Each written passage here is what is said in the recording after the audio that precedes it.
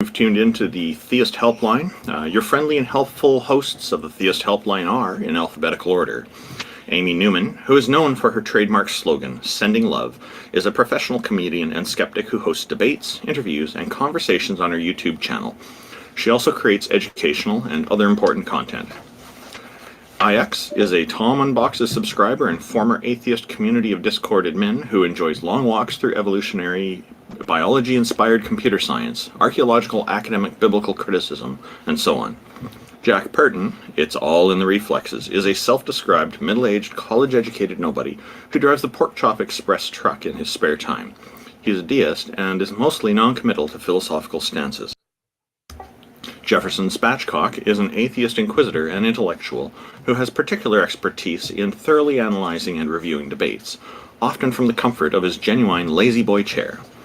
J.L. Warren is an atheist activist, educator, and entertainer. He runs the Bridge the Divide YouTube channel where he addresses irrational beliefs, the irrational behaviors that often follow, the societal divides they create, and how those divides can be bridged with education, rationality, and reason. J-Mike is one of the co-hosts of the Talk Heathen show. King Xerxes is an atheist activist and political commentator who has extensive knowledge of the Holy Bible and Christianity and the knowledge of the history surrounding it. Mubarak Abu Sharifa is an ex-Muslim who grew up in Saudi Arabia with knowledge of Islam and world history. He's also a co-host on Peter de Tucker's YouTube show. Peter de Tucker is an atheist epistemologist from the Netherlands, inspired by Aaron Ra, Seth Andrews, Anthony Magnabosco, and others. He started a YouTube channel that mainly focuses on religion, but he also hosts shows on other topics, including interviews with other content creators and atheists he meets through social media. The epistemological conversations with believers are loosely based on the atheist experience with a slightly different approach. The hosts engage with only one person per episode and endeavor to be non-confrontational.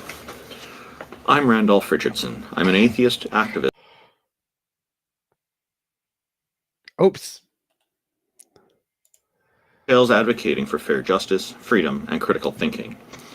I'm also the founding president of the Canadian Atheists, a national organization that promotes atheism and agnosticism as culturally common aspects of Canadian society. Taco, the visionary organizer of the Theist Helpline, is a #1 Discord debater who has never lost a Discord debate in his life. TJump, Tom Jump, is the founder of an atheist church called the Church of the Best Possible World, which is based on his model of objective morality. It has the goal of doing what Abrahamic churches should be doing, but are not: helping people by providing affordable housing. Thank you, everybody, for joining us. I see I've got to bring a few people up, and I wonder if Peter or Amy had anything new they wanted to add before we got started with our audience. Just want to say that today is the day, Randolph. I feel it. We're going to be converted. Converted or convinced? Both in and of them same. I'm not that confident, but it's sad that we don't have Mubarak today. He had a really tough show yesterday. If people are interested, go and check it out on Ross' channel. How the Quran isn't all that scientific. It was pretty painful. Quran isn't scientific? So yeah, I'm going to have a chat with this guy. I think Mubarak invited him over. He's got some really new ideas considering science in the Quran. Things that I haven't heard before. So I'm looking forward to having a chat with this guy. And we can use cameras. We can use cameras for the first time. I didn't know that. So Skyfox, welcome. Thank you for having an interest. We'd love to hear your view on this. I've tried to invite you onto the stage, so I noticed that you entered the queue.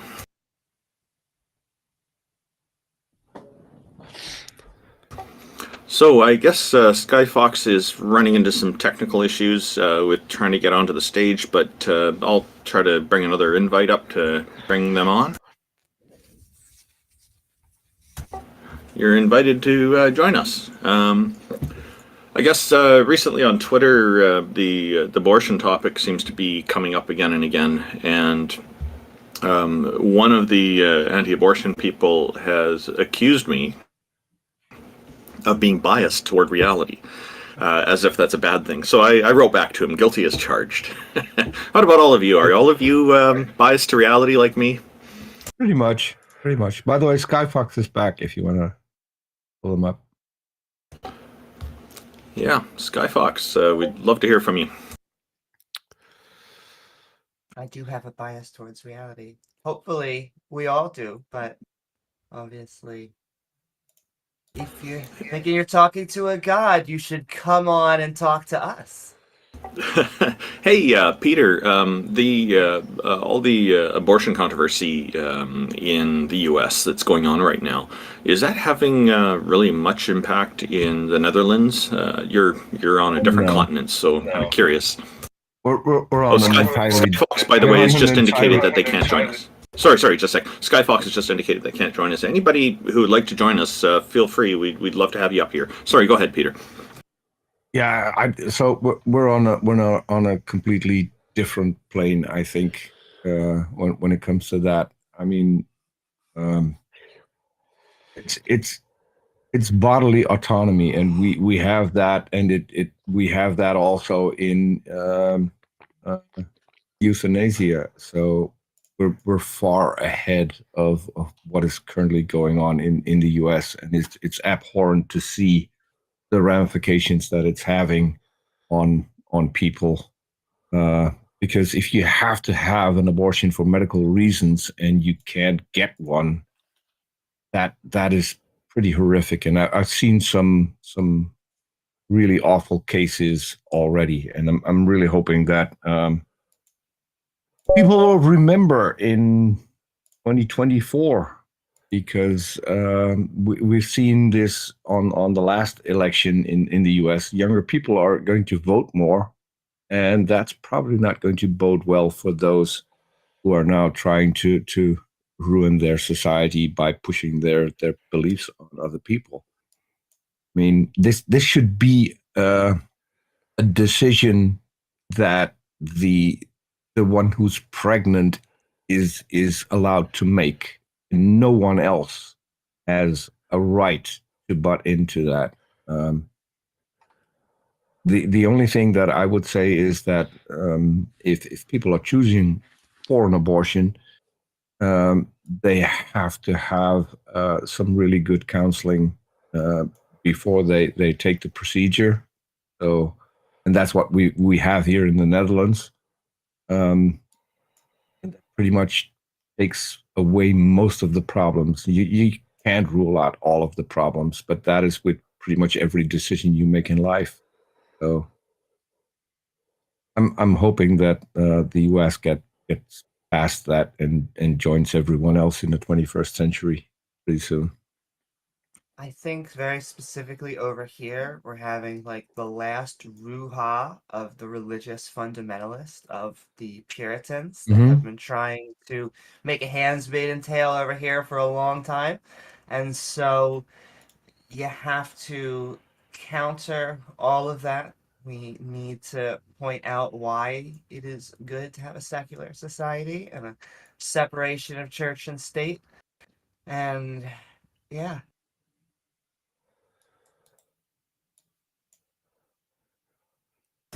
Yeah, here in Canada, it's never been outlawed.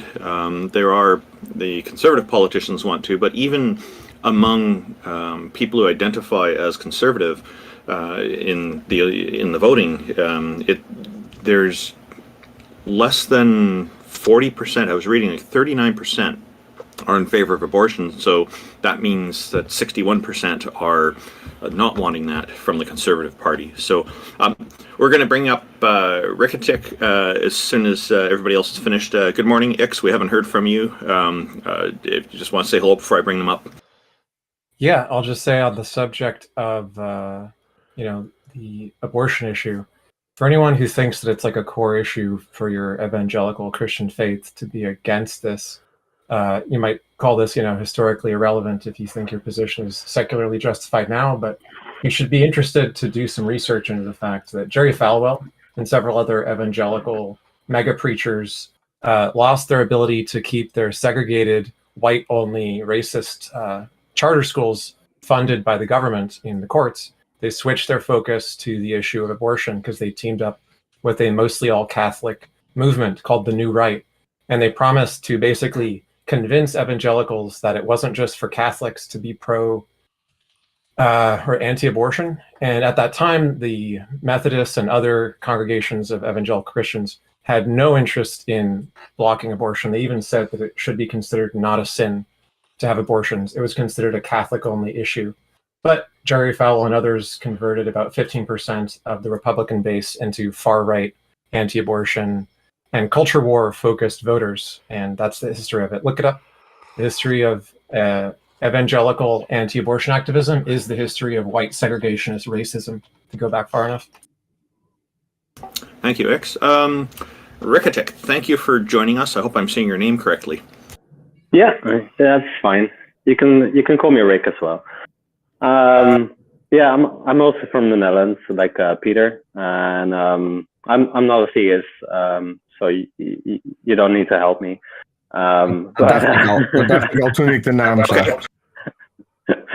But maybe I was just thinking about, like, now currently there in the Netherlands, it's I think a law just passed, or they're about to pass, that we allow euthanasia for children under 12. Yeah, that's so maybe correct. that's an interesting topic as well. We probably, I don't know, like maybe Peter knows, but I don't know if we're the first country to do this, or I think we might at least be one of the first. I saw it pop up in the news earlier this week, and which is it's going to be a thing that a lot of people will want to talk about. So having had a few friends that that sadly had a terminal disease. One of them was not under 12, but pretty young. I think, as I said, provided that you have good counsel, and that goes in when it comes to kids under 12, that means you need to have counsel for the entire family. But I still think it is a good thing. I mean, I've seen some of my friends suffer for a long time. It's only like a handful of cases each year that are so severe, and where this is sort of discussed as an option. It's not like, wow. I think like Americans, if they hear about this, or like conservative people, they kind of have an idea like, oh, they're just taking out kids. They will usually jump. They will usually jump to the most ridiculous scenario. So one of the arguments that I see coming is, well, so if a kid is depressed, then now they can have euthanasia. Yeah, that is not how this works, because that is probably not ever going to happen. No, but and the same for old people as well. Yeah, it's a tactic people that are against it are going to use, and so I'm already prepared for seeing those messages. As I said, I think it's a good thing, provided that obviously that there will be good counseling, and that there would be some psychological test going ahead of it by people who know what they're doing. So I don't know if there's a lot of like psychological tests that they're doing, but they do need a lot of consent from all parties that are involved. So you need consent, I think, from the doctor, you need consent from the parents, and you need consent from the child itself. Yeah, but I think that there's also should be at least some kind of evaluation of the situation and why they choose Oh yeah, yeah. to But have it. So that's the doctor's sort of Mhm. role in this. The doctor can actually make an assessment if this is like necessary or if this is a good thing. If it's even an option. Mhm. So I don't Yeah. think And like parents do- and kids can come with their own sort of like recommendations, like, yeah, we want to off our kids. That's not how it works. So yeah, and I also think so. I have no clue what it's called in English, but we also have people who guide people that want to end their life, called stervensbegeleider. I don't know if you've heard yeah, about it, Rickety. yeah, and I One, think it's just end of life counselor. yeah, one of my friends who used to be a singer and a radio presenter is currently doing that line of work, which is extremely hard on a person. But Yeah, yeah.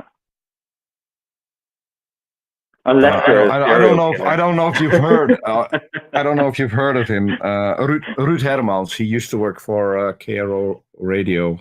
He had a country show. I'm not that much into country or radio, so no. Sorry. Okay. Well, I will say this: I don't think that being a serial killer is is a really good criteria to use for that. People who are No, able but to at least people who are able to switch off their empathy would be probably better suited for that. well, yeah, yes. But thank you That was very only much. tongue in cheek. Yeah, I yeah. appreciate you coming I up. don't have a I don't have a good question for the call-in show now. Oh, But no, I no, thought it but was a good topic. It was it a was good a good topic talk. to bring up. So thanks for that, Rickety. Yeah, no, I really no worries. appreciate it bringing it up. I look forward to talking with you again. Take care. All right, thank you. Skyfox, welcome. Thank you for joining us. What's up, buddy? Thank you for having me. It's always a pleasure to bring people on. What's on your mind? Is this specifically about the header? Does a god or goddess exist? Is that what it says? I can't see the whole. That is the main focus, but as you can hear, we are covering other topics as well because this isn't the only thing that theists are interested in. Okay. I do have a pro-life argument, but it's actually not from a theistic worldview. So I would like to ask another question. Sure. Could you turn up your volume a little bit? Is that maybe better? Yeah. Okay. I'm a bit far from my my device. Yeah, that's much better. Okay. That's much better. So Great. please proceed. Yeah, so my question is essentially I was in a VC in this very server, politics Discord, with an atheist. I believe he was an atheist. I won't name him because I don't want to, expose, him or give That's him okay. Yeah, that's quite nice. Yeah. But he mentioned and he listed off something came up about moral objectivism, right? And I had always assumed, I'm kind of a layman, right? I've always assumed that that was more of the theist position, that there's objective morals and, metaphysics or whatever, right? But he mentioned all of these atheists that are moral objectivists, and obviously they don't believe in God. So I was wondering if you guys any of you are moral objectivists, or if you would kind of know their position to maybe explain it in a Yes, simple I'm a term. moral objectivist. Yeah. So most academic philosophers are atheists. It's like 70%, and most academic philosophers are moral realists or objectivists. So they believe in objective morality without God. There's lots of different versions of this: Platonic realism, a priori abstracts. My preferred version is moral naturalism. That morality is like a feature of the physical world, physical natural world, just like anything else. I like the law of physics model.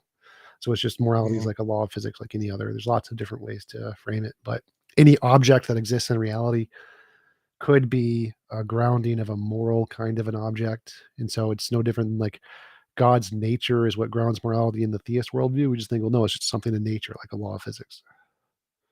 Another way to think about it would be something like game theory. Do you understand how game theory is applied to people defecting or cooperating, like being nice to each other or betraying each other in a cooperation potential situation, like a game?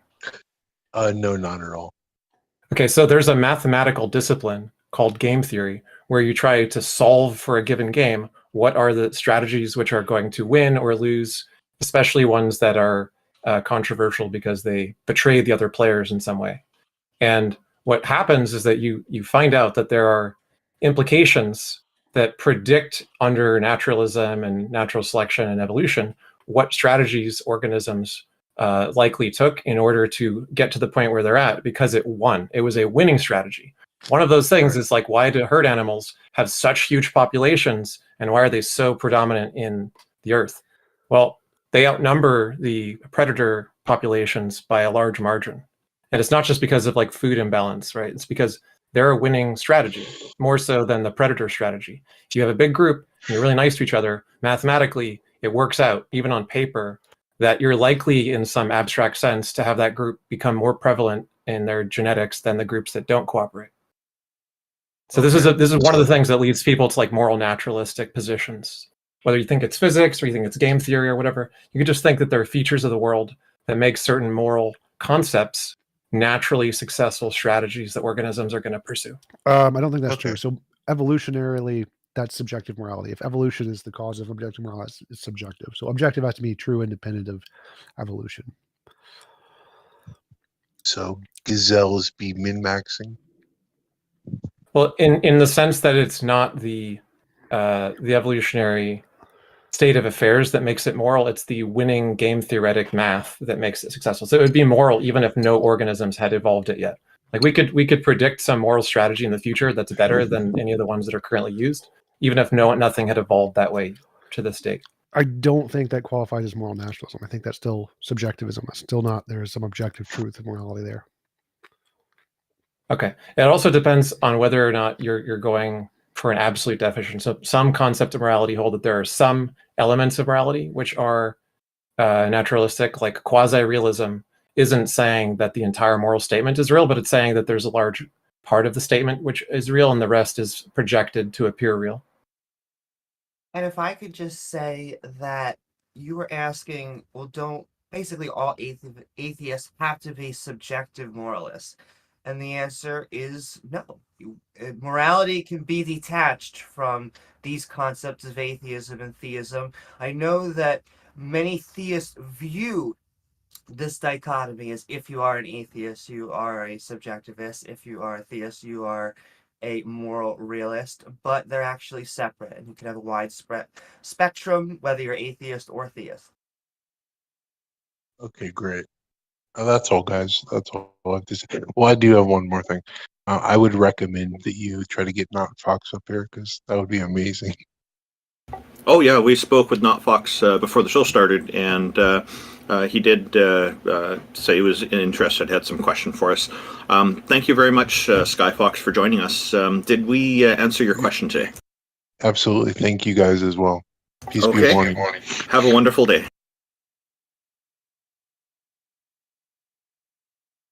Hello, Seraphim. We're bringing you up. Thank you for taking an interest in this show. Welcome, and how are you today? You are muted.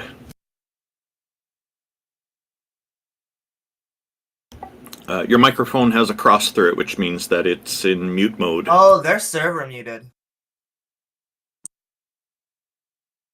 They cannot unmute themselves. They're Now they unmuted have- now. Try it now. Okay, yes, hello? Can you hear me? Yes, I just Bye. turned off the server mute function there. Alright, thank you. I just wanted to tell TJump to go to the gym and to let me know how much he can bench when he goes to the gym. Thank you. I do 225 for reps. How much reps? 225 for reps. 1 reps? No, like for reps, like 8 to 10. Oh, 4 rep. Okay, good. Alright, keep it up, bro. All atheists should go to the gym, okay? I'll cure your depression, guys. Thank you. No, gym Thank does you, not sir. cure depression. So actually, Of course it does. no, I went to the gym and I actually lost 200 pounds because I used to weigh 340. Did nothing for my depression. Had absolutely no effect. I had like jacked, ripped six-pack abs. I can max out the machine over 300 pounds on the ab machine. Did nothing for my depression. What cured my depression was sex with Instagram models. True story. Woohoo! I'm virgin gang, so no sex for me. I'm keeping myself clean till marriage. Hey, that's So- your lifestyle. You get to Why is choose that? that totally fine. Because I just think it's like better for me because I don't want to like. Well, I don't want to like treat women as like fuck girl, or the other thing is I don't want to end up like, having a girl pregnant and she has to get an abortion and murder a kid. Are you religious? Yes. Seraphim, you can Anyways. shower after sex. That probably does the trick. Anyways, that's all I wanted to ask. So thanks for letting me in. Yeah, no Hey, problem. one quick question. Oh, I was going to ask, but that's okay. We'll bring up our okay, Seraphim, come back up. I was just curious. Why do you think that exercise is a cure for depression? Well, I think gym is. So first of all, like I think gym is very good for self-confidence, and I think confidence can lead you into many things that will help cure your depression. That is A lot of very true. people, I think, a lot of people, I think the reason why they're depressed is because they're lonely, or they just don't know how to speak to people in general. And having that type of confidence by going to the gym will help them do so much things in their life that will actually help them to have a better social life. Like, I don't think it's a magic pill, right? But I think it's pretty freaking good to help you just have more confidence in yourself and therefore like have more things I to do. think you should look Okay. into the topic a bit more because Yeah. it's Well, no, not, he's right. He's just absolutely 100% loneliness. right. He's 100% right. It's That not most just people. It's not just loneliness that Well, he is didn't say it causing was depression. just loneliness. He said most. So he's right that It's a also not large most. portion of people with depression can be helped with exercise. Exercise releases endorphins. It does build confidence. And so a large percentage of the people with depression can be helped by doing exercise. It doesn't work for everybody. Like it did nothing for me. And so it's not a fix all. And as he said it wasn't the magic pill. He admitted that. And so that's very, very intellectually honest of him. But the research does show that exercise can help a large percentage of people with depression. And so it is good advice for people with depression to try and exercise because there is a better than random chance that it can help improve their lives, but it will not work for everyone.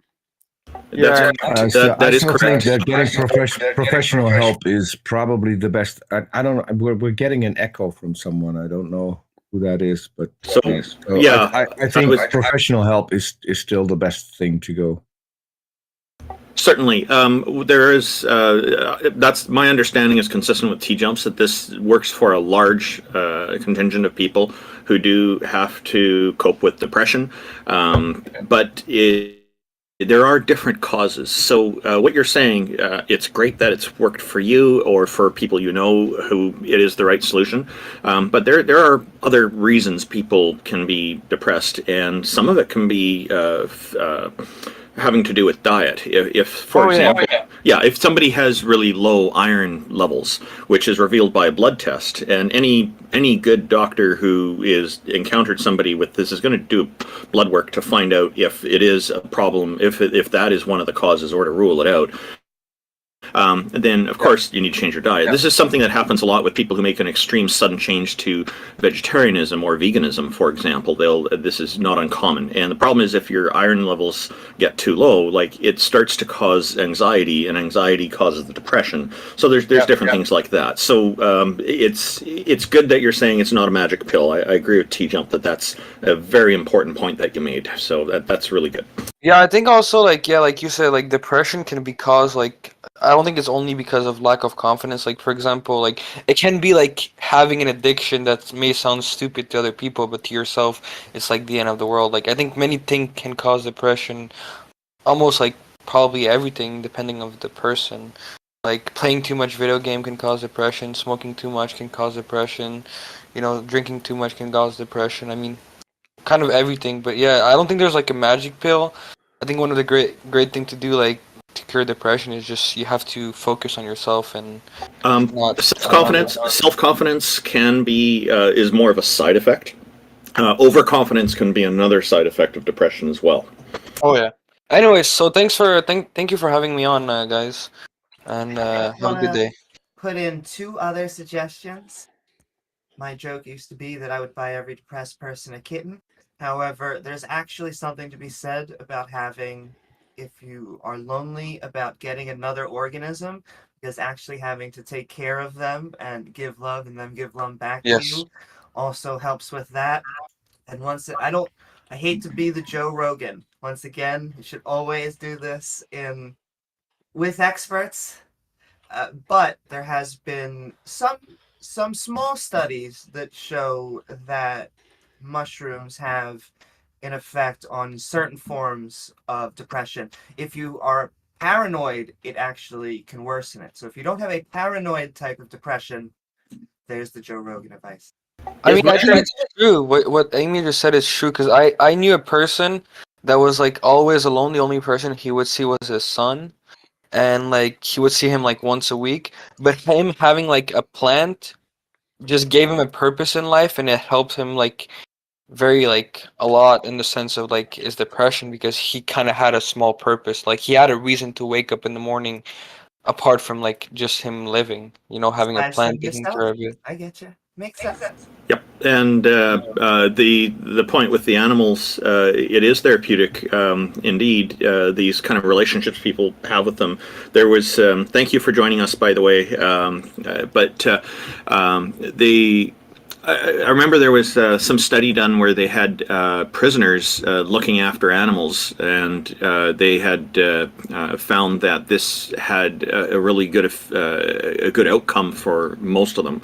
I don't know if it was 100%, but I know a lot of them had really it changed them, and I think. Part of the reason for that, though, there may be a bias there of it being too many people, the environment is already pretty rotten. So any kind of relief, having some kind of animal that you don't have to worry about watching your back all the time in such an environment might work better, because prison environments are notoriously horrible. But as far as the mushrooms go, Amy, I'm kind of thinking, isn't that more of a Jordan Peterson thing than a Joe Rogan thing? He may have suggested. Joe Rogan is known for saying that everyone should try DMT, and while DMT may have some good effects, I can actually say with a moderate level of authority that there have been some studies where mushrooms have severely helped with depression. It's very good in the literature on addiction. So like if it's very good on the literature on addiction. Like there's a consistent result with people trying to fight addiction being helped by doctors or shamans or whatever, and just breaking heroin habits better than any other intervention that exists. So it can do a lot of things, but have medical advice. There's actually doctors, in case people don't know this, there are doctors that'll help you take a number of previously considered illegal drugs in a healthy, structured way. One of them is ketamine. Ketamine is the largest effect ever discovered on suicidal ideation, treatment-resistant depression. In other words, the worst of the worst, the hardest to treat. So talk to doctors about ketamine if you're really, really severely depressed to the point of suicidal thoughts. Yep, and then there's also another example that would be that's kind of related is the safe injection sites, where we have many, many cases here in Canada where the safe injection sites have actually resulted in people getting off the drugs they were addicted to. And the approach that's used is that there's no pressure to get people off of the drugs when they're there, but then they're seeing all these people around, because many of them are people who used to be drug addicts, and they're suddenly realizing, hey, I want to clean up my life and get better, and then they ask for help, and there's signs around there indicating that they can get all this help, but there's nobody lecturing them or anything, and the outcomes are actually quite good, and some of them get interviewed on the news sometimes, and they're talking about how their experience went with that, and the only thing they wish they did was engage in that earlier and get started on that path earlier. But what's understood about this is people don't want to quit. It's going to be much, much more difficult to get them off of it unless they're in a situation where they're more willing. So, Captain Perrywelk, thank you for joining us. Oh, sorry, X, did you have something you wanted to respond to with me on that? No, that's it. You said it very well. Captain Perrywilk, I see your microphone is... Yep. welcome. Thank you. Good morning. How are you? Good. I wanted to ask about the Quran. It hasn't been changed. There hasn't been like any major changes in like for over 1,400 years. I'm not a Muslim, but how would you explain like the lack of change and the lack of I guess the lack of change from like a atheist perspective? One guy There is an exception. One guy took all the different copies, he burned them, made a centralized Yes. copy, and then made it illegal to change it and killed anybody who did. That's how. And So I was right about the preservation culture. Yeah, and the other thing is that the people who resisted him were like some of the most respected scholars at the time of the Quran recitation culture that they had. And they said there were very significant differences. They pointed out what some of the differences were between the different versions. And they said they would never accept the new official Quran because it was incorrect. Is there like a source I could read? I mean, I believe you, but I just want to like Uthman. read more. The caliph that did this was Uthman, and Uthman codified it by burning all the others. I'm trying to remember the name of the guy who resisted Uthman escapes me at the moment. I'll just add one point here. It was believed that he burned them all, but apparently quite a few of them were missed. And yes, how do you search an entire land and be that thorough?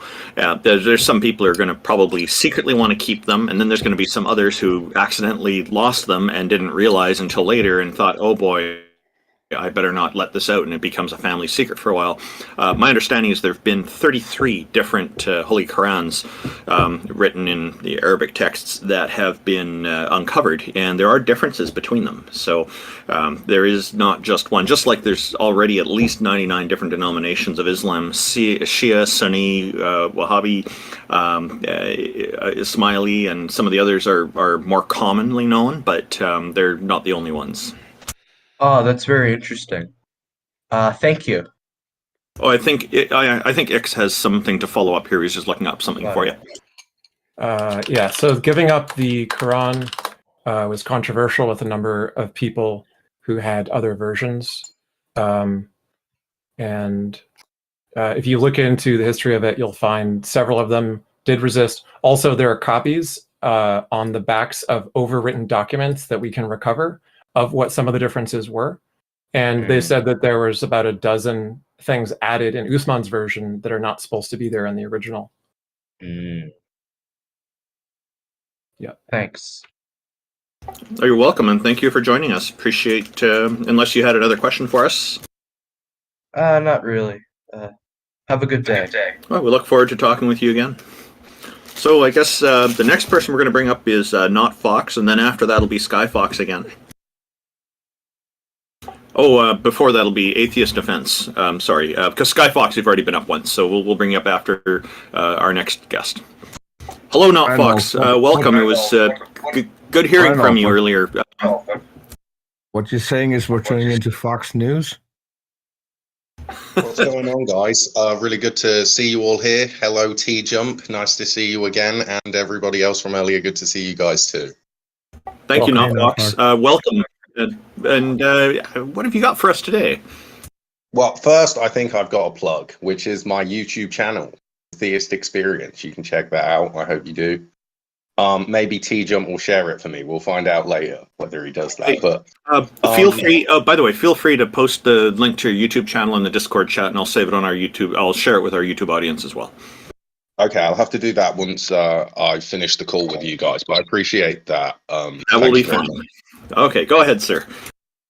So obviously, I'm sure you guys know Darth Dawkins. I spent a lot of time with Darth and spoke to Darth a lot and tried to understand him as best as possible and learned a lot. Sorry, TJump. I said my condolences to your brain cells. Yeah, I like Darth, but he hates me now. So what can I do? Are you still Precept?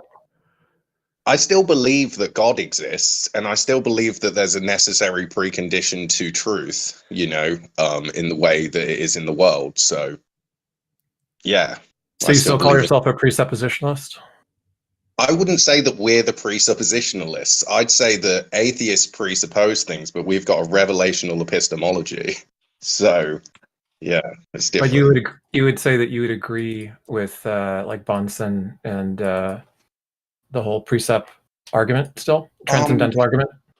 I just feel like it's unfair to call it presuppositionalism when we've got what is basically a found-herentist position. It's a foundation. It's foundational positions that are justified within a web of coherent beliefs. So Well, a found herentism.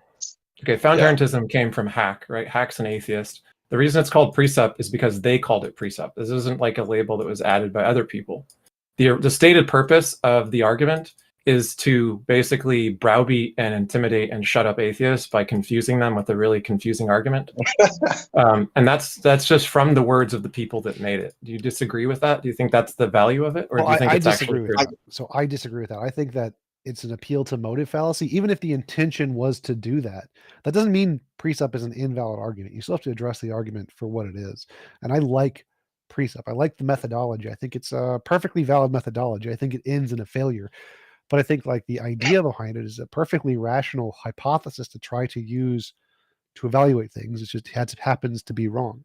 So even if the motivation was in order to try and confuse atheists, it doesn't make a difference. It can still potentially lead to a good argument. And so we have to evaluate the argument on its own merits, independent of the motivation that was used to create it.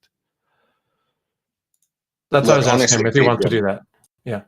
I love you, TJump. What is it? I can't believe in our debate that I was using a script. I can't even read very well, so I wrote out this whole script and it was horrendous, But obviously I still won the debate, as you know. So you've got to watch it really hard to see that.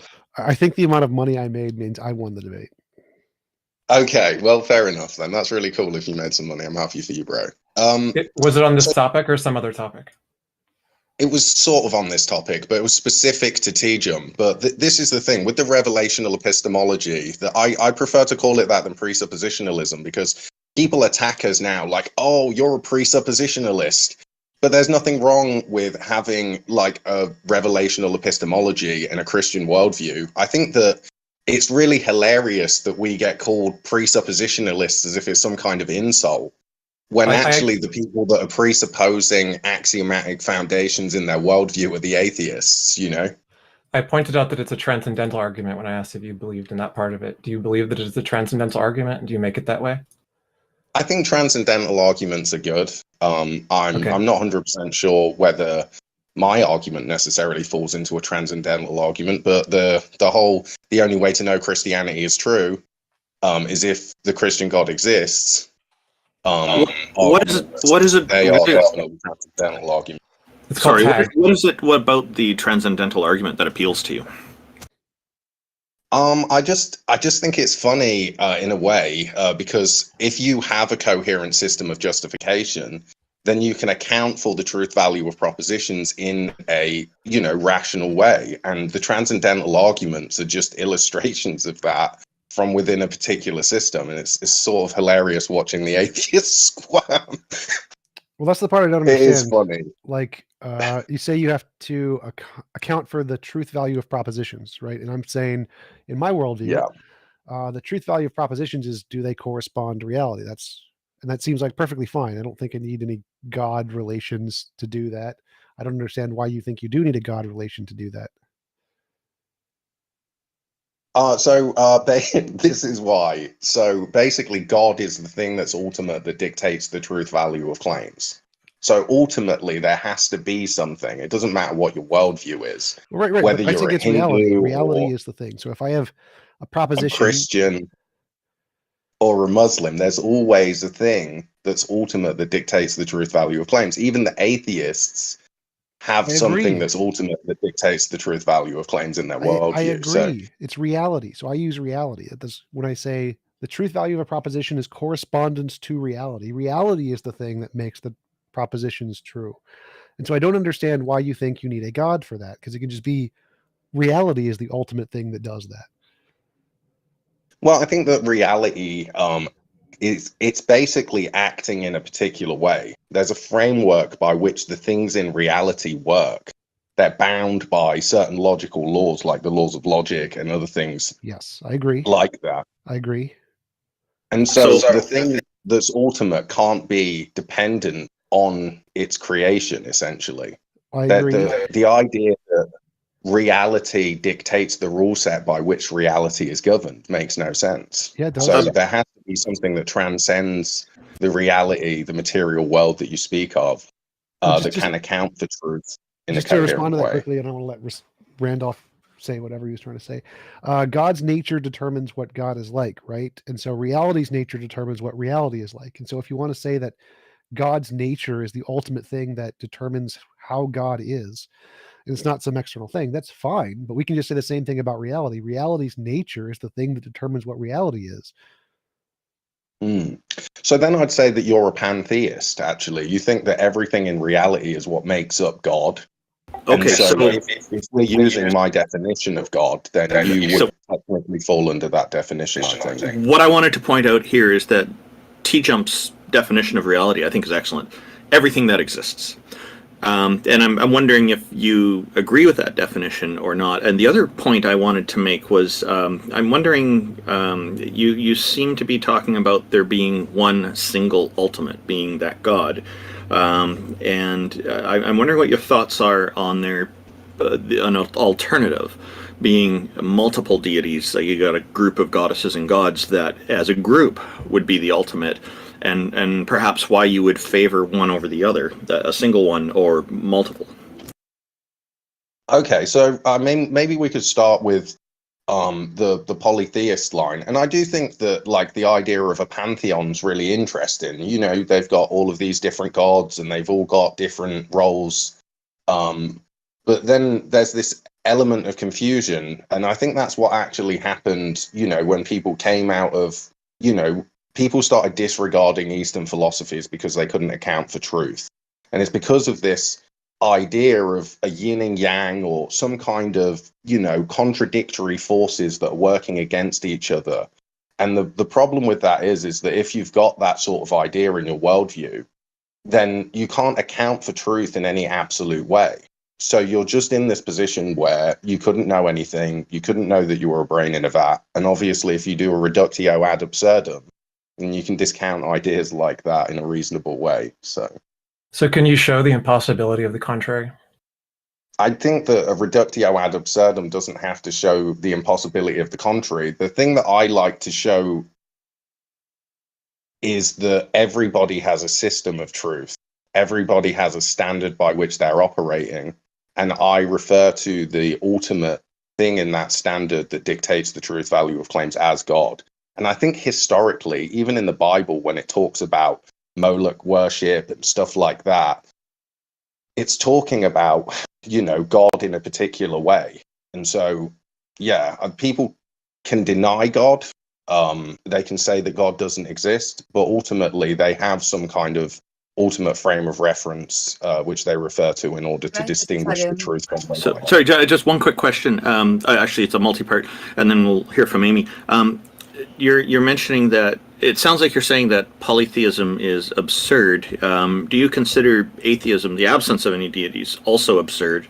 And if you do think they're both absurd compared to just the one single God, do you think one of those is more absurd than the other, and why? And then you can hear from Amy after this.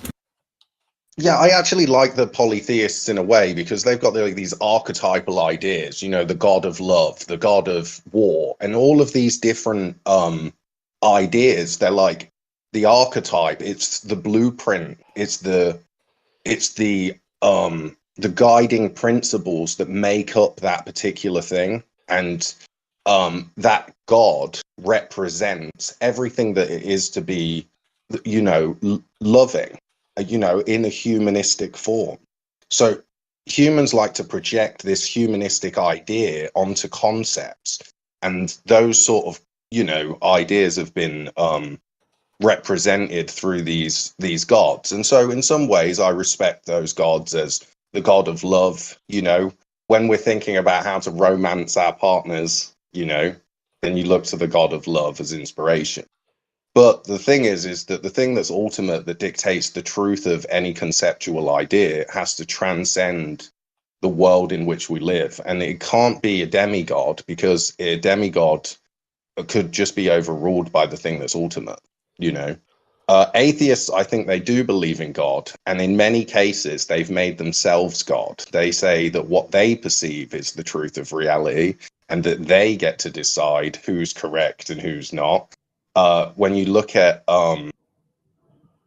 you know, people's statements about their atheism and how they know things are true, they say, well, you know, I've got a perspective of reality, and even if my senses are fallible and the things that I perceive aren't necessarily in line with reality, I'm just going to believe what I want to believe anyway.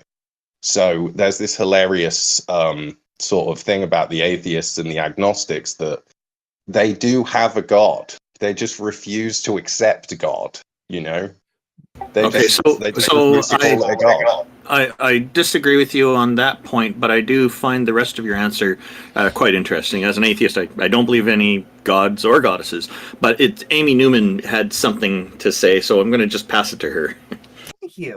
And I do want to answer one of the questions that you asked. Why do we use it as a pejorative?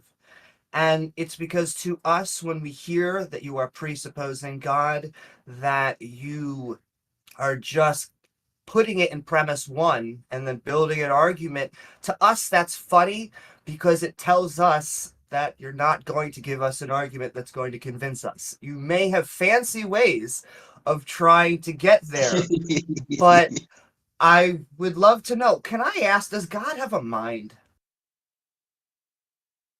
Yeah, I think that one of the best arguments for why God would have a mind is the thing that's the primary thing that moved originally, the prime mover. It had to have moved of its own volition. So if you accept this idea of a cause and effect nature to reality, and you apply the same mathematical principles that predicted the Big Bang, then you can also justify a belief in a prime mover. And the thing about the prime mover is the prime mover can't have been influenced by anything external to itself. So the only way it could have moved is because of its own volition. Sure, which means that TJump's example of a god would not meet your example of God. In fact, many definitions of God would not actually meet your criteria of a god. So many people actually don't believe in God by your own definition. No, I think that they maybe there's a misunderstanding here, but even somebody like maybe you could make yourself into a god, even though you're obviously not a god. So if I can interrupt you for a second, we don't make ourselves into the gods. What happens is we are the only creators that we know of, humans, animals. And then the only things that we know of that are able to make judgments, to actually give judgments onto other people, are people. And so we have no evidences of a god being a creator or being a judge. And so we don't give this concept any authority to either. Or do you mind if I jump in for a little bit there? I think Sure. Amy brought up a phenomenal point there, that you seem to be equivocating the definition of a god here. So when I say reality is my god, or whatever you said, my definition of a god there is just the fundamental nature of what exists, which is quantum fields. No mind, no consciousness, no volition, no anything. And so you're wrong when you say that I believe in a god, because I don't believe in any volition, no volition. So you have this. I've heard recently. I'm glad to see that you're still making new arguments, TJump, and you're the one that makes the quantum flux argument. That's really funny. But well done again for trying to make atheist arguments, even though it's incredibly different. Huh? What is it? So the quantum flux, this idea of a quantum flux, if everything in the universe is essentially the thing that upholds and secures the truth value of propositions in the universe, then the idea of truth is essentially unattainable, because if me and you disagree about the truth value of claims, then at an ultimate level, your God contradicts itself, even though you don't like to refer to it as a God. No. So what reality is doesn't contradict. Whether or not we disagree about what we believe about reality is completely irrelevant to reality. So reality never contradicts itself, as far as I know. But that's different topic. So the topic I want to stick on here is, do I believe in a God?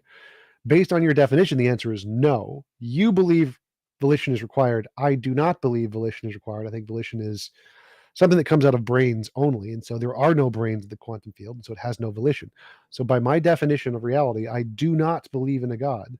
And so it's wrong for you Can to I say ask we you all this believe in a God. question? Sure, go ahead. How do you know that reality isn't just a Bunsen brain? Why would that matter to my question? Because you're saying that it's not a mind. I believe it's not a mind. So you are making the claim that I believe in a God. Okay. And by God, you mean a thing with volition that is the fundamental nature of reality. I do not believe in a Well, thing with volition that's the fundamental nature of reality. Therefore, I do not believe in a God. So it's wrong for you to say atheists believe in a God. I think it would be only fair to say that I did actually say that other things like, you know, the gods of the pantheon are still gods, and they don't necessarily dictate the truth value of claims ultimately. They just do it basically in a particular way. They are the archetypal idea of a particular thing, and that's the guide that we refer to when trying to understand what it is to love. Obviously, now we've evolved, our religions have evolved past that, our understanding of religion and God's evolved past that to the point now where, you know, we've got this monotheistic creator God that is the thing that's ultimate, that Wait, I'm dictates the lost a little truth bit. I'm value of lost. claims. So the topic I was asking about is you claim atheists believe in a God. And Yeah. I claim, So no, I don't, because your definition of God is volition. I believe it has no volition. Now, whether or not you agree with my justification, my worldview does not believe there is any volition. Therefore, by your definition, I do not believe in a God, right? no, I was contesting the idea that it has to have volition. You can make a God out of something that's not real, in the same way that in the Bible, So there you're was a saying the certain definition of group a God doesn't require volition? of people, like obviously the gods in the Bible that people worship that weren't God, they built up this idea of God, right? So that God obviously didn't exist in an actual way. It wasn't a real necessary precondition to the world. It was just some idea that these people were holding up above God. So, you know, they raised this thing up Sure. above God and worship that instead of God. Now, Sure. what it sounds like to me you're doing, I'm and I know taking that you don't reality and agree, putting that above God and worshiping that essentially, right? you're saying that reality is the thing that ultimately dictates the truth value of Yes, claims. You've absolutely. raised up pictures of birds, animals, and reptiles over God, and you know you'll receive the due penalty for your error. Well, sure. I would agree with that. I'd say I put reality above God, sure, but that doesn't mean I believe in a God, right? Those are two different claims. I think that's what I'm saying again, is that to me screams pantheism. So if reality That's is the the part I'm thing not that's understanding. So, like, dictating the truth value of claims, then that's just what a pantheist would believe, in my opinion. And you're talking about volition, but a pantheist, you know, obviously they think that the universe is God, but they don't necessarily think that the universe has any volition. It's right, maybe just absolutely. material Absolutely. things So connecting and colliding in a particular way. I'm a So naturalistic pantheist. So in that sense, I am a pantheist. Naturalistic pantheists just believe in the ontological commitments of science and nothing more than that. So they don't believe in any volition. But if you're saying that naturalistic pantheists believe in a God, they don't believe in any that volition. is their God. That's okay. You can say that, but is then their God God. has Their no God volition is, in that context. You're saying it's okay to define God with no volition. yeah, God's just the thing that's ultimate, that dictates the truth value of claims. Okay, that's fine. In I'm the happy system. to grant Yeah, that for the sake of the argument. So excellent. we grant that there's a difference, though. You believe volition. I don't believe volition. And so why do you think you said volition is required for it to like start or whatever to make a difference? That part doesn't seem to make any sense to me. That part seems to be completely ad hoc. So I think that some feature of the nature of the fundamental nature of reality can cause it to do things like quantum fluctuations without any volition whatsoever. There's lots of evidence these can exist outside of space-time. There's no evidence volition can exist outside of space-time. And so claiming that volition exists outside of space-time is like claiming pineapples exist outside of space-time. There's exactly the same amount of evidence that intentions can exist without spatiotemporal space as there is pineapples can exist without those things. Whereas there's lots of evidence quantum fluctuations can. Because this is why pineapples wouldn't work, because they're a material thing, so they'd be bound by So are the intentions. physical laws.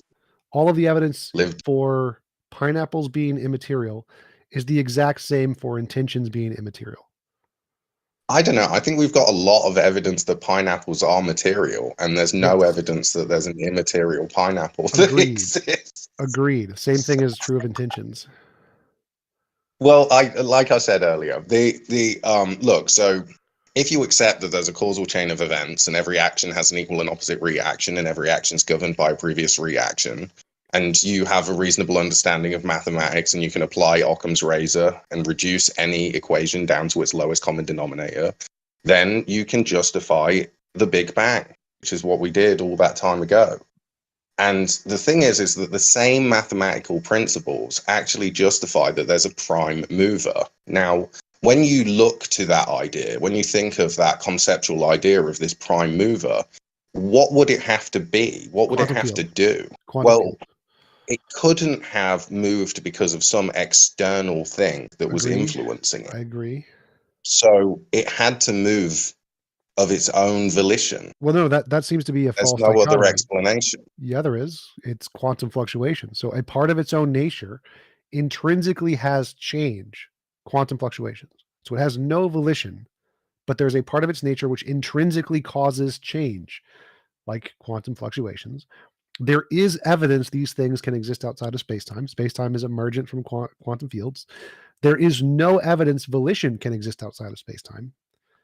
Therefore, the better explanation is quantum fields. What you're calling the flux. I didn't say flux. I've never said flux. What I would call fluctuations. The nature of God. You're just redefining God's nature as a flux for some reason. Well, in my definition, the fluctuations of quantum fields are a part of its nature, yes, but it has no mind, no volition. Okay, so how do you account for our ability to choose freely? And do you believe in a deterministic universe? What does that have to do with whether or not you need volition at the beginning of the universe?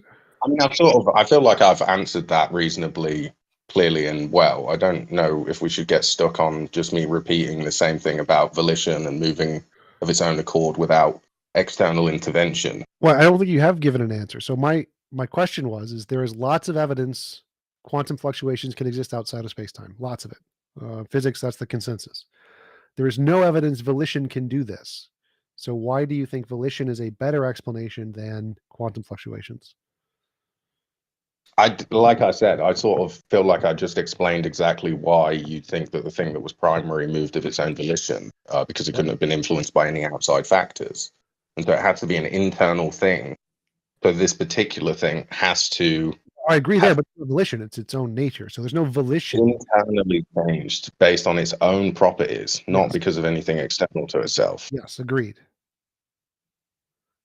The point is it wouldn't have a mind. Yeah, no mind. It's a force. Well, why doesn't it have a mind? So TJump because it could be a Bunsen brain. So you keep saying Bunsen brain, but I think you mean Boltzmann brain. Bunsen's a precept. I'm Boltzmann sorry, yeah, is what you're talking about. Okay, just to clarify. Okay, so to give a specific to what TJump is saying, here's from a paper called Spontaneous Creation of the Universe from Nothing. In this paper, we present a proof based on the analytic solutions of the Wheeler-DeWitt equations. Explicit solutions of Wheeler-DeWitt equations for the special operating orders for the once a small true vacuum bubble is created by quantum fluctuations of the metastable false vacuum, which is something that we observe empirically. It's not just something we're making up. It can expand exponentially no matter whether the bubble is closed, flat, or open. The exponential expansion will end when the bubble becomes large, and thus the universe appears. With the de Broglie quantum Bohm equations, trajectory theory, we show explicitly it is the quantum potential that plays the role of the cosmological constant, provides the power for the exponential expansion of the true vacuum bubble. It is clear the birth of the early universe completely depends on the quantum nature of the theory. Do you want me to send that to you? I can send you the paper. I mean, I hear what it's saying. It sounds pretty much like Lawrence Krauss said all that time ago. I mean, it's the same exact thing from what I can hear. But yeah, if you want to send me a link, I'll take a read. Yeah. It sounds interesting, for sure. Read it over. So what he's saying is that thing that he's referring to, that quantum fluctuation, has no mind, but it can pre-exist all the things that emerge from it. So we think some things are emergent and some things are fundamental. And we think that the vacuum bubble may be fundamental, and the quantum fields that are emergent, like time and space, may be results of just the nature of quantum theory. So did you say it was a Boltzmann brain? Boltzmann. The word you were imagining is What's a the correct Boltzmann brain. pronunciation? Because I've been Boltzmann. Just look up Boltzmann brain. Boltzmann. Boltz. Yeah, I've looked It's a it thing. up before. It's a Obviously, cosmology thing. Yeah. I've And the just other forgot thing, what the exact name of it oh, was. I wanted to point out one other thing, and then I'll pass it over to Amy because she had something she Okay. wanted to say. But one other thing that I took issue with is you said that presuppositionalism was found herentist, or that your version of it is found herentist. But everything that you said suggests that you're actually relying on and even claiming the impossibility of the contrary against anything other than foundationalism. Full stop. Because what found herentism means is the opposite of what you're claiming is required for what you claim is the correct theory of truth. So just as a precursor question, just quickly, do you know how to solve a crossword puzzle? Obviously. Okay. And do you know enough about found herentism to know what my next question is? I know enough about found herentism to know that your description of it isn't exactly correct. Okay. So in the crossword puzzle, which line in the crossword is the privileged presuppositional belief that determines all others? Which is the ultimate line? I don't really understand that question. Okay, so the answer is there is none, because you don't solve a crossword by knowing one thing absolutely and then figuring everything from that. You solve each part of the crossword, and when you find a part that you're not very sure about, which is contradicted by one that you're more sure about, you deductively cancel out the one you're less sure about and stick with the one you're more sure about. So what Hack is saying about found herentism is that the correct way and the accurate way that people actually do justification of what they think is true, in other words, what supports your beliefs about what you think is true, is that you have beliefs that are stronger and beliefs that are weaker. There is no single privileged belief of any kind, but there are stronger and weaker. And you inductively figure out what you think those are, and then you deductively eliminate the ones that are contradicted by stronger ones, just like doing a crossword puzzle. That's the opposite of what you claim is necessary. Well, you say that it is impossible to have a worldview that's coherent if your theory of truth does something like that, because there's no ultimate belief. That's just false, and it's the opposite of what you said you were a found herentist at the beginning. It's not the opposite, and you keep strawmanning me. The fact is that in order to do a crossword puzzle, you'd have to know the language that the crossword puzzle's written in, and you'd also have to understand the rules of the crossword puzzle. So you could have a even crossword puzzle written in every language, okay, or no language. that Could be written in yeah, math, you have right? to know the language in order to be Yeah. able to do the crossword puzzle. I think you guys are talking And- past one another a little bit. So X is right that you misused found herentism because that's an epistemic position. Your position is an ontological position. You think that there's an ultimate truth that grounds all other things. In the crossword puzzle example, there is an ultimate truth that grounds all things also. But found herentism is an epistemic position. So it doesn't care about ontology. And that's where I think the distinction here is being made, is that Foxy's position is specifically based on some ontological fact that grounds all other facts, which still exists in found herentism, or in that analogy. Yeah, this is the thing. Sorry as well. But this is the thing, is that in a found herentist position, you have foundational beliefs that are justified through a coherent web. It's not like a presuppositionalist or an axiomatic position. There's a coherent web of justifications that you have for the foundational positions that you have, and you can justify in a coherent way the world in the way that it is. I've got a coherent explanation for why I exist, why the physical world acts in the way that it does, why we can use the scientific method to justify our beliefs in certain things, that the objective world exists. And if you don't accept essentially the ultimacy that dictates the truth value of claims, and you don't have any way to rationalize the truth of any particular claim through your epistemology, then you can't get to ontology. I wouldn't say that I have an ontological position. I'd say that I have an epistemological position that can get to ontology, whereas a lot of people that believe in atheism, agnosticism, or even a lot of other worldviews that claim to be God-believing worldviews, they actually haven't made the step to go from epistemology to ontology, and that's a key point. I think that rational. That seems like that's where the confusion is occurring. that seems like you can say you're solving the word puzzle, the crossword puzzle, and the solution is God, and so you don't start with God. Isn't like a requirement of the crossword puzzle. It's the solution of the crossword puzzle. Yeah, once you reach that state of perfection, that is obviously God. So, But the claim, so one of the claims of precept is reformed epistemology, right? You're claiming that your epistemology works and everyone else's doesn't because of the secret truth of God that everyone else is denying or whatever. And so the yeah, problem they're is like suppressing the truth in their righteousness. So right. they The essentially, and rather than accept the truth of reality, what they do is they say, no, there's no way that you could know anything about reality. I could be a brain in a vat, you know, a fish in a bowl that's gone belly up. I could be a dinosaur in a bed with a tinfoil hat on. But those are right. And I just precepts. can't distinguish a dream from reality. That's the position of most people that are non-God believers, in my opinion. But if you accept found terratist epistemology and you argue that you can somehow get within found terratist epistemology being acceptable to precept, the possibility of the contrary thing seems really hard to support, right? Because I can just say, look, I think reality is whatever turns out to be the non-contradictory solution of all investigation. And the best picture of it at any given time is the most justified epistemological conclusions that we have. That I don't need an ultimacy of any kind. There might be one, but I don't need it to reason accurately about the world. Well, how would you be able to reason accurately if you didn't have any kind of understanding of the thing that was ultimate that dictates the truth value of claims? In order to be able to You reason haven't demonstrated that there is one other than reality itself. Explanation for things in some way. Not only that, but God isn't an answer. And so by asserting that God is, it doesn't actually illuminate or give any clarity. I want to do illuminate clarity, however, on the word that you're using for change and prime mover, because this has been like 3 different usages. We, as animals, move. We move throughout the landscape. We also sometimes, a little bit more meta, we change, as in, I want to be a better person. I'm going to change. But then there are natural laws, like physics and gravity, which has no arbitrary basis, no mind basis. And to once again go back around, quantum fluctuations do not have a mind. They are, in fact, in the second category, the natural laws of physics category, and not what I would say in the biological or sociological sense that is sometimes being used back and forth. Would you necessitate that quantum fluctuations don't have a mind, TJump? Yes. So Well, I mean, how it would depends what you you mean by justify necessitate. that I would say claim? that by my definition, they definitely don't. So if my definition is correct, then yes, they cannot have a mind.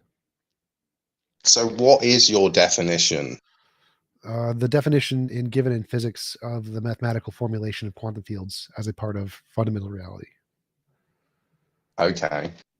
So does that mean that it can't have a mind and it can't transcend Yes. in any way? Yes. Given Can you it's give that definition? Do you mind? it's nomenologically impossible for quantum fields to have a mind. Is there a definition that you can refer me to so that I can read it? You want me to give complicated physics definitions? I'll just go to complicated physics books. I don't. It's just because you're using the definition and you're saying it can't have a mind. That the quantum fluctuations, maybe there's like, you know, lots of different quantum fluctuations that are occurring in different areas, and there's a relationship between the different reactions that are taking place.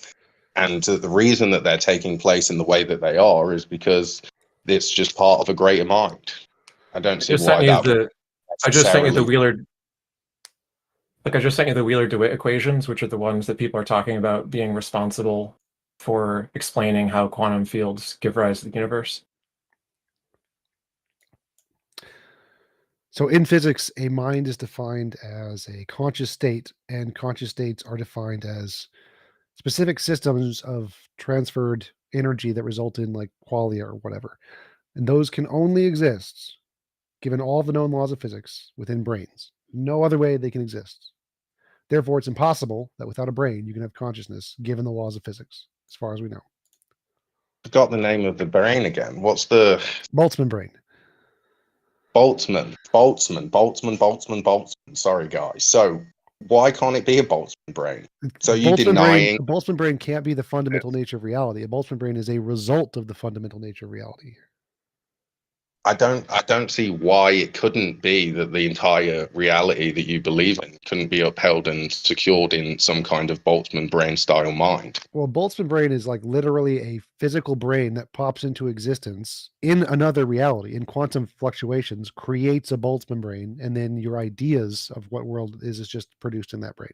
But the brain isn't all of So our reality. universe popped into existence No, your brain 13 billion years ago. But your brain pops into existence. A Boltzmann brain isn't the fundamental nature of reality. A Boltzmann brain is a thing that pops into existence in reality because of quantum physics. Look, so I mean, obviously, I don't see how you can necessitate that given your position, but it's probably best not to stick on that too much. We clearly disagree.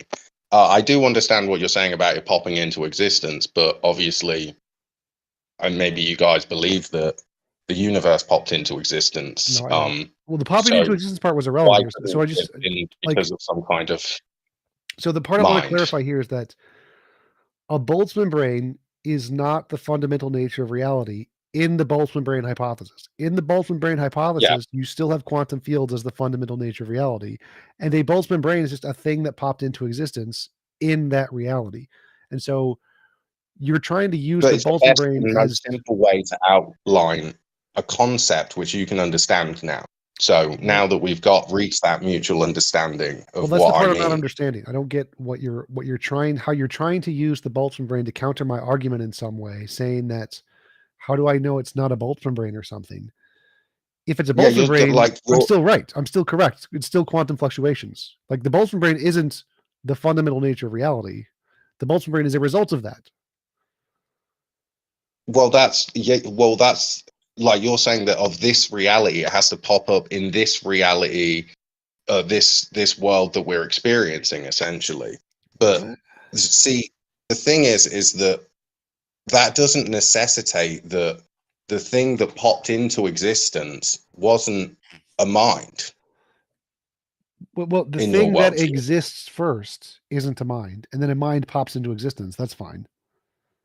Why can't it be a mind? Because all of the nomenological possibilities of all the laws of physics do not allow for that. I think that's just a claim that's an assertion, really, without justification. Really, the reason that I came today, and I appreciate all of you, and it's nice to meet you, Randolph, for sure. Likewise. So the reason that I came today is because I wanted to get you guys to agree to the definition of God, that God was the thing that was ultimate, that dictates the truth value of claims, which I feel like you guys sort of did earlier. So is there any way I could ask you? Grant that for the sake of the argument, but no, typically God entails a mind. And so I would say no one is really going to agree to that. You're just using the very pedantic usage of the words that's unique to you and not using the word that most society is using. I don't know about that. I think that throughout history, people have referred to people that have made themselves God, people that have put them, birds and animals and reptiles above God and worship them as gods. So the only way that you'd be able to do that is if the thing that you were worshipping essentially was the thing that was referred to as God. And the reason that the people worship those things is because they thought it was the thing that essentially dictated the truth. So I don't feel like my definition's that alien, really, but okay. Yeah, some people what can use I say? that, You but disagree. like 90 something % of all humans define God as a conscious entity. And this is because of biology. It's the hyperactive agency detection system. So 90 something % all define God as mind. And there's a very small percentage, 1 or 2, who don't, and who they include God as like pantheism or whatever, non-mind. It's just not what most people mean by the word. And since I'm an atheist, specifically to counter the God-mind definition, when we use the word, we're using the God-mind definition. When most societies using the word, they're using the God-mind definition. Interesting idea. But I definitely disagree with your opinion of what God is. But also I think that God does have a mind. It's just the thing is that people have referred to other things that aren't necessarily they don't have like a mind in the way that the Christian God is a mind, as gods also. So I don't feel like my definition is really that bad. But anyway, so this is it, right? maybe I can run a little syllogism for you, and you guys can break it down. So I just quickly just want to respond. I actually asked Darth Dawkins last time I spoke with him how he defines God, and he avoided the question, and he kept wanting to run his interrogation. Now, you've mentioned earlier that you had spoken with Darth Dawkins quite a bit, and I'm just curious if it ever came up that you got an idea from him on how he defines God, but I'll leave it to you to decide whether to address that first or put forward your syllogism first. It's up to you. He says that I've spoken to Darth a lot, and what Darth says is that God is the Christian God of the 66 books of the Bible, and any denial of that would be essentially a negation of the truth. So his position is that the God of Christianity, with the 66 books interpretation, is the only God, and anything else is essentially not really God. Okay, thank you very much. Let's hear your syllogism. So the syllogism is this: the only way to know something is true is if you have a system by which you can evaluate truth. Premise 2: the only way that something could be necessary is if there's an ultimate authority that can necessitate the truth value of claims. So the fact that you know you exist is proof that there's an ultimate authority that dictates the truth value of claims. There's no way that you could know you exist in the way that you do unless there was an authority that you referred to in some way. If it's reality, then there's no need for it to be an individual agent being of any kind. I mean, that's just another claim. But anyway, I feel like I'm asking you to present an argument that's not contrary to that. Tell me why you think. Me on the theist experience. I don't mind sitting up here on the stage if you guys don't mind. Maybe a couple of guys in the audience want to ask me a question too. But it's been really great talking to you guys. And unless you guys have got more questions for me, good talking to you too. One thing I will say is I will probably be interested in your show when it stops being the precept experience. And I'm glad you didn't name it that. Like the precept experience would be a short-lived show when you realize it's a flawed position. So good luck with that. Well, I would say I'm not a presuppositionalist. And the other thing is that the theist experience is going to have Bible studies, Quran reading sessions. We're going to do studies of Eastern philosophies and Hinduism and stuff like that. And also the call-in part of the show, which I'm sure you guys will love. I'm looking forward to it. I did send you a private message so you can put me on the list of people to notify when you've got things running. And feel free to share your YouTube channel in our Heathen Hangout chat. I'll share that with our YouTube audience. Thank you very much, Not Fox. Appreciate your time, and I'd be interested in getting more into your syllogism, but sounds like you're running out of time.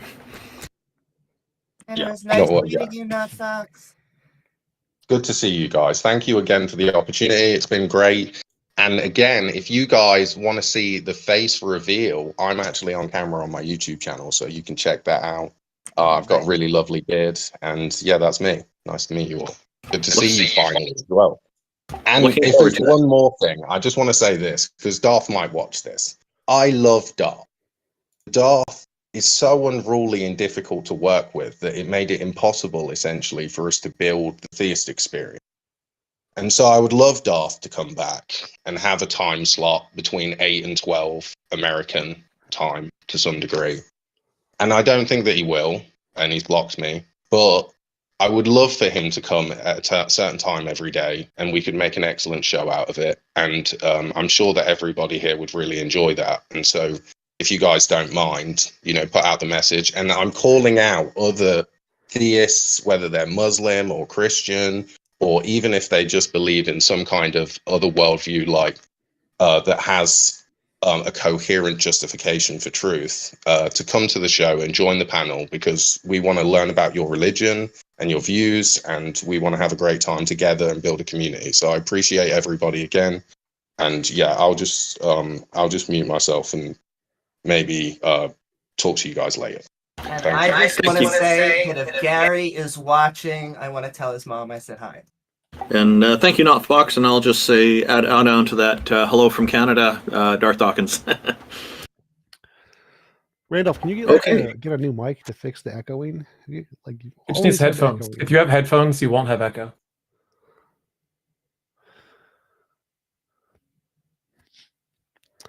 Literally, he's echoing like all of the 10 years that we've known him. I'm assuming he's not using headphones, though. Probably. I have no idea why it's happening. It could Amy, just be like... Amy, just a quick heads up. If you want to send a message to Darth, you might need some kind of psychic, because sadly she passed away last year. Okay, that wasn't really relevant. Anyway, next speaker, maybe? Atheist Defender, welcome. I see that you have a conflicting avatar with TJump. Fortunately, the colors make it easy to tell people apart along with the name tags. What have you got for us today, sir? So I wanted to ask you guys a question. You can usually normally skip that and just go straight to the question. You don't need to tell us you're going to ask us a question because we already presumed you were going to do my that. apologies. What's on your mind? So I'm aware you guys are atheists, but I was wondering how does a theist prove God Novel and make a testable convincing predictions. argument? Novel testable predictions. Yep. Okay. Can you provide us an example of a novel testable prediction, or do you think that's somebody else's job? Oh, yeah, sure, absolutely. So if the Sky Daddy Bob exists, when I pray to him, he will generate a gold brick every single time I pray to him. A gold brick appears every single time. That would be evidence of the God Sky Daddy Bob. And that would be good convincing evidence of a God? Absolutely. It's a novel testable prediction. If something in reality can be predicted only by a hypothesis of a God and it works, and it's the only one that works, that's evidence of a God. Awesome. Thank you. That's concise and clear and makes total sense. Did you have any other questions for us, Atheist Defender? No, that's what I wanted to ask. I appreciate your time. I like your avatar. Have a good day. Thank you. Love you. Atheist Defender. Okay, so our next guest is going to be Skyfox. Welcome back, Skyfox. You had asked us something earlier, and if wondering what's on your mind now, sir. Oh yeah, sorry guys. I was just gonna ask if TJump has a debate tomorrow. I don't think so. Tomorrow's Monday, right? I don't think so. Okay, I thought who's his name? Who's just up here is gonna debate you? Who? Not Fox. Who? I thought Not Fox was debating you on Monday. I don't see anything in my calendar. But if anybody wanted to pay me to do a debate, $75 and I'll just hop in. Okay, man. What's your denomination of atheism? The correct one. There are no denominations, but thank you very much. Well, that's not true. There are lots of denominations of atheism. New atheism, atheism plus, spiritual atheism. There's tons of them. Oh, okay. There are atheists who believe in ghosts and spirits and things, but they're still atheists. Because there's no belief Do you in God. believe in ghosts? No. Okay. All right, guys. I don't either.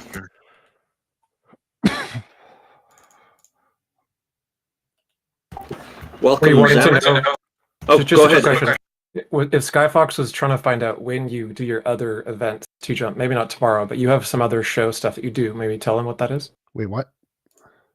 Don't you do some other show kind of things on a regular basis? I used to, but I lost my scheduler guy, so I don't have any regular conversations anymore. Don't think I have anything planned for like 2-3 weeks. I have I'm flying to Texas to do Modern Day Debates, DebateCon, and I'm debating Aaron Ra on next Saturday. Maybe that's what he was thinking of. What's the topic? Does religion cause more harm or good? Has religion caused more harm or good? Cool. And I'm taking. I look forward to seeing that. I've taken the position that religion has caused more good than harm against Aaron Ra. I look forward to tuning into that debate. I hope I'll be able to. Sure. Well, I'm probably going to post it on my channel, so everybody's going to be able to see it. Yeah, post it in the Heathen Hangout, and I'll share it with our YouTube as well. Zammer, welcome. Thank you for joining us. How are you today? Hello. Can you hear me? Yes. Yes, sir, we can. Great. Yeah, I'm fine, thanks. How's everyone? Doing well. What's on your mind? Yeah. So I was just wondering that I'm actually sure that there can be proof for the existence of God. I was just thinking before, I was actually writing a few notes down, if you'd like to hear them. Yeah, sure. Please go ahead. Great. With that. Okay, so I was just looking at the, I guess, the analysis for like linguistics and how we attribute meaning to, our words, right? And I could use like maybe the example of, when someone is conceived or when someone is born, right? What does it mean to be like conceived? It means to be known, doesn't it? I have absolutely conceived no idea means- what you're saying. No idea. Okay, so conceived is long before birth. That's approximately 9 months before that. Being born is once a person has exited the womb and they've exited the womb and they've become a person. That's there's a differentiation there, but you're talking about linguistics for some reason. Language is a communication tool. This is how we're able to communicate with each other. It's learned from other people typically, and No, of course. Yeah. Absolutely. Zammer, I have a qualifying question. So if you say that being conceived is being known, yeah. So can you tell me how many conceived people you know of at this point in time? Well, they were born, right? We know that everyone was born. No. They were They known at some point, right? To be conceived is to be known. It's kind of like, to be conceived. What I'm trying to point out is that to be conceived, of course it is. apparently is not to be known, because you started with a defense without even trying to list one recently conceived and therefore known entity. I want to jump in a little bit. Right. I'll ask you the question. I'll ask you the question again. I'll ask you the question again. Go ahead. Yep. Because I think you're trying to slip something in that I find dishonest, and I don't know. Not really. Wrong, actually, it's more so. Mike. I have. So, how many conceived people do you know about? I just want to jump in here and say the conceived literally is quite a relevant. few. Anyone who exists is conceived. We know that they were born, right? It's quite simple. So if you look at the etymology, that is what we know. Please stop. Please stop. That is Stop. that is Please no. stop. Please stop. TJump, shut the fuck up. God. Stop talking. Conceived doesn't matter. Shut the fuck up. The word conceived is irrelevant. Stop. TJump, if you don't let me finish, I will just mute you and continue my conversation. Peter, shut up. you. I will mute you. Okay, I don't care what you have to say. Shut up. What I'm trying to ask. Okay, guys. Hey, guys. I'll mute both of you if we don't stop. Hey. Okay. TJump, please let Peter finish, and then we'll hear what TJump has to say. Go ahead, Peter. Absolutely not. So I want to make a point here. The So, word conceived doesn't matter. Zammer, listen, what you said is that to be conceived is to be known. Yeah, exactly. So here's another question, right? If you want kind of the proof for God's existence. Oh, come on, dude. Yes.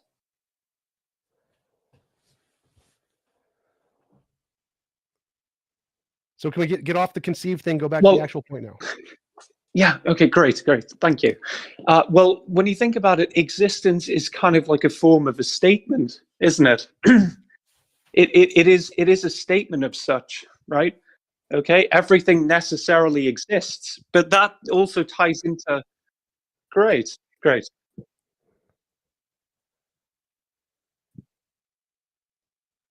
Can we shut Peter up and get back to the point now? Because conceive, this is completely irrelevant, 100% irrelevant, all of it. None of it matters. Stop talking about conceive. The word does not matter. I was right at the very beginning. Peter should not have talked about this at all. Conceived doesn't matter. Go back to your original statement, the thing you should have said at the very beginning. You wanted to say God can be proved to exist. Hey, guys. Hey, just a sec. TJump.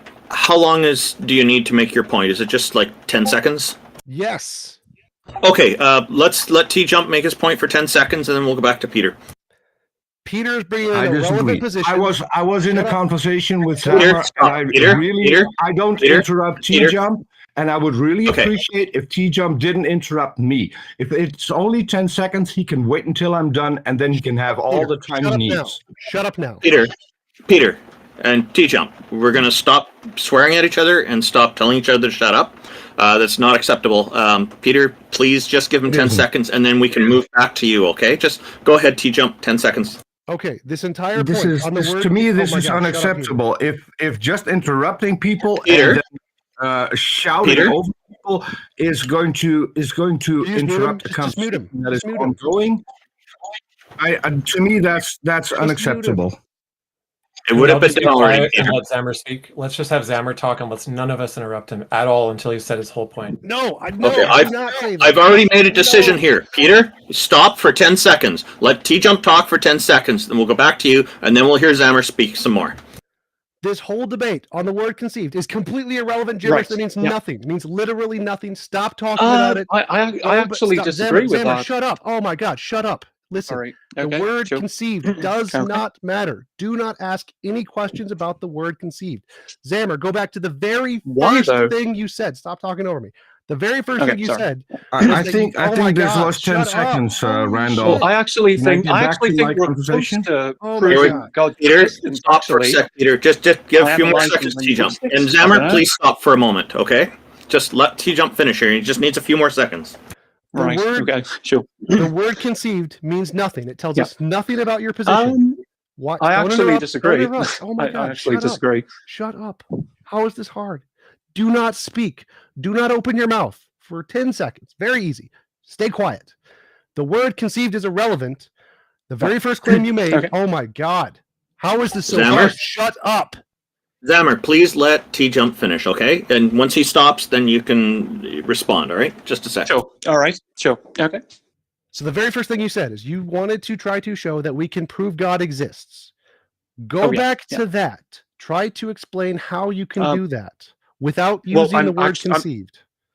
Why though? Okay, Thank you, TJump. This is going to be was the between 10 Peter and Zammer seconds. now. This Hang was on, the stop, 10 stop, stop, seconds. I stop. think I can Peter, continue Peter, now. Peter, there were a lot of interruptions while TJump was trying to get his 10 seconds out. So it'll be, for now, it's going to be between you and Zammer to continue with this, okay? Now that TJump has said his piece. So Right. go ahead, Yeah. Peter and Zammer. Thanks. Okay. So the whole thing that I was trying to get out is not about the conceived thing. It is for me what I perceive, and you may disagree, and this is why I asked this as a qualifying question. Is why do you slip in? It is known Because that's what it means to be conceived, right? Everyone knows about you. So when you were born, you're conceived, right? Okay. So Are you're you aware- known. are you aware that yeah, exactly. Let me talk, please. So you're ahead. actually known to this world, right? So you're conceived. So my you're other not. question. Oh, sorry. Yeah. But you're not. So are you aware that a wait. lot of conceived entities don't even make it into being born, and Yes, people will never know of them because they're not apparent. So this is why I'm asking why you think them being known is actually a thing, and what it does for your argument. That was my question. Right. Okay.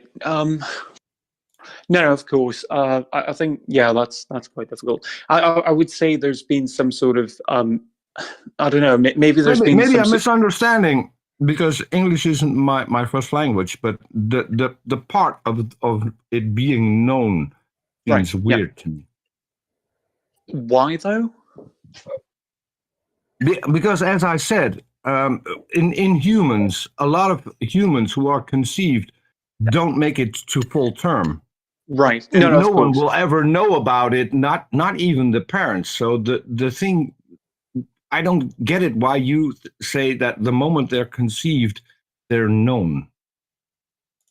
Right. No, of course. I would say something is kind of intruding on their ability to express themselves or make a statement in the world, whether that's through, some sort of physical problem or whatever. I would say that's my interpretation of that. If you ask me, I would say there's, something is impeding on their ability to make a statement because, when everyone is born, they're making some statements in one form or another.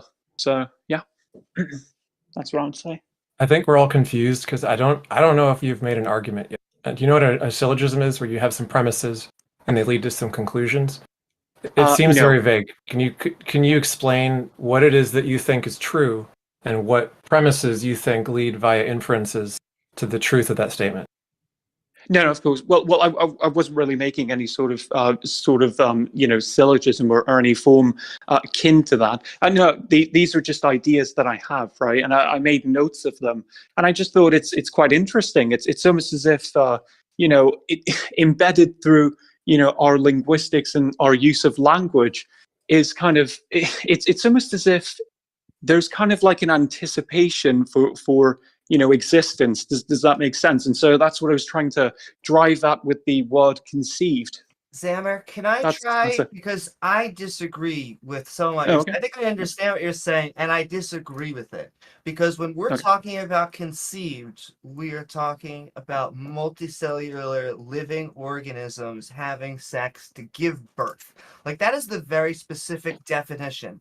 And so if your definition of conceived means to be known, does that mean all other forms? Well, plants can conceive, and yet, do you think a plant knows about faraway plants, or? Possibly. I'm not really sure because I'm obviously not a plant. I mean, yeah. Honestly, I would say that it ties into, because I am a Christian. It's just interesting, right? It's kind of like you could look at or interpret the word, God's word, as being like the statement of all statements. So like the existence of all existence. And that's another note I wrote down as well. Just something interesting there. Existence of all existence. Or the statements of all statements. Can I jump in now? Sorry? So Can you elaborate on that? Because that doesn't say anything. Can I jump in now? Because literally nothing that's been said has ever gotten to a topic at all. Can I please get us to a topic? Well, again, can we let him answer the question, TJump, or are you planning on taking over the entire show? Because then we can just. Yes, I would like to take over the entire show so we can get to a point, which you guys are not doing. Great. Go to your own channel and leave here, and you can do whatever the fuck you want. Okay. You know what? This has to stop. Okay. What is Zammer? Did you have a response to the question? What was it again? Sorry. Just to kind of. So you said something about existence of all existence. Can you elaborate on that? Because I have no clue what you're talking about. Right. Okay. Well, in the Bible, it basically says that, in John 1:1, it says that in the beginning was the Word, right? And the Word was with God.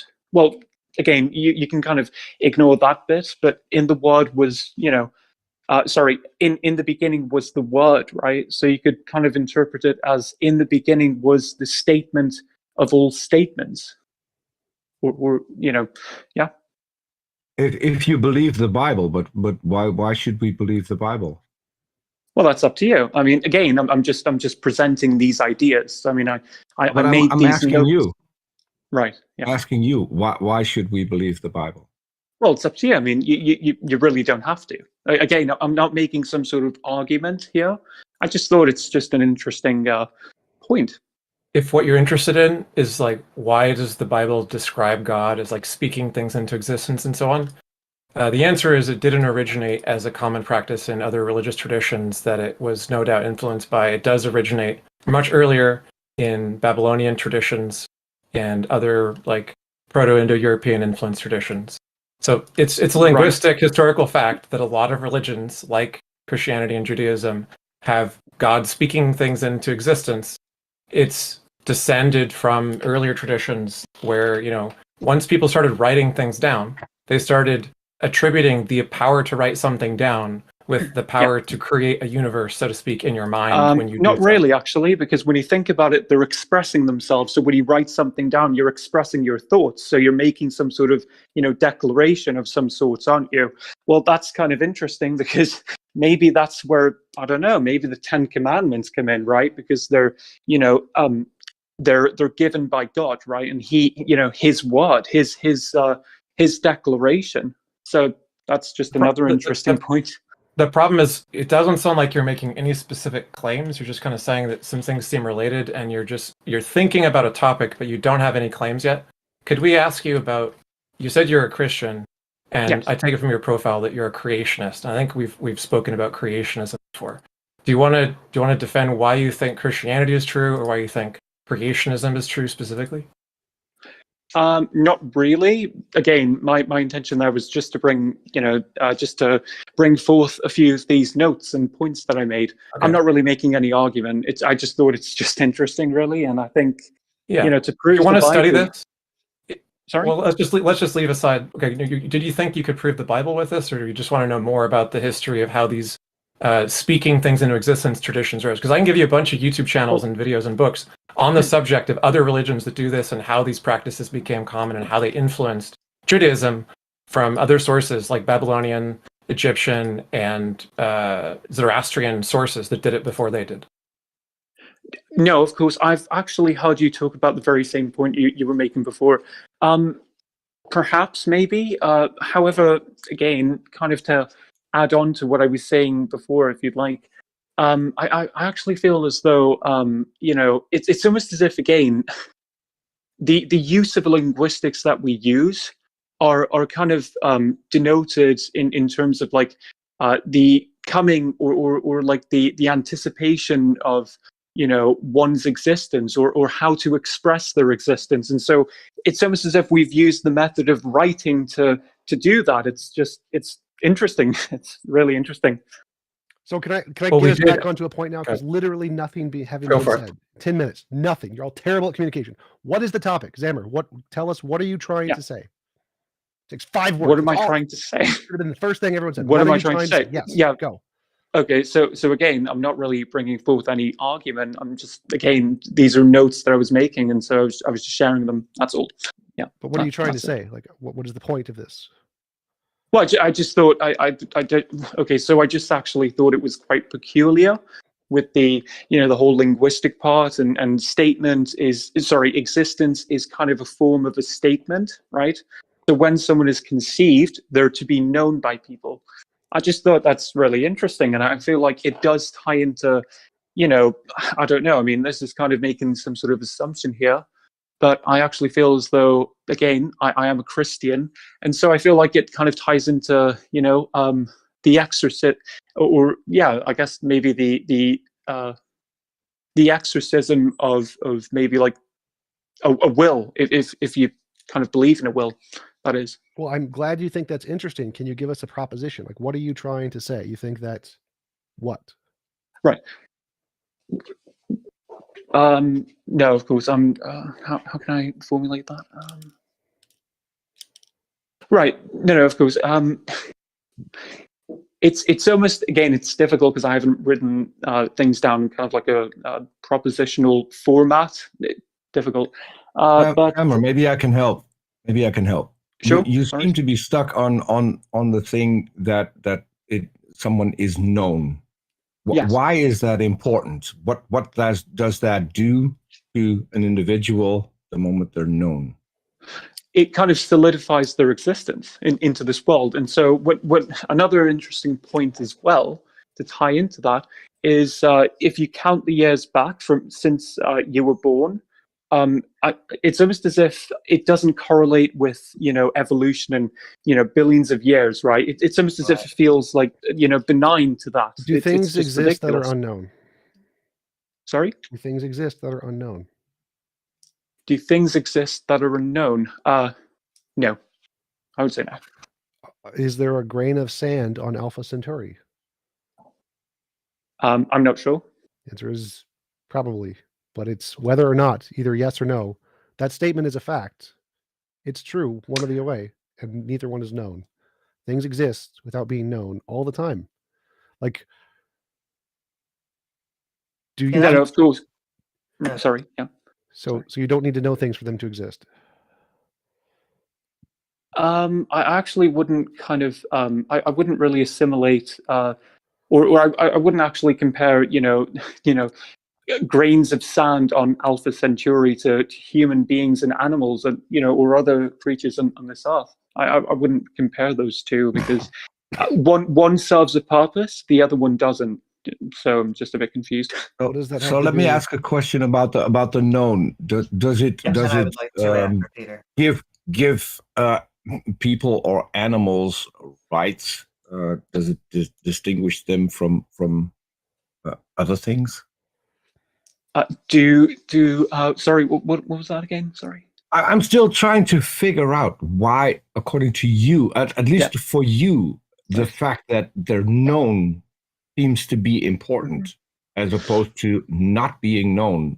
I'm still confused about that. That is the part that I really would like to flesh out. No, of course, but well, again, I guess you could kind of interpret it as kind of like an exorcism of the will, right? You know, there's kind of like a choice involved, right?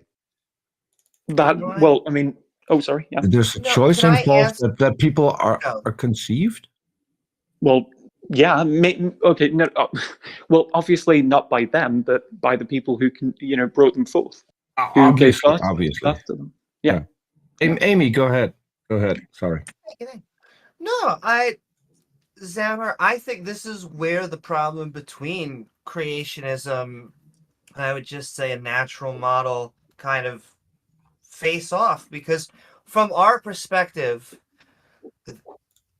things have existed far before minds, before we knew anybody. There were single-celled organisms. Well, most of multicellular life doesn't seem to have minds. Single cellular doesn't seem to. And so even before then, there was billions of years that seems to have existed without any minds at all. Right. But from right. a creationist perspective, it has to be important. It was created very early on. And so I think that is a dichotomy. We don't think that you need to know in the way that you are speaking. We think that conception is an act and it has a time-space label, sometime involving tequila, and then 9 months later, a child comes out. Right. Okay.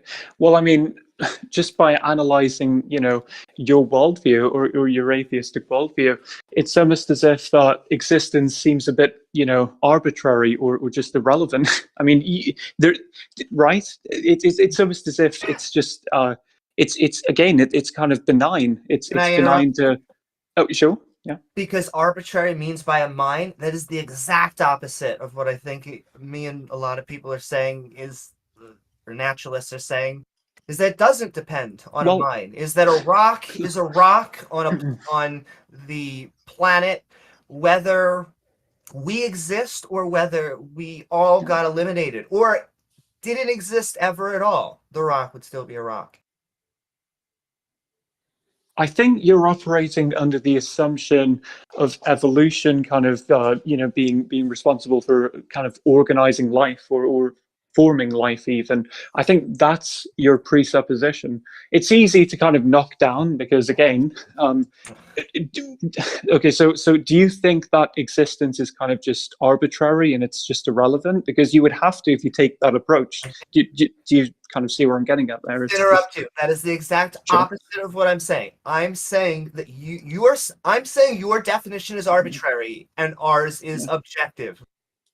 It doesn't seem like it. Why is that the case? Because yours is dependent on a mind. Literally, that is what arbitrary means, to be based on minds. Another mind has to know. It's to use a word, it's extremely arbitrary. But ours, it is a physical event. You either had sex and a baby is forming and then you have a conception, or it didn't. You can't be like, did this person over to the left, did they not get born? No, they're here. We have a point. No, of course. Yeah, I know that somewhat makes sense. However, they got here by some sort of by you know, by some means, right? So there was kind of like sorry? Oh no, sure. Keep going. I'm sorry. Yeah, sorry. So there was kind of like it was necessary for them to be born just because they were conceived. Does that make sense? And so why were they conceived? Well, they were conceived through the act of, you know, their parents having intercourse, right? So there is this this line. Sorry. I keep on doing that. I'm sorry. I'm going to mute again. Indeed. Great. Yeah, thank you. Thanks. So there is this contingent line, right? And so, you know, we rely heavily upon that, right? So it is just this. It's necessary, right? And so I feel like. What do you mean by necessary? Sorry. What do you mean by necessary? Right. It's necessary for okay. So for them to be born, their parents had to have intercourse, right? How else would they be born? And so there was kind of like an act, right? Obviously, it was, you know, like a sexual. Well, I'm kind of a bit you know, concerned with kids being in the room, right? So I don't really want to use that language, but yeah, they had intercourse. Do you know what sleepwalking is? Yes. So someone can sleepwalk and have sex with another person while they're sleeping, and so someone can be conceived with no intentions whatsoever. Right. Okay.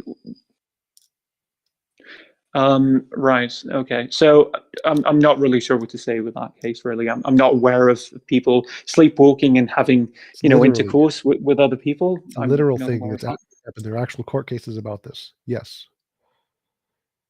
Right. Interesting. Yeah. I'm not really aware of that. So yeah. Okay. Samar, I have a question. Do you think existence is only important when it comes to living beings that have the capability to talk about existence? Right. And, yes. and not yeah, to I would. inanimate? Mm-hmm. Yeah. How? How? Because they exist necessarily, right? Again, But things it kind of things goes back. existed before you were born, and they were necessary for you to be born. So Right. Yeah. if I'm just going to be really simple about this, there was a bed, which is an inanimate object that existed where your parents conceived you. Right. Yes. So if existence isn't important to the bed, then I don't really see your point. I struggle with how you define existence as being important to us and not to anything else. Right. So so did the beds interact with you know, my father and my mother? Yes, it held them up. But it didn't interact with them. They didn't interact. It wasn't involved in the process. That's the difference. It was, because if it hadn't been, they would have done it on the floor and they wouldn't need a bed. Yeah, I really don't think you understand what you're saying here. So, but yeah, do you have And intentions? maybe that's because I'm still struggling with what you think makes existence important to us and not to inanimate objects. Because it's making maybe I'm wording it a little bit difficult. As I said before, English is my third language, so sometimes I struggle a little with trying to get my point out. And this is a point that I've never discussed, and I find it really interesting. So that's why I'm sticking to it. Great. Yeah, no, I actually feel like existence is, again, it's making a statement, right? Whether that's you know, and so you could use kind of like different tools to say, like, you know, a pen or a pencil or writing or different forms, right? You know, talking as well, and gesturing. You know, there's many forms of making yourself known and kind of expressing yourself, right? Obviously there might be some sort of inhibition of that. Say if someone has kind of like an issue with any of those things, that's true, but they could find other ways to do it. So maybe, like, I don't know, if you're hiking and you're not paying really good attention to where you're going, and you kick your feet into a rock that's laying on the floor, right? So therefore the rock is making itself known that it's there. Right. Right. It doesn't make a statement, though. Does it? Who cares? Why would it need a statement? Why would a statement be important? Because it can't choose. There's no choice involved. Who cares? Why would you need a choice? But it still exists, and you just interacted with it, and it interacted back with you by hurting your foot. Right. No, of course. Maybe I'm not understanding the whole thing, but I'm trying to understand, which is why I'm asking these questions. Honestly, truth be told, I'm actually trying to understand your point there as well. But yeah. You don't need I'd consciousness. love to have a lengthy conversation with you on this, if possible. I would really like to have you on my show and flesh this out a bit more. Maybe with someone who better understands it than I do. Yeah, I sure. find it really interesting that Thank you you. brought it up. Great. Thank you. All right. Well, Zammer, thank you very much. I think X may have had something to say. Go ahead, X. Yeah, I just want to say, if you do want to discuss with us your reasons for thinking that God exists or why you think creationism is true, by all means, that'd be a great discussion to have. I sent you links to documentaries and videos on the subject of the origin of the God speaks things into existence tradition from other traditions that it was influenced by. And I sent you some stuff on both the Proto-Indo-European and the Babylonian influence. Do you have any questions about any of that stuff? Do you want to know more about that? Because you're interested in like your linguistic analysis of what you think the word or the way we use it means. But it seems like any study of linguistics is going to start with the way that linguistic usage came into being and the context in which it was originally meant at the time. Right. Yeah. No. Of course. I'm not really sure. I'm quite skeptical of any sort of document prior to the Bible, because again, I am. You don't Christian. think they existed, right? You don't think Sorry? any documents existed prior to the Bible? Is that right?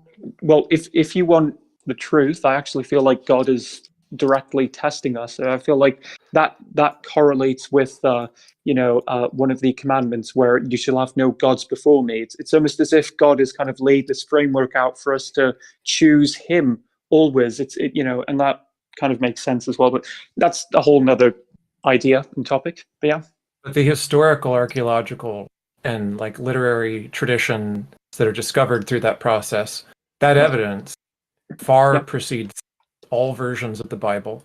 And the versions of the story that it uses, that it is most closely associated with, have versions that precede those. There's like a dozen versions before the Babylonian version gets into the Bible. Or sorry, the Akkadian version, because it went through Sumeria, went through Babylon, it went through Acadia. 3 whole cultures had changed the story around before the Bible version changed it some more, right? We have all the different versions in texts that we have uncovered. So do you just think that all the archaeology is wrong and like radiocarbon dating and other dating methods are all wrong and the world is only 6,000 years old? Is that still your belief?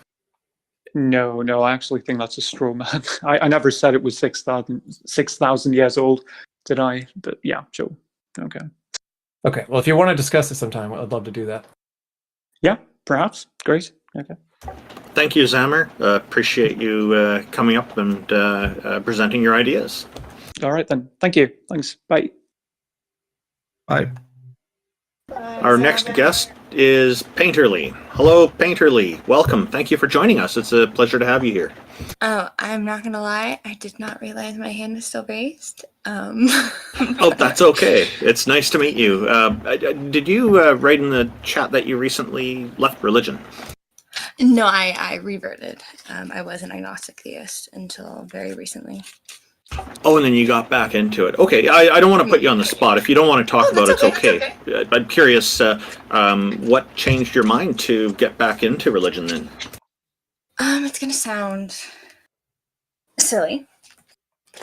Actually, no, it's not silly. Really, I've been having a lot of like personal troubles, things like that. And I've been in a Christianity Discord server for a few years now and have built like great relationships in there. And I love learning about religion. That's why I'm in that one. I'm in a few Islamic servers. I'm in a couple other things. I just love studying theology. But with certain things going on in my life very recently, some struggles with addiction, stuff like that, I decided to kind of take up a hobby. Basically. Well, you know, actually, it's quite a good approach to use when getting rid of an addiction, to replace it with a different hobby or habit. And a mistake I find a lot of people make when they're trying to get rid of an addiction is they don't replace it with something else. Most people need to replace it with something else. So, I think that's a perfectly good approach to kind of keeping that addiction out. And as long as you can probably keep that going for more than 6 months, you will hopefully have no problem never going back to it.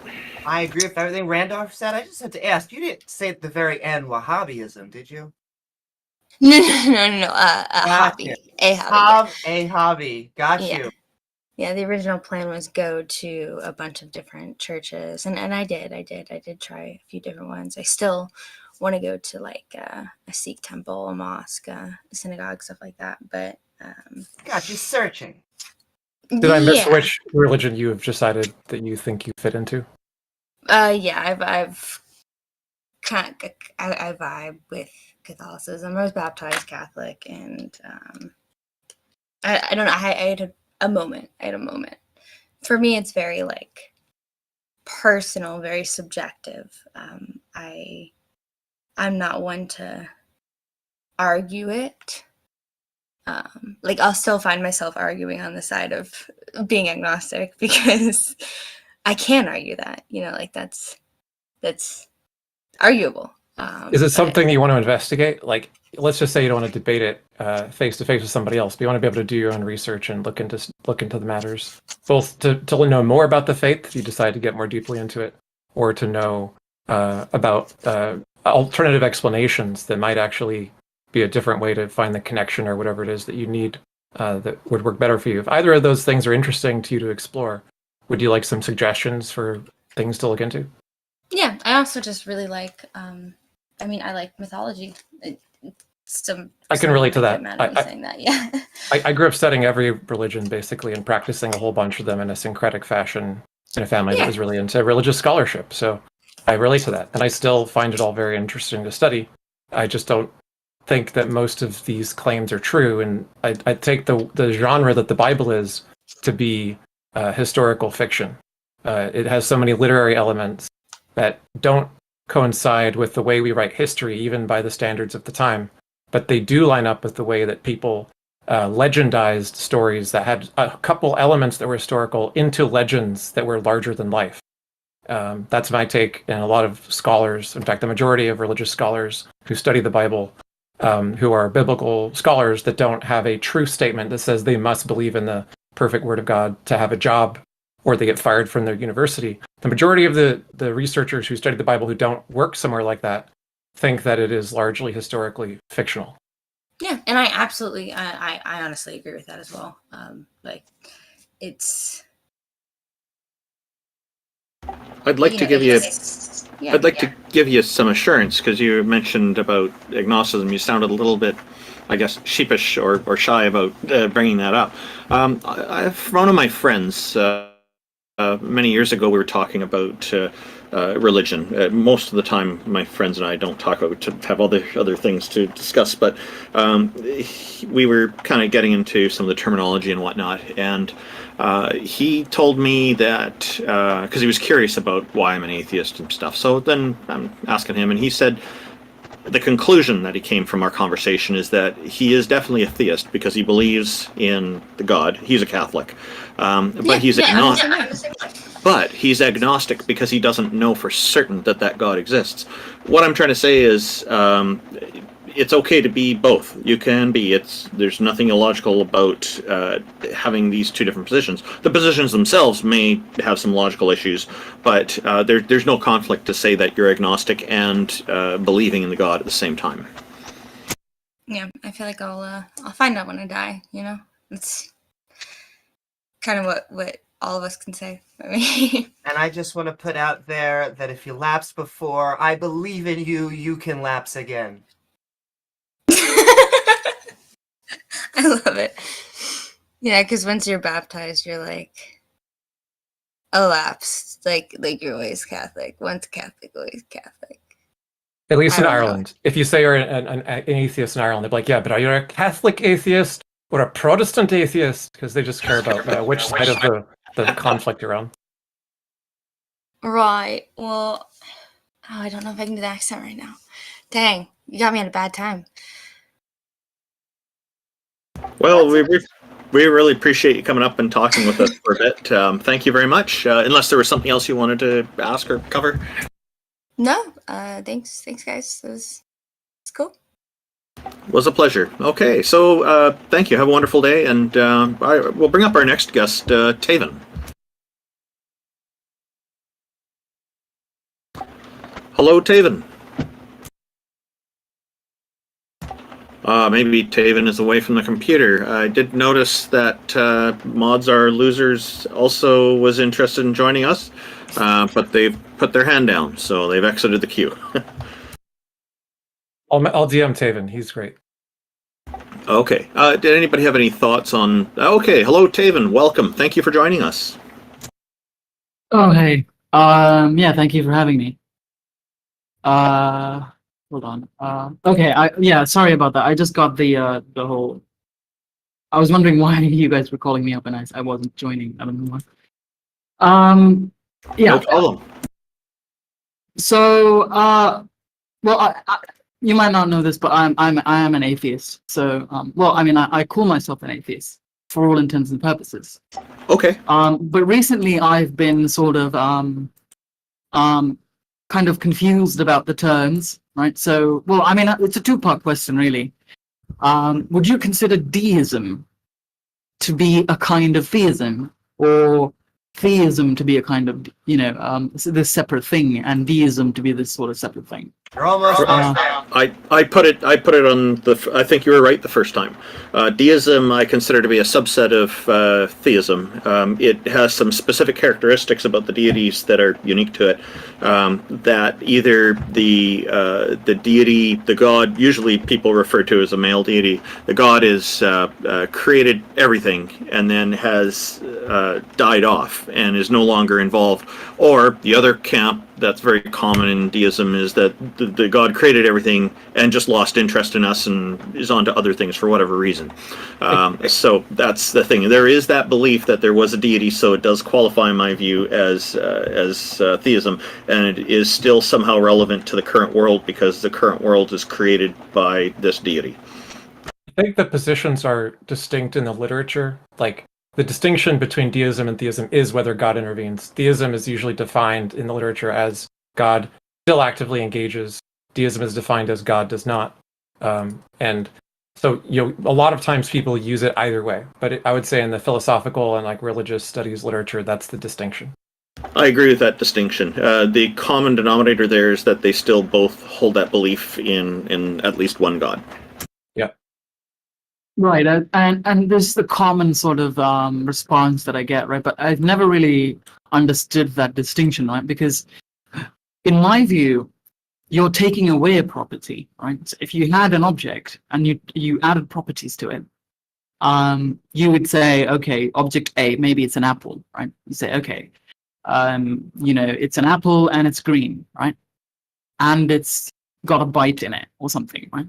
That's more properties that are added to it, as opposed to not specifying properties, right? So it just seems kind of weird that a lot of literature, or at least in common parlance, I don't know about literature, but at least in common parlance, when people say deist, it automatically means you're a theist. Because in my view, hold on one sec. Well, while you're holding on, I'll just say the theist could be represented by the apple that's still on the tree, and the deist could be represented by the apple that fell off the tree. Can I ask you a Wow, question? I didn't understand that analogy at all. Can I ask you a question? Is a rose a flower? Yes. And which one has more properties, a rose or a flower? The rose. Right, because the rose is more specific. There's lots more stuff to it, right? Yeah. So a flower is just a god of any kind, and a deistic god is a god who does not interact. The deist would be the rose or the flower. Well, that's presumably what I'm confused about, right? Because Deism proposes a deity, and theism proposes a specific kind of deity. It's more specific. Yeah, that's what I'm confused about, right? Because usually when you say you're a theist, right, it's usually some kind of interventionist, right? So you can take it in this way as well, right? So a theist is a god, the creator of the universe, that someone who believes in the creator of the universe that intervenes, that's a property. You wouldn't say the lack of a property, right, is a property, right? So you wouldn't say the lack of intervention is a property unto itself. Sure, Theism is a kind of deism in that sense, right? Because deists are defending just that there's a deity creator. Theists are defending that there's a deity creator who also has omnipowers in other ways and uses them. So yeah, they're defending a larger position than the deist is, which is why a lot of theists start with deism first and then try to build up from there, because one includes the other and it's not the other way around. Yeah, but surely, but that's my point exactly. If you're building up from deism, right? Yeah. Then it must mean that theism is a kind of deism, right? No. I agree with that, and that's why they do it. But not they're exclusive in their definitions of how they're used. But the position that there is a deity is used as a starting point for an apologist to then claim that their deity is that deity, because they think it gets you halfway there. So no, I disagree. I think that the technical language, theism applies to any kind of a god. Deism applies to a god that doesn't do something. So like if I say flower, flower is the most primitive. And then if I say a flower with no petals, that's a more specific kind of a flower, right? So a flower with no petals is still a flower. The flower is the more primitive term. So even if it doesn't have something or doesn't do something, that is still a property that is specific to that thing, that is not specific to the entire class of things. Mm-hmm. Well, so the way I imagine it is, the way I imagine non-interventionist view of God is, God sort of just starts rolling, starts the chain of events, and then just kind of, that's it, right? Yep. Intervention would be interrupting the chain of events, which is an active process, right? But that's not what theism So I is. don't think the analogy. Theism does not mean interventionist. Theism means just God of any kind. I'm pretty sure. Hold on. Theism definition. I can just Google this. Sure. So if you go to Google and you type in theism, the definition is specifically of a creator who intervenes in the universe. No, it's That's belief theism. in the existence of God or gods, especially belief in a God who's the creator of the universe and intervenes. Theism, in the philosophical terms, means specifically any God of any kind. That's theism. It can especially, in most cases, mean a God that intervenes, but that's not the definition philosophically of theism.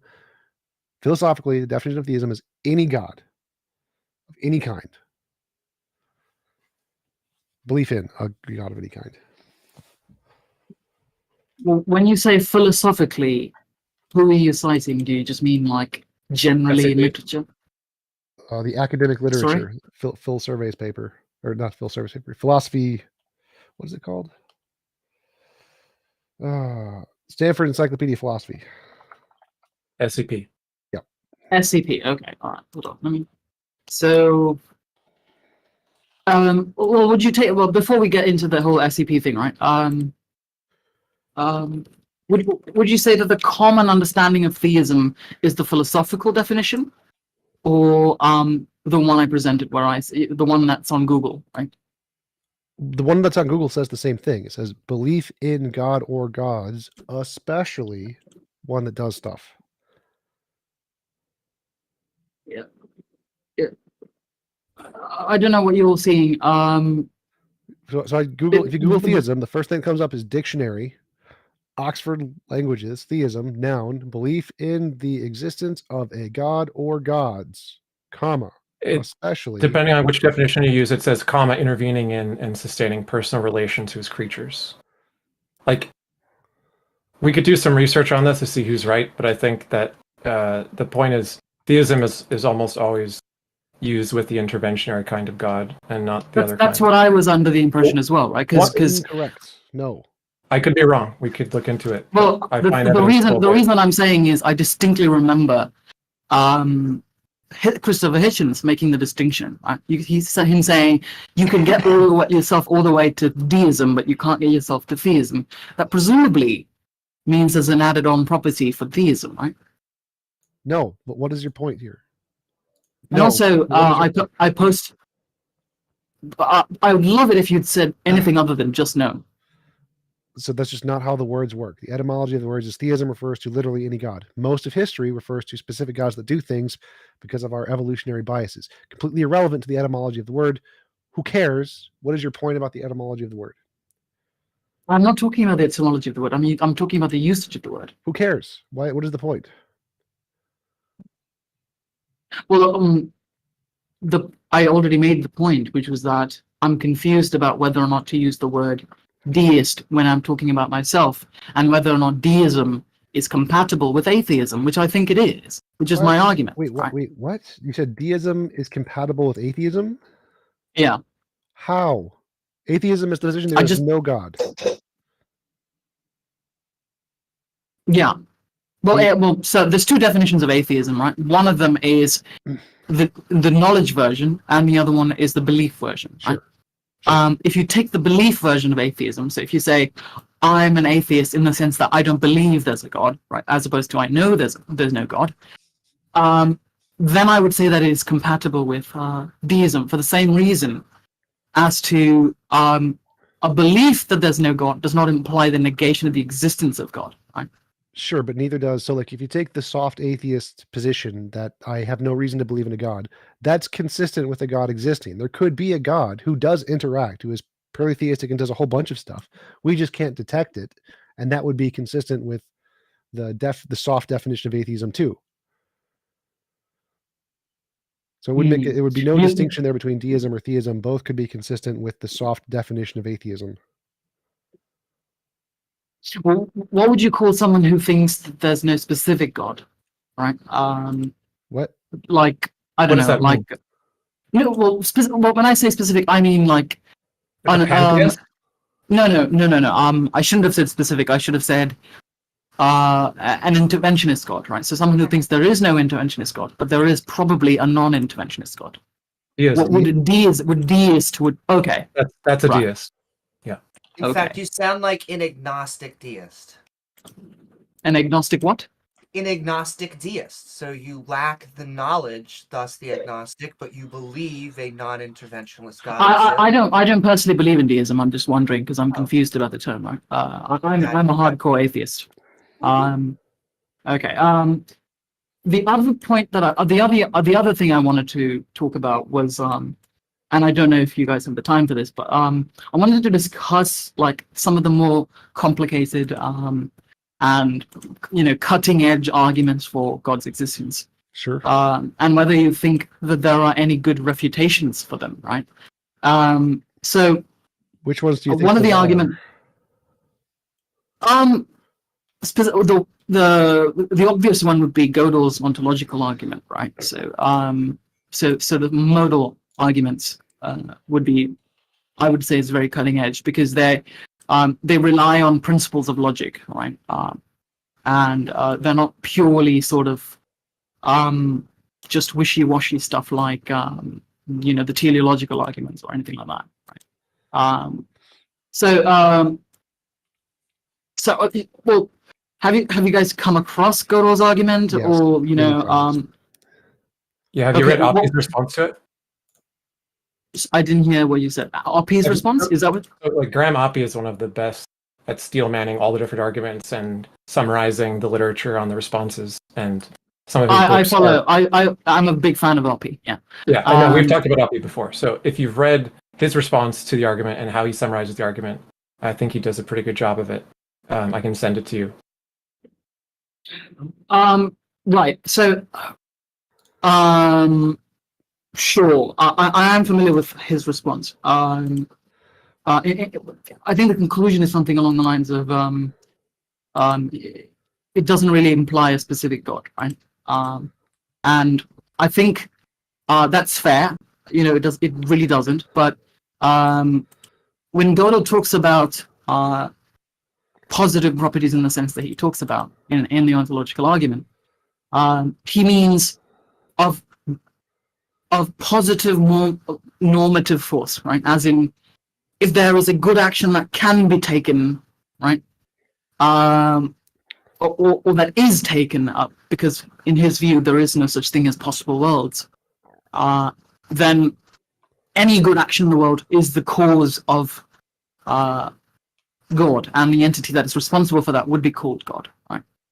And he thinks that the premises of the argument allow you to construct parallel arguments that show the opposite conclusion is true. And it's a mistake in assuming that the inferences follow to only the conclusion that's claimed by Gödel's argument. And it could, because these parallel arguments exist from the same premises that lead to the opposite conclusions, he thinks that the argument is flawed. I don't remember him saying that. Could you provide a source for this? Yeah. So like, a lot of arguments have something wrong with them that's kind of complicated. I would agree with. But they ad absurdum usually is a case where the argument commits you to something that's either the opposite or is just absurd, right?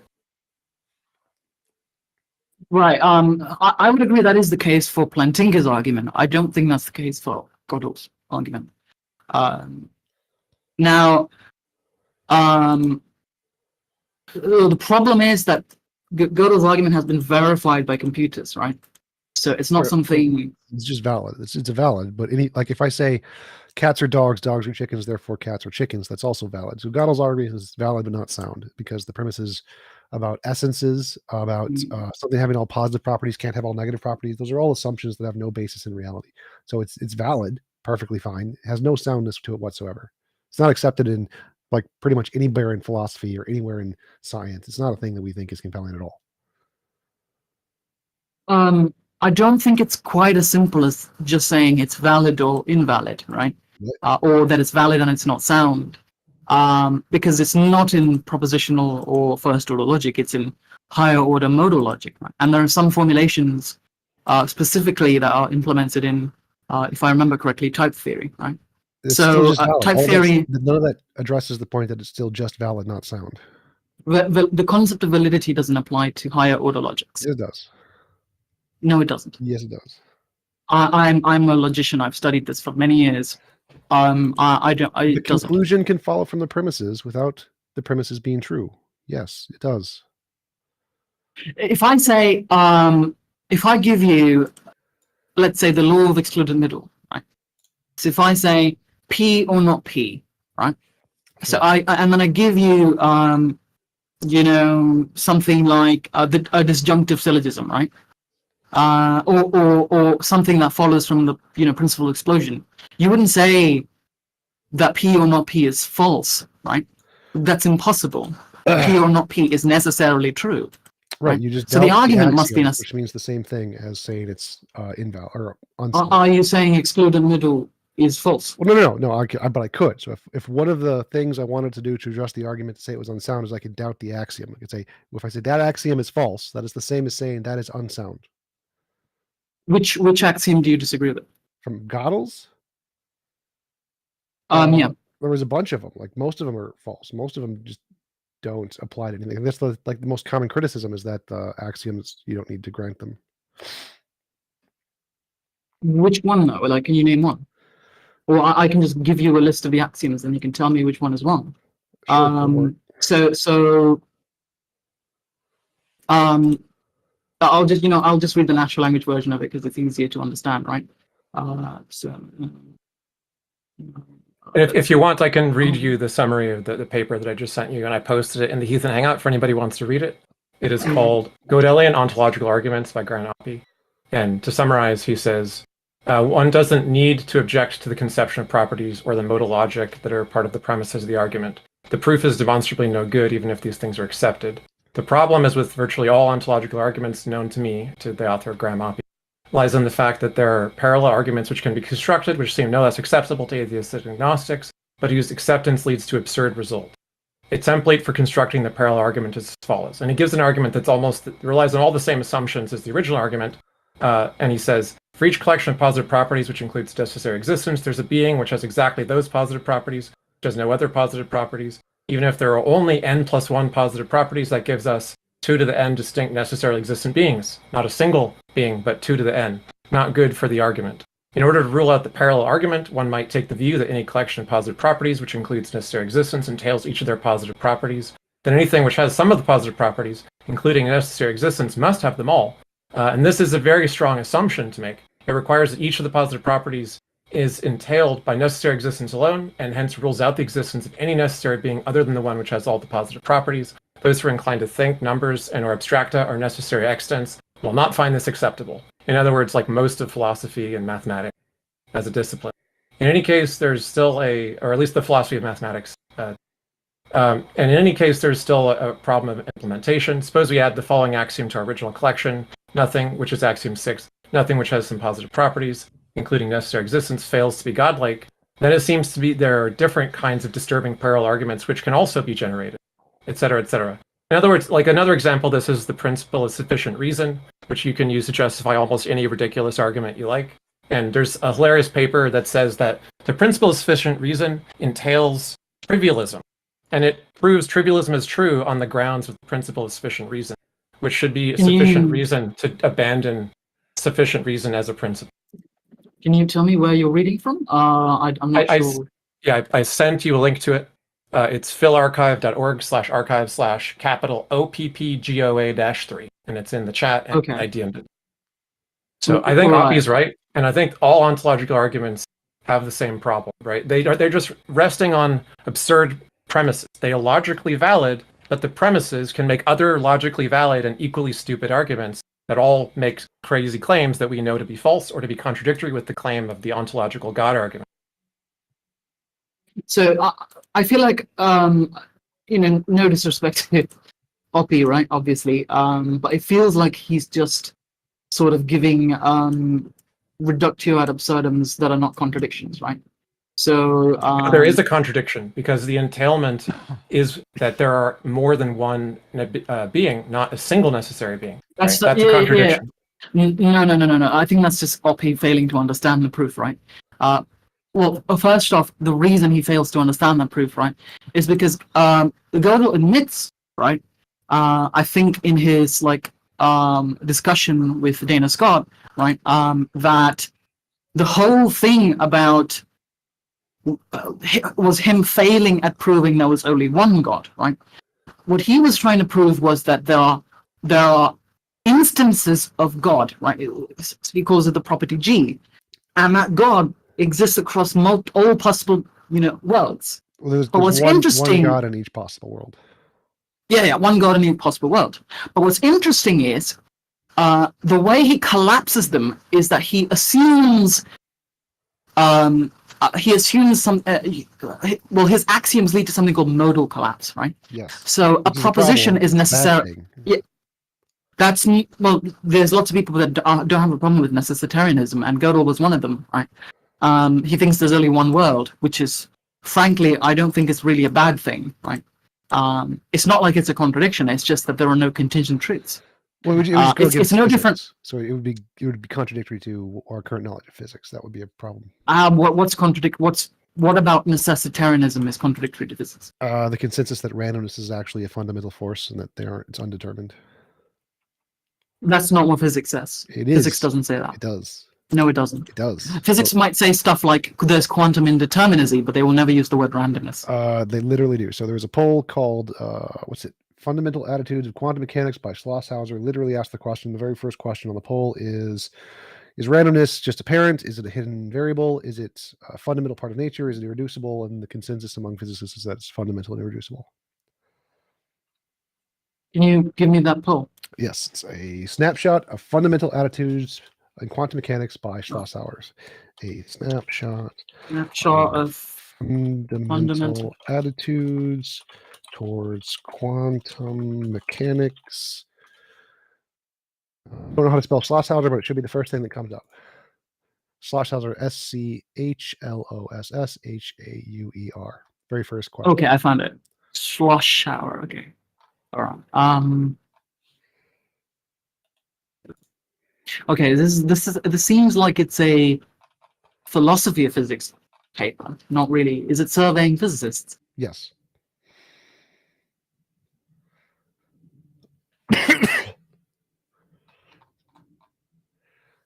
The very first question, or second question? No, it's the first question. Is the results. Number 2, results. What is your opinion about the randomness of individual quantum events, such as the decay of radioactive atoms? This randomness is only apparent, 9%. There's a hidden determinism, 0%. Randomness is irreducible, 48%. The randomness is a fundamental concept in nature, 64%. So obviously the problem here is if you force physicists to answer the question, is randomness a thing, and you don't provide an option, called randomness is not even a thing in physics, then of course they're going to answer the question because there's no options left, right? Well, that determinism, like if randomness isn't a thing, it's determinism. That's one of the options. It's like the second one. Right. Yeah, obviously they're just using randomness here as indeterminacy. Right? Randomness. I don't even know what randomness means, but if they just mean indeterminacy or like non-determinism, sure, right? But and that's the opposite of necessitarianism. The opposite of necessitarianism would be modality, right? Modal realism. No. Just say, like, that's one possible alternative, like saying there's multiple worlds, or like modal ontic realism. But like just to say that multiple worlds is a subset of modal realism. Yes, but you don't need that. So like in order to reject necessitarianism, you can just say there are random things that happen randomly that are not necessary. It is not necessarily the only way it could be. There are other ways it could be. Whether or not they do happen to occur is irrelevant. But if randomness being an actual fundamental force would debunk necessitarianism because it's not necessary that there's an easy way to debunk this whole randomness thing, right? Is we know what randomness looks like, right? If you do a probability distribution, right, for random events, what you would expect is a uniform distribution, right? You wouldn't expect a Gaussian distribution. You wouldn't expect like a ZipF distribution. Wait, what? You wouldn't expect a logistic distribution. You would expect a uniform distribution. And that's not what we see when we do like any sort of randomness tests in quantum mechanics. But that's sort of digressing, right? I don't see why that would be relevant. I don't. Like if there's any randomness, if there's any point of it that is indeterministic, whether that affects the probability of it going from 1% to 2%, who cares? If there's any amount of that debunks necessitarianism. It is not necessary that this happens. I'm sorry, I didn't follow that. So if there is some random percent chance that something happens to any degree, if randomness is a real thing, it doesn't matter how much the randomness affects things. It doesn't need to be exactly 50-50 or perfectly a random nondescript thing. It can be like a 99%, but 1% is some random things happen. But any amount will show necessitarianism is false, because if anything happens to any amount that is non-determined, that is not necessary, it could have been otherwise, necessitarianism is false. I still don't follow. Can somebody else explain it? I didn't really understand the argument. If anybody else understood the argument, I'd love it if you presented what he said, what TJump said, in a more, well, I'm not saying he wasn't clear, maybe he was. I just didn't really understand it. Necessitarianism is the metaphysical position that denies mere possibility, right? I think you might be thinking of modal realism. Like he's trying to. So you agree necessitarianism is the position that denies mere possibility, right? There is exactly one way the world can be. That's what necessitarianism means. Yes. So if there's multiple ways the world can be, necessitarianism is false. There is not exactly one way the world to be. Yeah, that's correct. Yeah. So if randomness is a thing, then there are multiple ways the world could be, by definition. Sure. I wouldn't use the word random if I'd use the word non-deterministic, but okay. Well, those are synonyms, literally synonyms. But so that means necessitarianism is false. But you haven't proved that non-determinism is a thing. Well, you're right. I didn't prove it. This is just the consensus among physicists of the evidence. So it would go against the evidence. The consensus of the physicists is that non-determinism is a thing. Yes. I thought it was that local realism wasn't true, not that non-determinism wasn't a thing. No, the consensus is non-determinism is a thing. There are interpretations like multiverse or something that try to accommodate that, but the consensus is like, yeah, indeterminism is true. It's a real thing. Okay. I don't know if that's a thing. I don't know if that's actually what physicists hold. I think if you look this up, Taven, you will find many people making this statement, and you might think that a form of like the Bohm interpretation of quantum mechanics or something like does away with multiple universes or indeterminism or something. But the current consensus is that physicists hold determinism is false. And indeterminacy No, it's not. I don't think it is, because what they hold is that local realism is false, which is different, right? The whole experiment, the whole experiment, the delayed choice quantum eraser experiment, and the whole what's it called, double slit experiment and Bell's inequalities, they're all supposed to disprove local realism. They're not supposed to disprove global realism or non-determinism, right? In fact, we have views like superdeterminism. We have views like Sean Carroll's string theory multiverse is one of these. I agree. The consensus of physicists is that indeterminism and randomness are fundamental forces. That's why I gave you that poll. Yes, there are positions that reject this, that are like superdeterminism. That's not the consensus. The consensus is randomness is real. Yeah, we're not saying that no physicists hold the position to the contrary. We're saying the majority of the physicists agree with the interpretation that we're talking. That's a very wild claim. I don't think that's true. I literally just gave you a poll that says this. Well, okay. So let me look at the poll. Is it the same poll? Exact same poll. The second question, there's a questionnaire on it that says, is it irreducible and fundamental? Is randomness irreducible and fundamental? The answer is yes. Or the consensus is. The second question, is that you said? Yeah, so the first question, second points, it says 2 next to it. Do you believe that physical objects have properties well defined prior to an independent measurement? Is that what you said? No, it's the first question. Okay, what is your opinion on randomness is irreducible, randomness is fundamental function. Sure, okay. So what you mean is that a lot of people hold to this whole randomness thing, right? That's what you're saying, right? The consensus of experts, yeah. Okay, sure. Are you familiar with how John Bell proposed to determine or discuss determinism? Yeah, okay. So like that's the view that's accepted by most. We're not saying you can't make an argument for why you think it's wrong. This question is somewhat underdetermined, but enough people think that it is the consensus. I mean, it's not that interesting to argue about what the majority of people think. We've presented empirical data, but it's like if you just agree with it, you can just make an argument about why you think they're all wrong. But let's move on. You can. The problem here is that this paper is sort of asking very leading questions, right? It's asking questions like, the question itself doesn't make any sense, right? What? Like, why would you presuppose randomness? Why not just use the technical term that's used in, those are synonyms in the field. Those are literally synonyms. It doesn't presuppose anything. The question is very specific. For the experts, indeterminism and randomness are the same thing. The question is what causes the indeterminacy? Is it unknown, or is it literal absolute force of randomness? That's why it's using the word, because indeterminacy the reason I'm saying they're not the same thing is because if you've taken any formal sort of course on complexity theory or basically anything to do with mathematics, the term non-deterministic means something completely different, right? I agree.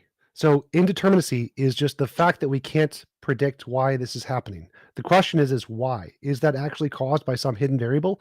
Like, is something determining that we just can't see yet? The answer is most people say no. Or is it really the case that they are really, truly, indeterminately random as like a brute fact? And the way to express that in the word is randomness fundamental and irreducible, which is exactly what it asks.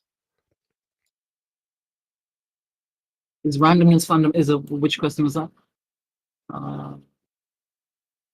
Question number 2, I guess. And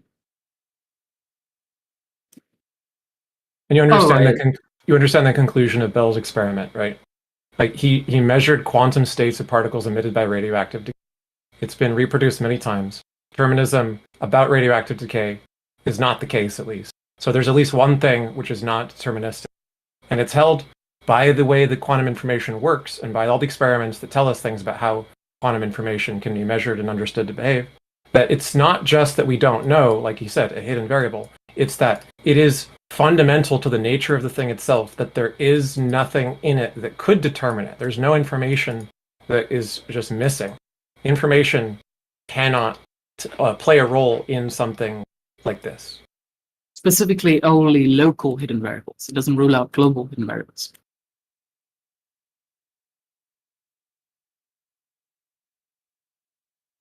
Okay, if you could give an example of a global hidden variable, which we have reason to believe exists, that'd be great. I assume you're talking about like C or something like that? Like, well, I mean, what? it's called a variable because we don't know what it is, right? That's the whole point of calling it a variable. Right. But with things like C, we can experimentally determine that it's the case. With things like, the universal constants, we can observe those. They're not hidden. So what is a global hidden variable that you give me an example of?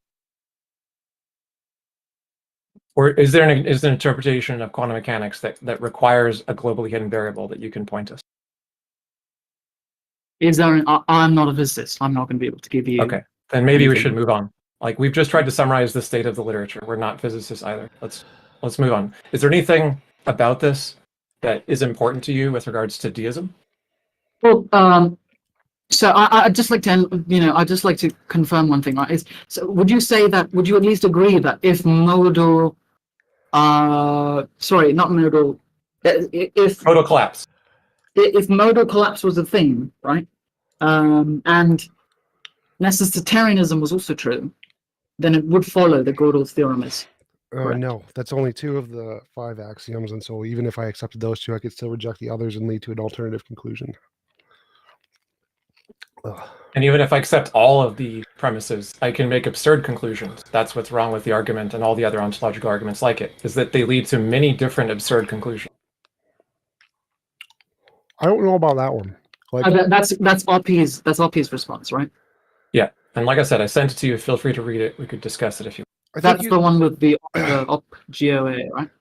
Doesn't Oppie have to change them? He has to like invert them. He can't accept the same ones. He has to invert them and have the same essential pattern. But I don't think he accepts all of the axioms. If I remember correctly, is he citing Gödel's original argument or the computerized version? I have no idea. Do we know? Do we know? I don't know the difference between the two. This is in my area of expertise, but he the always difference presents is the strongest argument in its most recent form, not just some original version. That's sort of how he does that. I mean, there's an easy way to verify this, right? When was this paper published? Hold on a second. I wouldn't prove it one way or the other. Have you looked at the link that I sent you? Yeah, I'm looking at the paper. Answer these questions. But I don't see a date on it. That's the thing. Well, the date wouldn't make a difference. Even if he published it yesterday, it still could be either one that he could be using. No, I'm saying if it was published before the 2014 paper. True. Then there's no way he could have known about the proof, right? But does it actually say in the paper, and can't you identify from his argument? 1996. RP publishes in 1996. Yeah. Yeah, then there's no way. That's not a response to the computerized version. Okay, so if you want to tell us about the computerized version and we can research that and talk about it some more, we can do that. Sure. I'll put a link to the paper in. Like, I'm happy to look into this more, and we could come back and discuss it once we've had a time to look into it. The problem is that the paper is fairly technical, right? It goes into like higher order. Unless you're like really familiar with I'm not a logician, but I have a lot of friends who are. So humor me and just send it to me, and I'll look into it. It's in Heathen Hangout. I already put it there. Okay, cool. Thank you. Yeah. But it is interesting because you can read about the results in the where was that section? Sorry, the main finding section is sort of the results, right? And they actually provide the code so you can reproduce these results, right? Which is very interesting nonetheless. So some of the critiques of Gödel's original argument do apply, right? What was that guy's name? Sobel? I don't know. Right? Yeah, so the paper mentions Anderson and Sobel as having replied to it in 87 and 90. Yeah. And Adam in 1995. And what he said is he wanted to draw attention to the objections to their argument. Because what he's trying to do is not like, oh, here's like an easy like dunk on like atheist bros or theist bros. He's saying, look, these arguments had objections subsequently. here's what I think about those objections to make them even stronger objections. Does that objection work? Right. So. Mm-hmm. Yeah. I just shared that link with our YouTube audience. Thank you for posting that. Yeah. And so I have my own kind of theories about Gödel. I don't like Gödel personally, right? I think he's very big tragedy for mathematics. And that's another topic. Wait, but, what? I do He's an think amazing mathematician. What are you talking about? I don't think Gödel's incompetence theorem is true, right? I can get into that later, maybe in a different conversation. Partly because he uses something called a self-reference lemma or the fixed point lemma in his proof, which is a contradiction in itself. Yeah. I don't think self-reference is allowed in language. The fact that we can do it doesn't mean it's coherent. And I don't think having contradictory Liar's paradoxes as lemmas in your arguments is very helpful, because that's the weak point of the argument, right? And every version of this argument has propagated down. There's a thing called the Curry-Howard isomorphism, and essentially every version of Gödel's theorems have been propagated downwards, right? So there's the halting problem, which is another one, which also I think is false. Right? Personally, I don't like Gödel, right? Well, leaving aside the other things that Gödel wrote about, very interesting topic for another show, probably. Would you say that you find Gödel's argument persuasive as like the strongest argument, so you want to defend against the best argument, not the weakest argument? Is that why you're focused on it? Right, exactly. Yeah, as an atheist, I think I respect that a lot. Yeah. Yeah, I want to get the argument as correct as possible. I think even if I don't agree with Gödel on, I do think he's a tragedy for mathematics. I don't think I should be misrepresenting the best that they have to offer, right? And I think Gödel's argument is like the best out there, right? That I've ever seen, and I've looked quite a bit, and this is the best. Plantinga's argument doesn't work because even Richard Dawkins was able to respond to that, right? Yeah, you don't need a philosophy training to actually. That's something that's not even good philosophy. Right. I have another question. So, when you take these kinds of arguments, like modal ontological arguments, and you debate them, do you ever try to get across to the other person a sort of explanation comparison to an alternative explanation for the origins of things, if they're just skeptical about how things can come about? I'm not sure I follow. It may not be relevant to this argument, but in general, like just as someone who's interested in lots of theistic arguments, right? So if you're arguing with a theist, do you only argue internal to their argument, or do you present or make any kind of effort to introduce them to the reasoning, to the alternative explanation to find the best one as to the origins of things? Well, the reality is I personally don't debate theists that much. I used to, quite a lot. And there's a few videos of me out there debating them even, right? But I wouldn't say I do that anymore. I've sort of realized that personal sort of this personal sort of, I don't know what the word is, personal conviction. Yeah, personal convictions, environment, all these things play into factor, right? And I don't think just talking to someone will convince them. I'm sure there's lots of people that have done that, but I don't think they're the sole contributor to that. I think even if someone attributes, them being, deconverted or something, right, to someone or some argument, I don't think generally that means that the argument or the person is the reason why they deconverted. And so I generally don't do debates with theists these days. Yeah, I know it's not an answer to your question.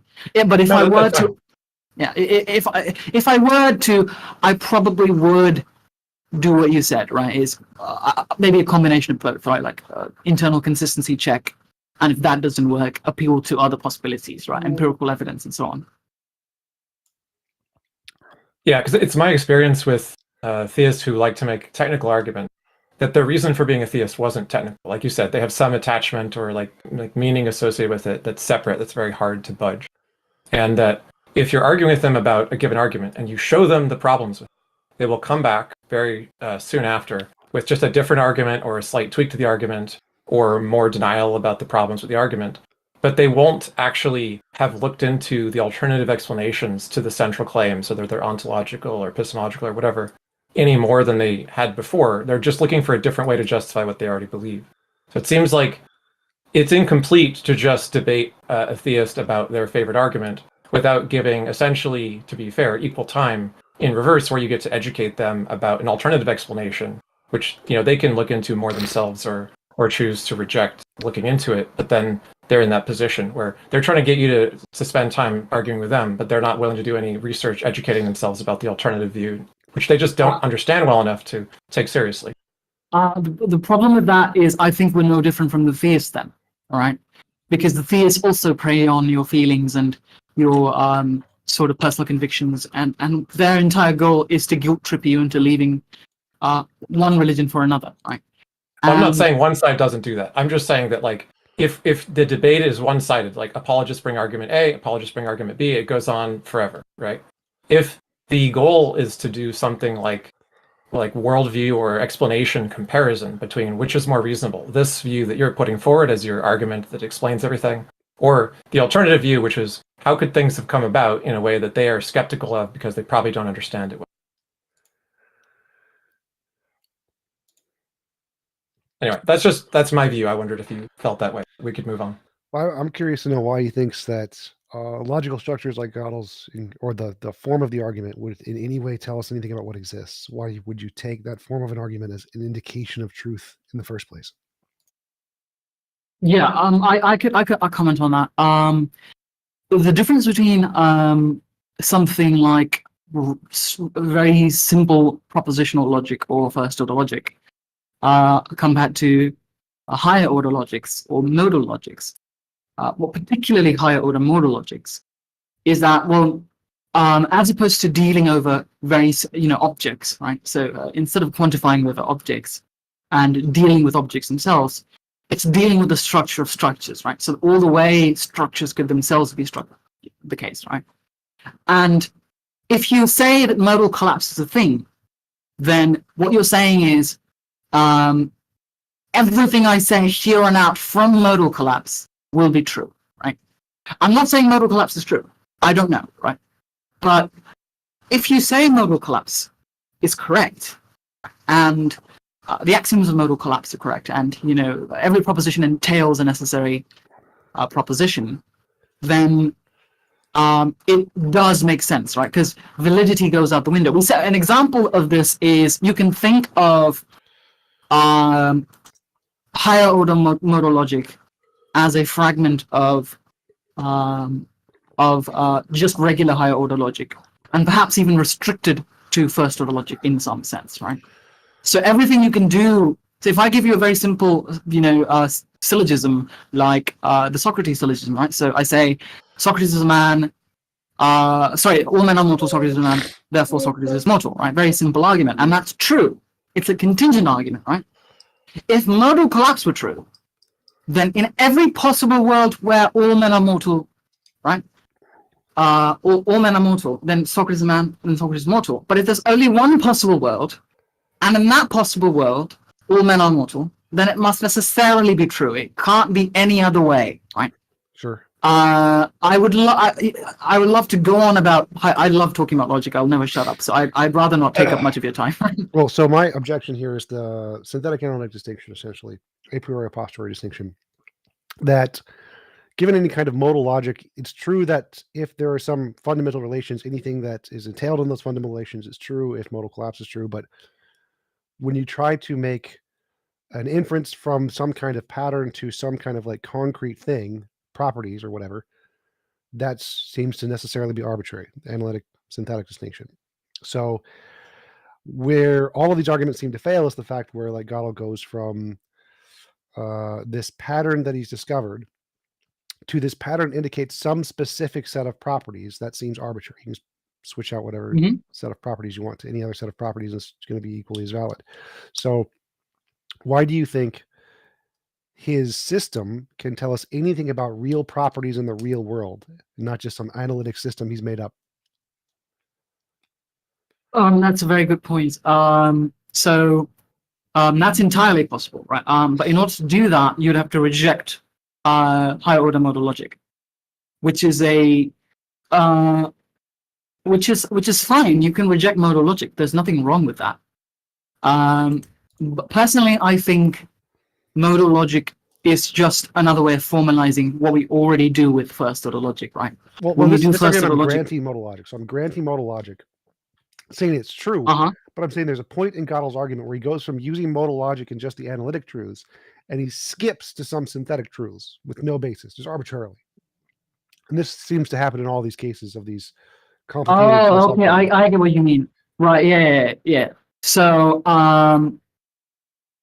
Gödel doesn't deal with, in a sense, some of his axioms are sort of what are called model theoretic, right?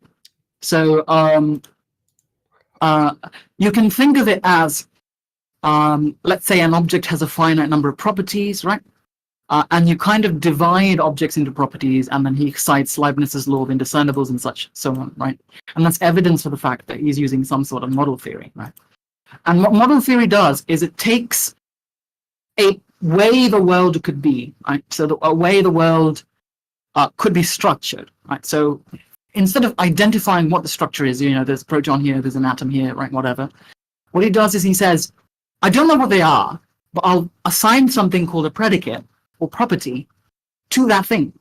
And I'll quantify over all properties of that object, right? So I'll say, a very good example of this is I can do analytic reasoning over objects and make inferences about objects when you would think that you would need to have some sort of synthetic understanding of an object to do reasoning about objects, but you don't. The classic example of this is no two objects can share the same space at the same time, the same coordinates, right? So because that would violate Leibniz's law of indiscernibles, and that's a law of identity, right? And that's an interpretation of the law of identity. And yes, it's purely analytic, but in a way, what it's doing is it's saying, here, if we had something synthetic, here's what synthetic would look like in analytic form, right? Well, let me skip to the end of this. What properties does Gödel say God has? Gödel specifically says he has moral properties that are moral properties that are positive, right? What else? So he says that anything in the universe that results in what we attribute to as morally good, right? So he doesn't specify what they are. He says whatever they are, right? Morally good, right? Morally, well, if it's moral, it's good. Right, two things there. One is you can reject objective morality, say it's just false. That's one way to reject it. But let's say we grant objective morality. Why can't it be a natural phenomenon with no mind? Well, or multiple objects. A natural phenomenon. Well, he's saying it's a necessary existence. That's what he's saying. Right. That's what the Gödel's proof is saying. It's not an assumption. It's an inference. I'm getting that. So, but why can't it be different than an inference? Why can't it be multiple objects? Why can't it be multiple necessary objects? Why can't it be a non-mind object? Where does he get this property of God from? The property is an assumption, yeah. So you can just the property is out to anything else, right? No, that's the problem, right? It's a lot. So if you accept morality, right, then one of the problems here is there are things that contribute positively towards morality or negatively towards morality. I'm a moral realist. I do accept morality. Okay, great. So if you accept that, then what follows from that is, even if you flip it, right? If you flip it and say, it's the negation of, that, right? So you say, flip that property with the negation of that. Specifically the axiom that he used. Let me just find that axiom. So what he says is, let me read the natural. Axiomatizes the notion of positive property for each property. Psi, either psi or its negation, psi must be positive, right? I can grant that.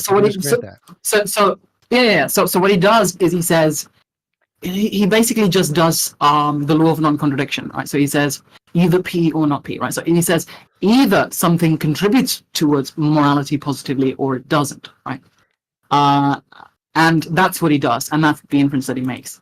I can still grant that. So why does this mean that it's grounded in a mind as opposed to a natural phenomenon? He doesn't say it's grounded in a mind. He doesn't say that. Right. He says it's grounded in a necessity.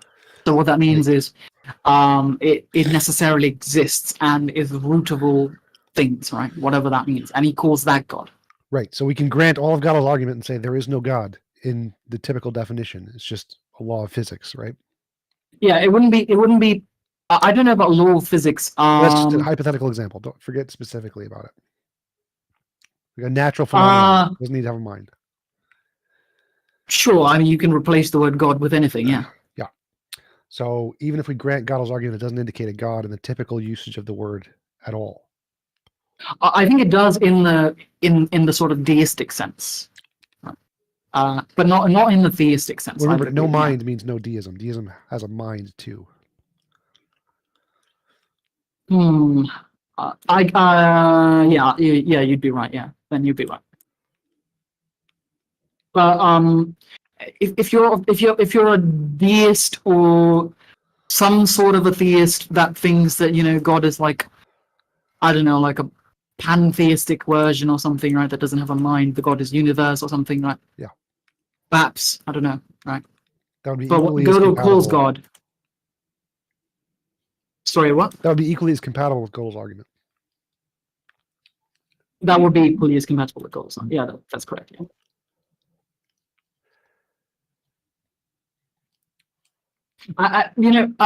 There are flaws with Gödel's argument. My point with that was that this is, if you wanted to try to counter a theist who brought up this argument, that would do it.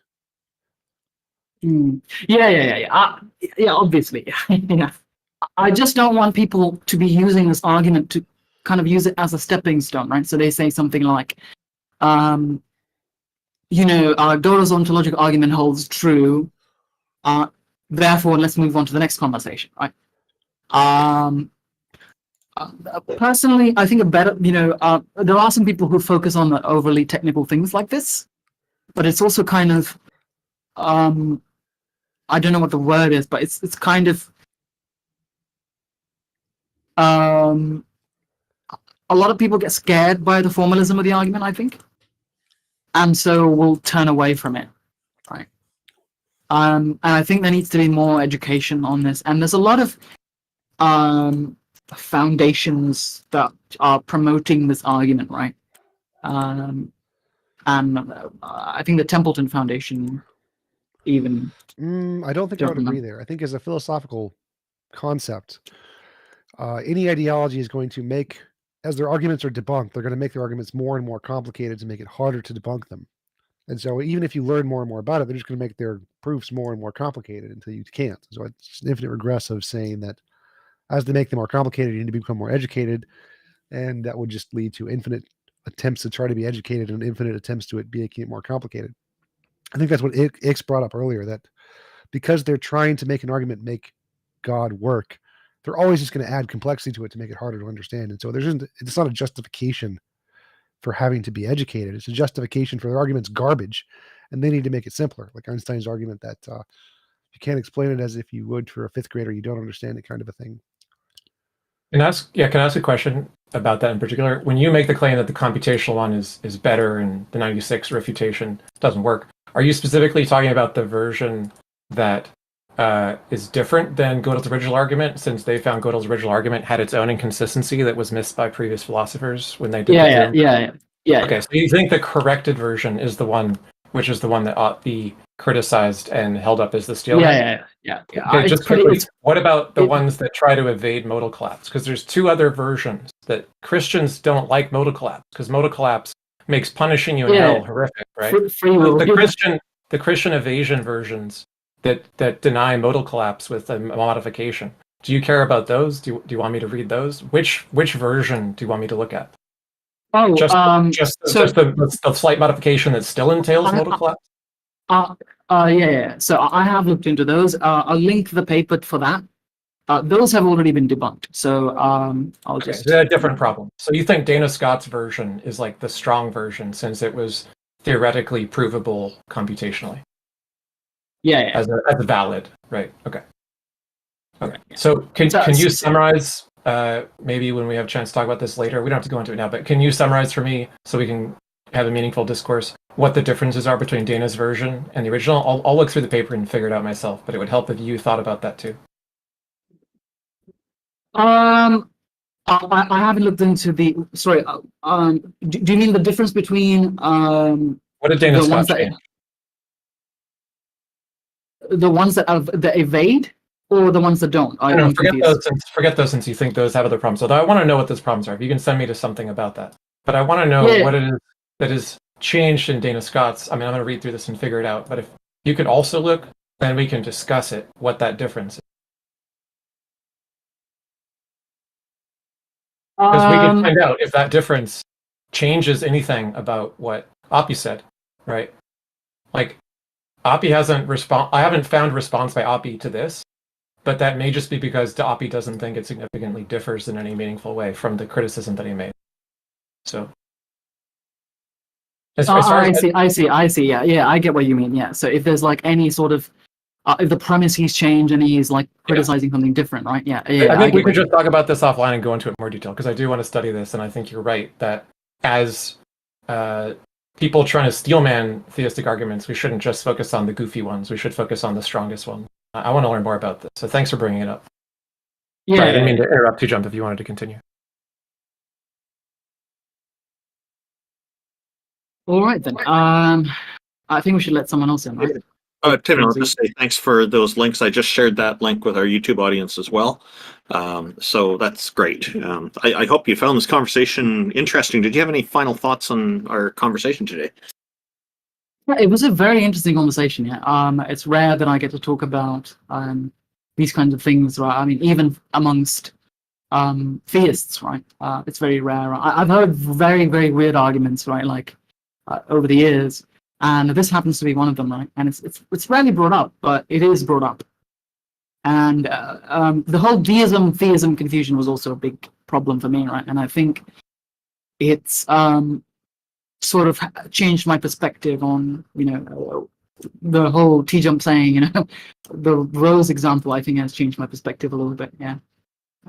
So thank you to TJump for that as well.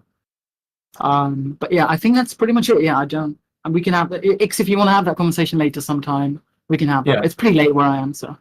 Yeah, the best I can find in this paper, which mentions what the difference might be, is it says in finding number 5, it says Gödel's original version of the proof, figure 23, omits the conjunct of X in the definition of essence, which is D2, CF D2, so figure D2.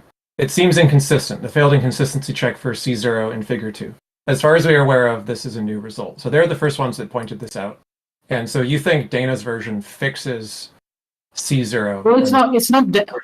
I don't think the theorem prover was done by Dana. It was done by Christopher and Paleo. Bruno. Yeah, I get that. Bruno Paleo. Yeah, I get that. The question is, what is it that they think the original missed and that the new one changed? So I can understand if that has any impact on what Oppie is saying. So D2, I found D2 in the argument, and I can look at that and then look at the original and see what that is. But it's, as you said, you're a logician, so maybe you can help walk me through it. We can talk about it later. D2 is an essence of individual properties possessed by it, and necessarily implying any of its properties, right? Yeah. And what was the other one? They said that's the one that they changed. That Dana seems to have changed because the original has that problem and hers doesn't. By the way, Taven, go ahead. No, I think we should have this conversation off of this because there might be some other people. That doesn't look like there's anybody else wanting to join us, so we're probably going to end pretty soon because we're getting close to the end time anyway. But there is Jack Burton in our audience. He's normally here on the panel with us. He just can't make it on panel today. The next time we have a show like this and he's on, you may find it interesting to talk with him a bit more about deism, since he is a deist. And that can probably give you a bit more insight as well, since you seem to be curious about it. I do think, we should sort of normalize this idea of you can be a deist and and an atheist kind of thing, right? I don't know. Maybe I'm wrong about that. Maybe the common parlance usage of that is wrong. You could be a non-theist, which was to say not somebody who believes in an intervening God. Yeah. But I am personally, I have strong convictions that God doesn't exist to an extent, right? So I'm like 99% sure that God doesn't exist. I think you're technically right. Like, you can believe there is no evidence of a God. There's no reason to believe in a God, which is the typical atheist definition, and still believe that God exists. So you could be a theist and still believe that, but I don't think that is expressing the point that's trying to be made very well. So you can agree, you can be a theist and believe in God and say, yeah, I agree, there's no evidence of a God. And so you would be agreeing with the soft atheists. Some of them call themselves agnostic theists. There's like books by people who say, I am an agnostic theist. Like, I don't claim there's any evidence, but I do think we should believe anyway, blah, blah, blah. Yeah. I think that's more respectable, because at least they're being honest. You know what's weird? I mean, I think you would think that a lot of people would be sort of more inclined to be agnostic theists, right? The religious people. Right? They want to believe their belief is rational and based on evidence, so that would just go against their ideology. Not only that, but when we are not agnostic, they'll berate us for it. They will basically say like, "Oh, you're going to be 100% convinced. Shouldn't you be a little bit more skeptical?" But when they come forward and they're like, "I 100% know that my God is real," and they're like, "No, there's no hypocrisy here." So I have noticed that there are more religious people who are not certain that their deity exists, but they do believe. And I think this is, so there's more agnosticism among religious demographics, and I think this is largely part due to more education being more accessible to a larger number of people. In many countries, like here in Canada, it is a legal requirement that children have to attend school and become educated and become literate and whatnot. And the reason this kind of laws are put in place is because in the past people would be having their kids doing work and earning money for the family instead of going to school. So this was a solution. So now all the kids have this entitlement that they need to be attending some kind of schooling and get some kind of education in their early childhood. So I think this is why you see people with more literacy comes more critical thinking and more skepticism, and that's probably a big part of why we see this.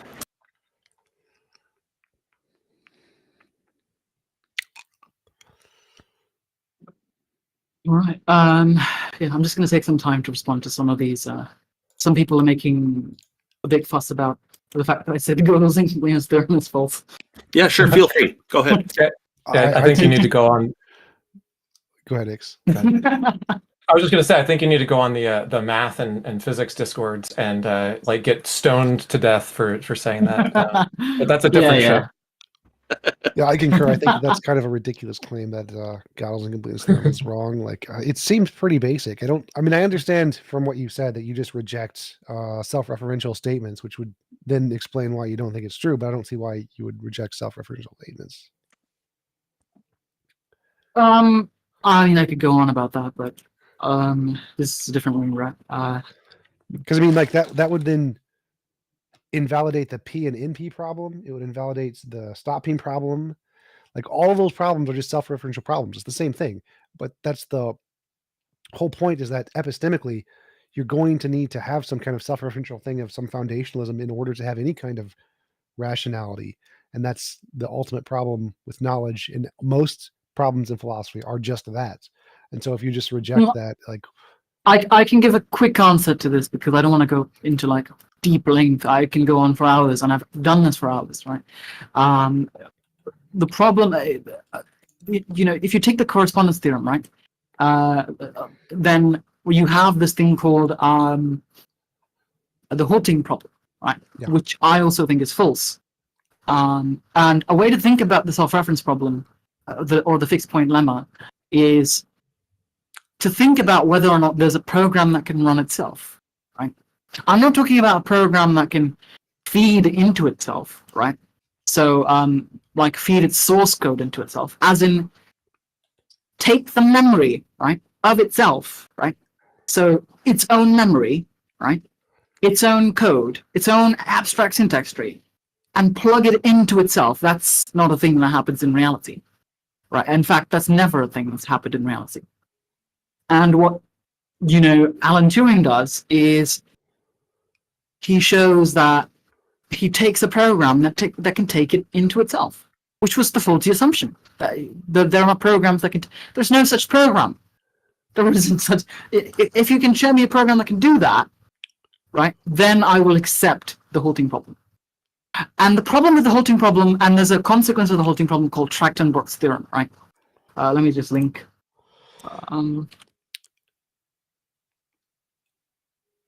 I spelled that wrong. I don't quite understand your objection here. So, like, obviously, a program to run something, like a computer, or say whatever. If you took the programming of a computer and showed it to the computer's not going to do anything with it because the program doesn't tell it to do anything with it. Like, you can't just show it programming and then have it. It has to have some kind of extra system to do something with the program, right?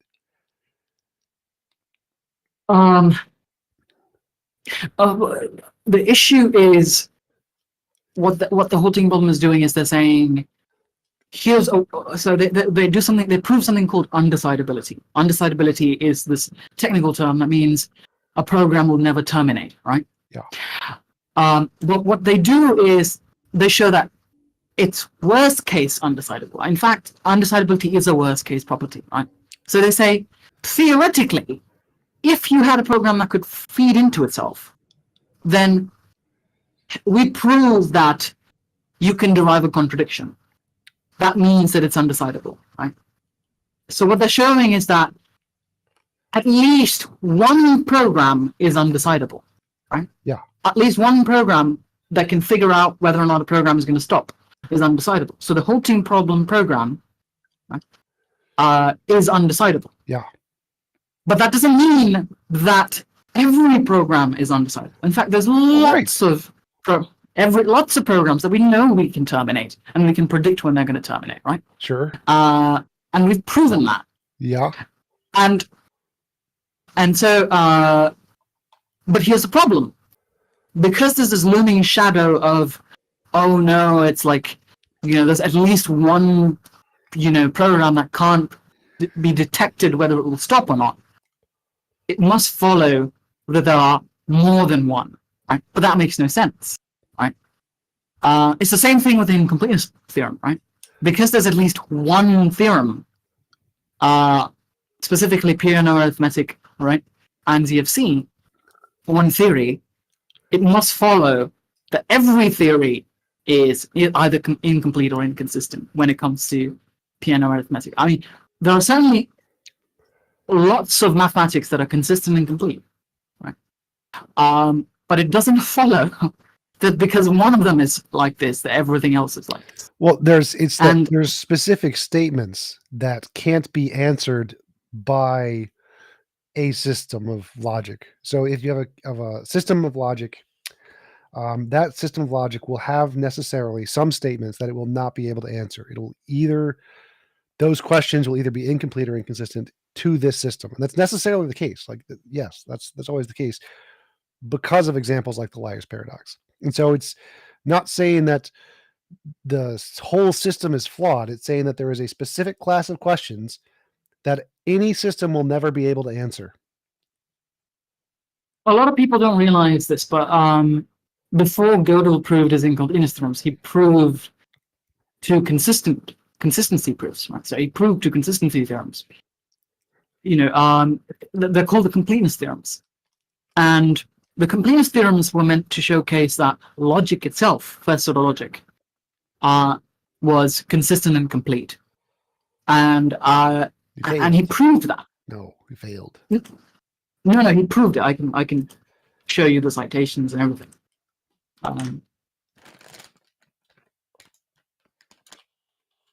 This is what a lot of people don't realize, right?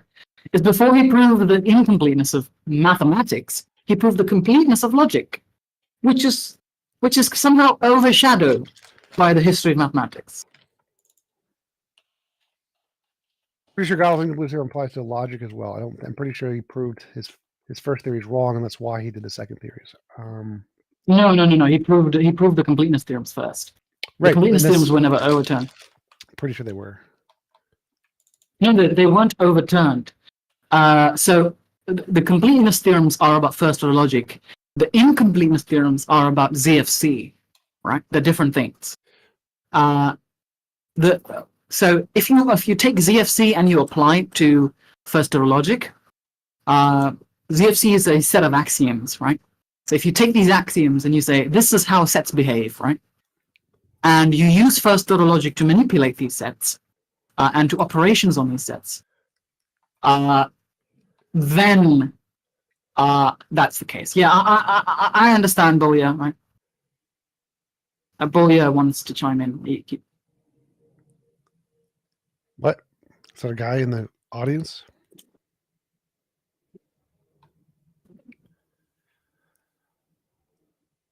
Anyway, yeah. So there's a guy in the audience, right? He's saying that first order logic can't represent arithmetic, and that's correct. It can't, right? So you can't use logic to create the real numbers or the complex numbers, for instance, right? I don't think you can even construct the irrational numbers, if I remember correctly. So most numbers you can't construct with first order logic. You would need something like ZFC. There are other views of mathematics like Gödel's axioms are another one, right? So Gödel created a few axioms of his own, along with the von Neumann, and those are also sort of like that. I don't remember if they apply to Gödel's axioms. Yeah, FOL can't even construct integers. That sounds correct. Yeah, at best it can do like 1, 2, 3 or something like that, right? Like the natural numbers. And maybe 0. 0 is a concept. David, do you know Sacco? Who's that? Someone I could introduce you to who might be able to get into this. And is it Seiko? Like the guy in PNR? The PNR? Yeah. Oh, right. Yeah. He's the doctor guy, right? Yeah, he does medical stuff, but he's really into set theory and this type of stuff, yeah. I've talked to him before. And I presented an argument for, I don't remember what the argument was, but it incorporated the Kolmogorov axioms. And he and Luca got into basically insulting my logic capabilities, right? They were saying this argument is like invalid or something. I don't remember, right? But the irony was that I had taken this and put it into a theorem prover, and it was proved to be consistent. I always do that. I always construct my arguments and put them into theorem provers first before I put it on Discord or YouTube or anywhere. Nice. And so I kind of lost respect for them after they did that instead of verifying. So I just checked it, and Gödel's completeness theorems do not invalidate Gödel's incompleteness theorems. It still applies. Gödel's incompleteness theorem still applies to even first order logic because they're talking about two different things. So it's where does it say that? Yeah, that's what I said. Yeah, they're talking about two different things. So when you said you brought up the argument that most people don't understand that Gödel did his completeness theorems first. His completeness theorems don't provide an example of a defeater for his incompleteness theorems. No, they're not defeaters. That's not what I said. I think you might have misheard, right? Gotcha. What I said was that people think mathematics is just ZFC, so they think it's calculus. That's all they thought there is to it. The reality is that there's entire branches of mathematics that don't use ZFC, right? Or piano arithmetic, for that matter. So to say that, when people I think it was Vsauce, not Vsauce, Veritasium, put out videos like, oh, mathematics has a fatal flaw. I think that was the title of the video, right? I just get really pissed because, sure, I mean, yeah, ZFC has a fatal flaw, which is a very specific axiomatic system, right? But that's not all of mathematics, right? Wait, which form of mathematics does not apply to the incomplete theorem? Because as far as I know, all of them do. CFC is just an example of one. I don't.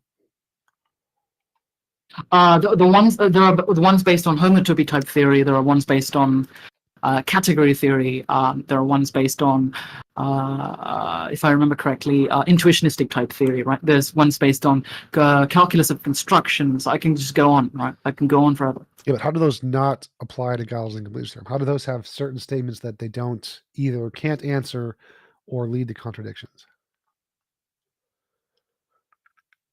The deductions just don't follow. That's all I can say. I mean, every theorem has a different reason, right? Every system has a different reason,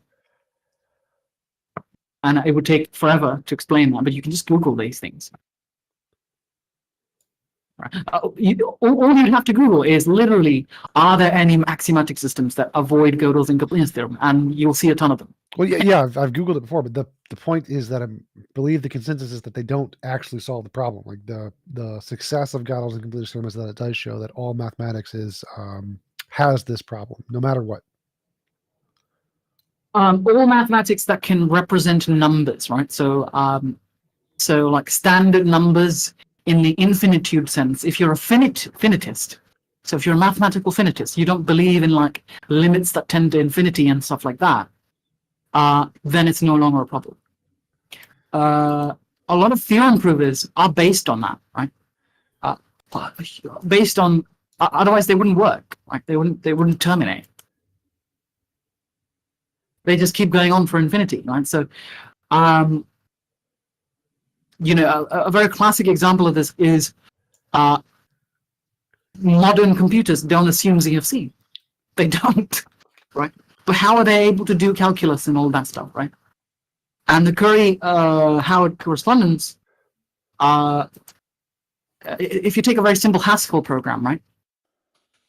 You can prove Haskell programs are equivalent to type lambda calculus, right? And if that's equivalent to type lambda calculus, then it must follow that there is at least one system of mathematics that can represent calculus without appealing to ZFC. That's like a very basic argument, right? Well, there's lots of other models than ZFC. ZFC is just a collection of like 4 or 5 like assumptions or whatever. You can just get rid of any of those and you have non-ZFC. Like ZFC was like the addition of the universality one or whatever. Like there's tons of the other alternatives to ZFC. I don't know why you keep bringing up ZFC. It doesn't matter. Well, the ZFC is the traditional one that people use when you're taught like a real analysis but it doesn't matter to Gödel's incompleteness theorem. It doesn't care about ZFC. It cares about all mathematical models. ZFC is just an example. Yeah. But Gödel's incompleteness theorem doesn't apply to all mathematical models.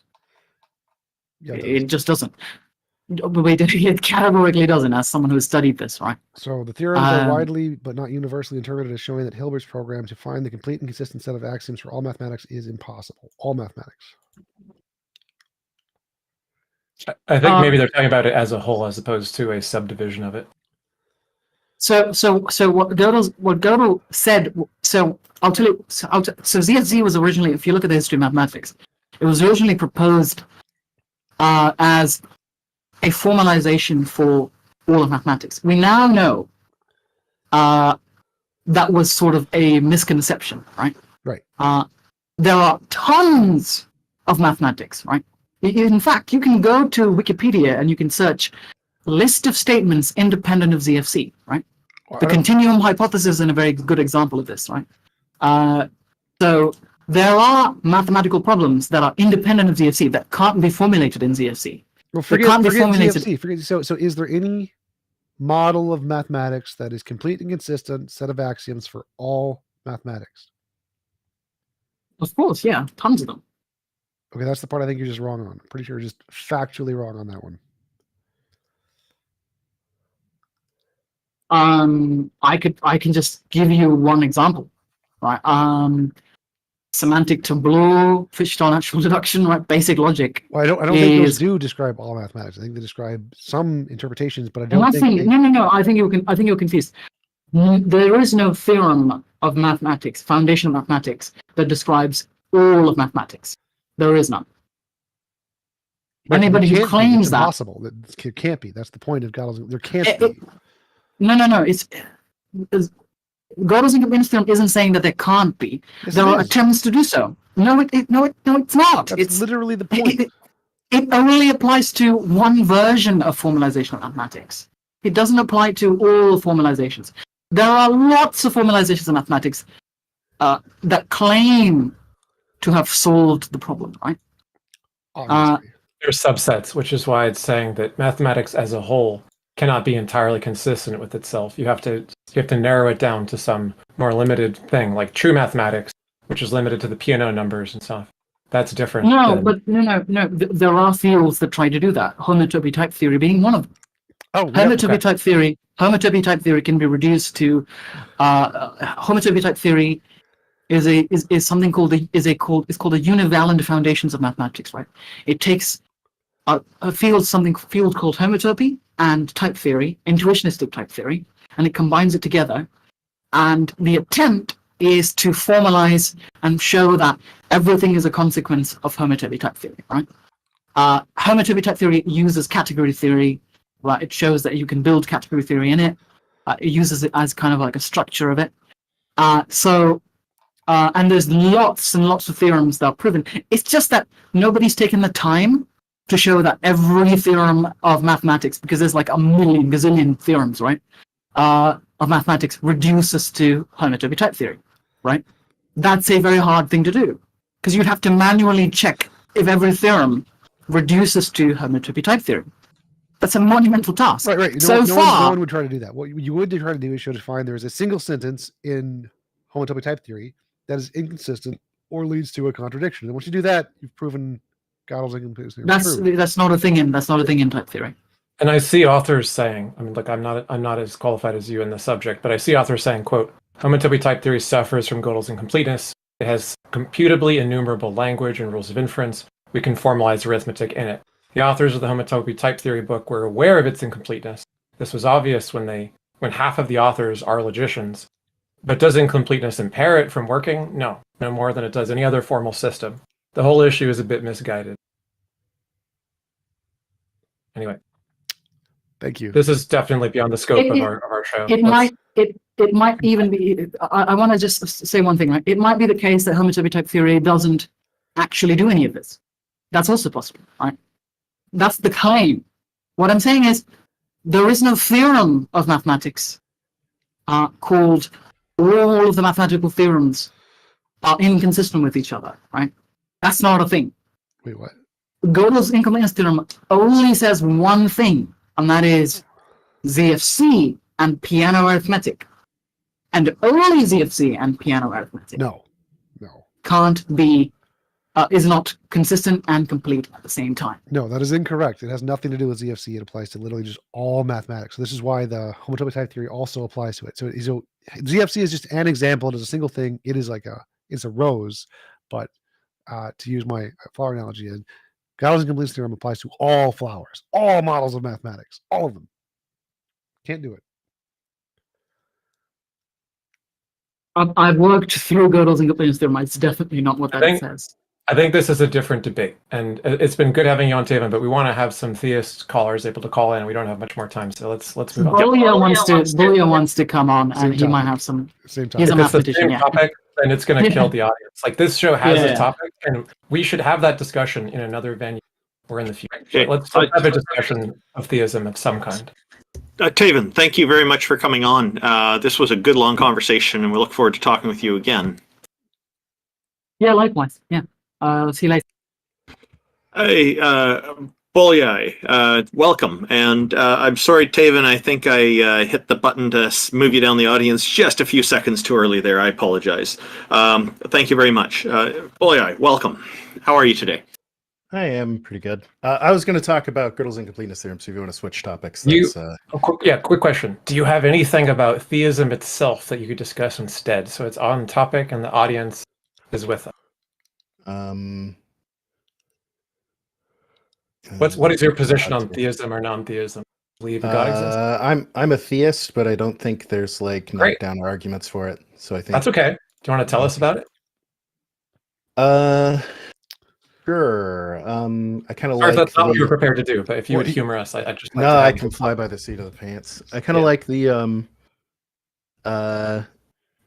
the Aquinas Aristotle style proofs, but I think that they're only as convincing as like their central metaphysical premise about like existential inertia are.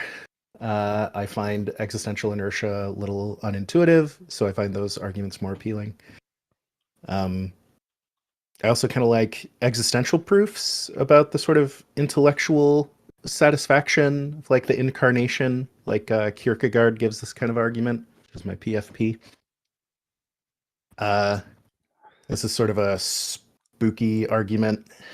The idea is that there's a lot of kind of antinomies or contradictions in the way that we experience the world. We see imminent things around us, but also transcendent things, like we understand abstract things and universals and that sort of stuff. And so But Kierkegaard held that God can only be apprehended ultimately through a leap of faith, right? Well, yeah, his view was like reason. Yeah, he was sort of like faith and reason are like non-overlapping magisteria. Oh, I But hate like that you could like check all the reason boxes and it wouldn't like commit you to worshiping God or recognizing that God exists. I kind of agree with that. Like I don't think atheists are irrational. I actually If we tend to agree with that too. are assuming like a minimal version of rationality, yeah. Could you Sorry, give us go an ahead, TJ. example of an argument that you think indicates the existence of God or like increases the probability to any degree whatsoever? Yeah, the like actualizing one. Could you give the like argument? yeah, I can try to represent it. So it goes something like this: change happens. Whenever change happens, it's a potential becoming actualized. That can only happen. Potential can only be actualized by something that's already actual. So, like, if a cup of coffee is cold, then it can only be made hot by something that's already hot. It doesn't just make itself hot. That's the kind of intuition. And then this is sort of where the argument moves pretty quickly. You say, so there has to be this kind of sequence going back, not necessarily in time, sort of a sequence going up of actuality that is like allowing for this chain to go forward, and that chain can't go back infinitely, or it's better explained by an unactualized actualizer, and that we call God. So you think that's compatible with the idea of like time being emergent from quantum fields? Yeah, I think this argument works even if the universe is infinitely old.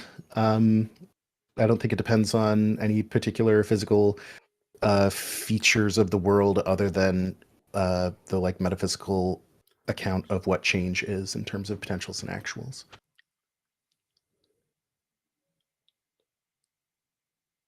Do you have more questions, Dix? I felt like I was interrupting you because I get that one. Go ahead. Okay, so one possible interpretation is potentials and actuals are actual ontological categories, but there's other possible interpretations like potentials and actuals are not. So like there could be this idea of pure actuality could just simply be false. There is no such thing. There is a thing that exists, and that thing that exists has this property of being actual, but there is no such thing as pure actuality. Like there's a thing that exists that could be tall or have mass, but there's no such thing as this concept of pure mass, right? Things have mass. Mass is a property of things, but there's no pure essence of mass. The same thing could be true of actuality. So actuality we have no reason based on this argument to believe there is pure actuality as opposed to it being a property of things that exist, right? Right, I agree with that. Yeah. So what reason do we have to believe? Because God is pure actuality. That's the whole point of the conclusion of the argument. But that doesn't seem to follow from the argument because it doesn't just delineate between actuality being a property of things and actuality being the fundamental essence of things, and it doesn't seem that the argument gives us a reason to prefer one over the other. Yeah, I take your point. I think you could modify the argument to, instead of concluding that there's this like pure actuality, like some form of actuality or something like that, to just say that there's something that is fully actual, that like all of the potentials are actualized. There's no like unactualized potentials. And in that case, it wouldn't be it wouldn't be pure actuality. It would just be like a maximally actual thing, like a thing with the most actuality you could possibly have. Sure, So absolutely. even if actuality only comes in degrees. Right. Yeah. I would just call that reality, of course. And so why do you think that this argument indicates God as opposed to like just materialism or whatever? Yeah. So I think I might reformulate your question as like, why think that this entity, this like fully actualized actualizer, why think that it has the divine attributes? Is that a fair way to gloss your question? Sure. Well, what Yeah. do you mean by divine attributes? By divine attributes, you mean like consciousness? Omnipotence, Yeah, omniscience, that sort of stuff. Yeah, so the arguments I've heard here, I mean, this is going to be very hand wavy. The argument I've heard is like, so omniscience is a good example. You say like, so God doesn't actually, so this entity doesn't necessarily actually have a mind in the way that like we think of humans as a mind. So it's like an analogical property. And the analogy is to intelligence, where what intelligence is where you can like internally have a model of something. You can model something in your head, and that's what it is to like intellectually grasp it. And the analogy for the being of like the fully actualized actualizer is supposed to be that since this thing actualizes all of the patterns that we see, like that means that it has this representation of them because it's like capable of producing them. And that since it can do that for anything, like even like the abstracta, all the universals, all that sort of stuff, that's like the analogy to omniscience. So it produces stars, right? Suns. Uh-huh. Is it a sun? No, not itself a sun. No. Right. So it can produce things that it does not itself have. It can produce things that aren't itself. Yeah. So like, yeah, I guess I'm quibbling about what has means there, but yes. Yeah. So like this idea that it has consciousness or intentionality, maybe conscious and intentionality are like the star is just a thing that's been produced from whatever the fundamental nature is, but the fundamental nature doesn't seem to require that property for any reason. Yeah, I agree. Yeah. I think what a lot of like classical theists or a lot of people who argue for classical theism try to say what you're saying, like, oh, God just is conscious. God just has a mind. And I think the conclusion of classical theism, which is all that these arguments ever establish, because they're not arguments from Christians, like Aristotle wasn't a Christian, they establish analogical properties. Like God is omniscient in a way, right? In a way that resembles in some fashion the way that we know things. God knows things. But it's, yeah, I agree with you. Like God is not conscious. God is not like a conscious entity. God is like the ground of consciousness, the ground of being. Is that different from panpsychism? Like, because the panpsychist is purporting to show that consciousness is some kind of like emergent informational property that even seemingly inert objects like rocks have in the chemistry and the physics that, you know, they carry out information connecting to one another, that whatever consciousness is just a degree from that. It's like a kind of connectedness of information. Yeah, So I guess what's the difference separate- between Yeah. Oh, sorry, I didn't mean to cut you off. Okay, no, go ahead.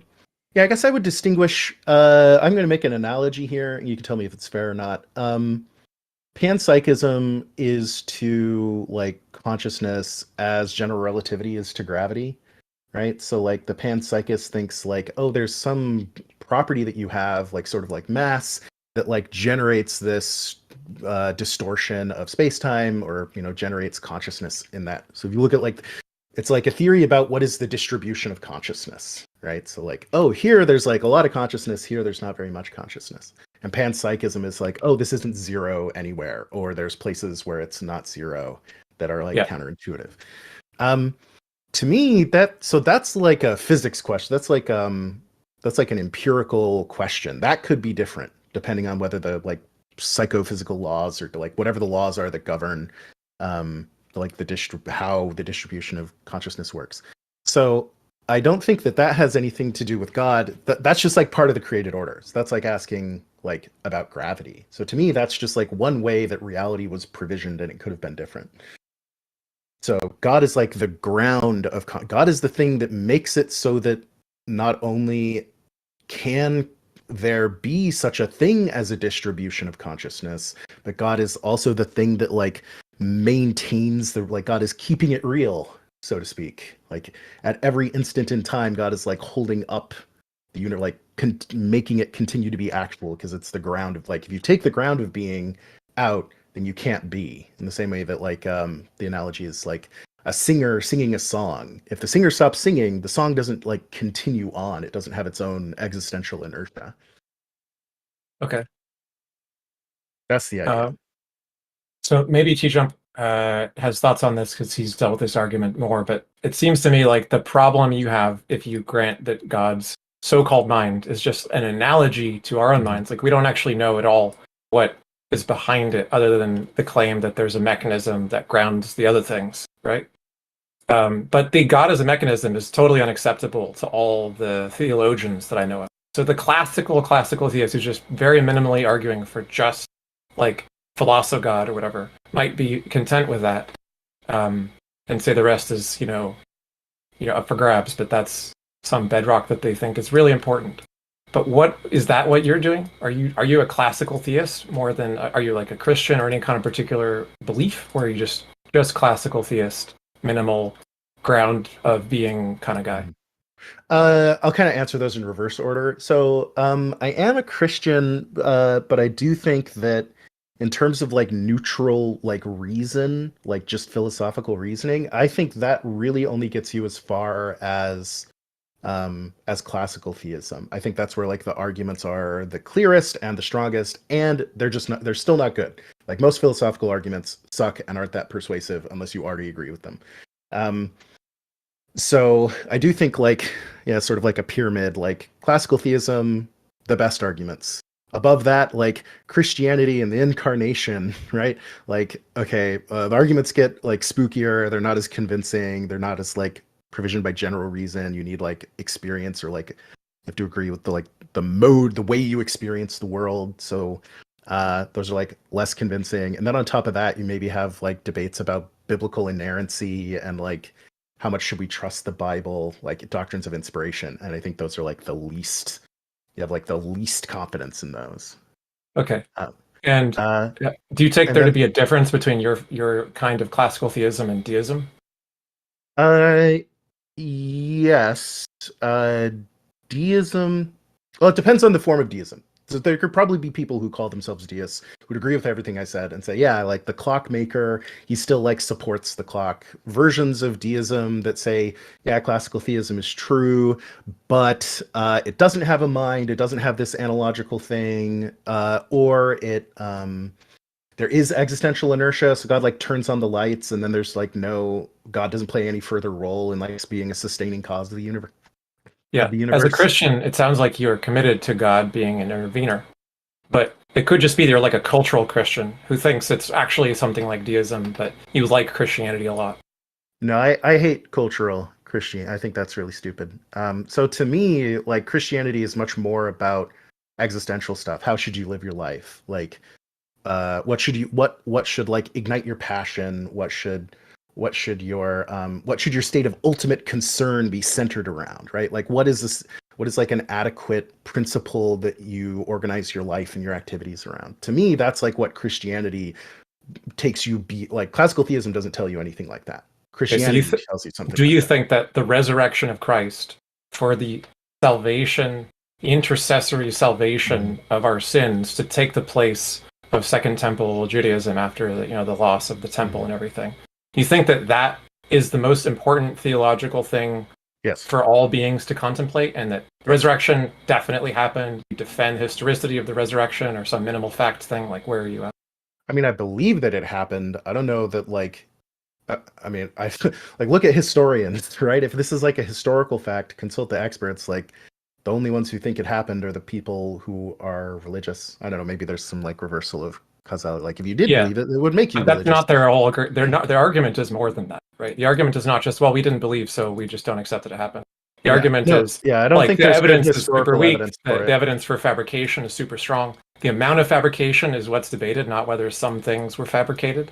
So Mhm. whether it's a legend or a total myth, etc., is debated. Mhm. And most people side with legend as opposed to complete myth. Like there's some Jesus probably, but almost all the historical claims about him are so dubious that we all know almost nothing that's really defendable about him that's reliable. That's the general consensus of scholarship, right? It's like a I muddy, mean, it's a muddy I'll mess. It's a muddy mess of some guy, but we're not sure who. yeah, and it sounds like you probably know more about it than I do. I will say that I'm familiar with a little bit with the like historical Jesus debate, and from what I know, you're representing it correctly. That like, yeah, people kind of abandon the like the Christ myth theory. It's not abandoned. It's just it's the weaker position, Or but it's there are still a lot the of minority arguments. position. Yeah. Like, and if you watch something like Myth Vision, the YouTube channel, like it started with interest in the mythicist position, but half the people that they interview are Christians or legendists, partial mythicists, like Bart Ehrman, and like New Testament scholars that are Christians, Catholics are part of their expert. So they don't just only have on their own people, so to speak, because they think that these are Bart all Ehrman really is good. not a Christian. Yeah, but he is a historian. He yeah, debates. sorry, I thought you were folding them in, but yeah, he's on there. Like He's on Ehrman their debates side of Carrier, or no, he won't debate Carrier, I should say, but he debated other mythicists. So the point is, there is a debate about the degree of fabrication and like fictionalization among Well, I think scholarship. a lot of that. Yeah, I think my response to that is to just point out that a lot of what you consider reasonable is going to be based on your background beliefs about like how plausible are miracles, how plausible is this sort of thing, and that like if you have independent reason to believe in God or a God who's an intervener, that could like change the Bayesian calculus. I'll just say that.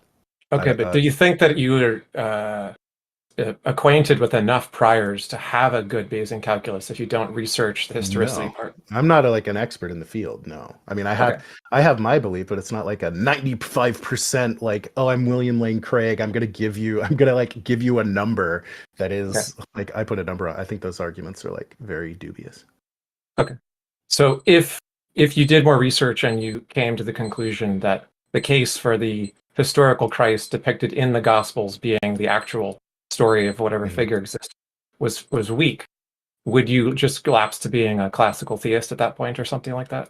Was Prototo weak? That like taking everything and all my background belief and all the other independent reasons I have that might bear on the situation. Yeah, if Prototo, the incarnation, like I have very little reason to believe the incarnation or insufficient reason to believe the incarnation happened, then I wouldn't believe. I mean, I hope I wouldn't believe that the incarnation happened, and I'd like modify. Like I wouldn't think of myself as a Christian anymore.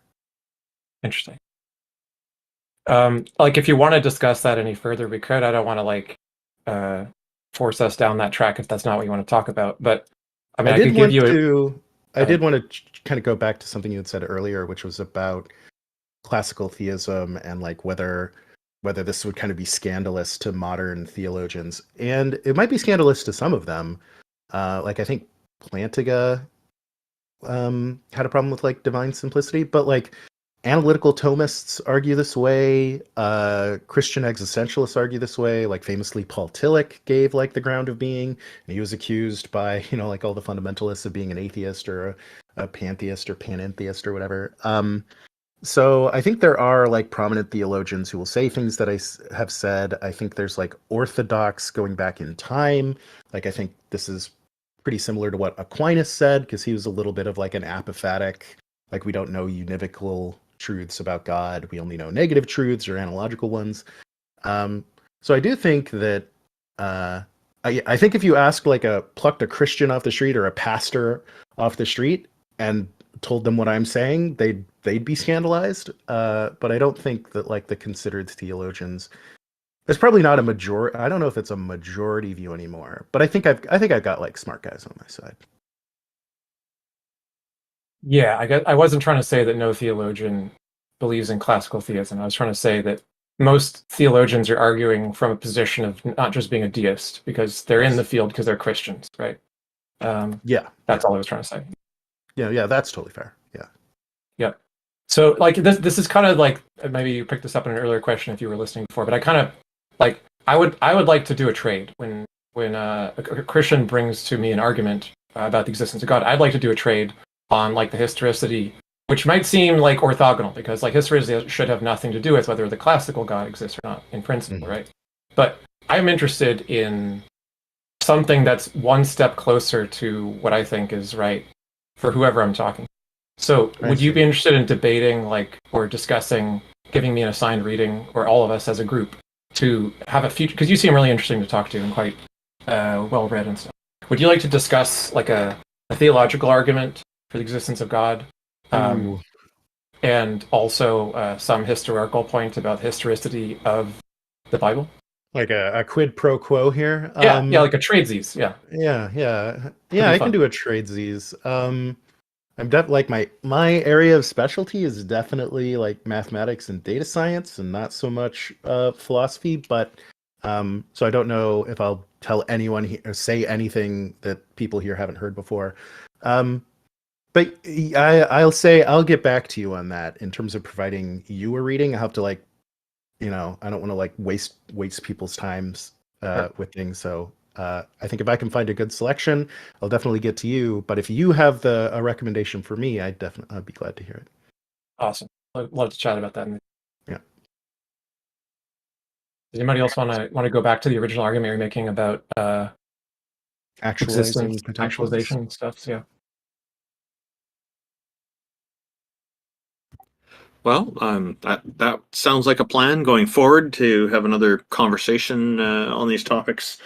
Thank you very much for joining us, Bolyai Lobachevsky. I hope I got that right. You are literally the first person I've ever heard get that right the first time. This is very impressive. I'm looking at the words and trying to pronounce it out, so I'm very glad that worked out. Thank you. Okay, that's great. Well, we'll see you again soon then. Have a great day. Yep, thanks for the time. All right, I saw Duke was interested in joining us there. I'm not sure, Duke, if you'd like to join us, feel free to come on up. Otherwise, I guess we'll be wrapping up the show soon.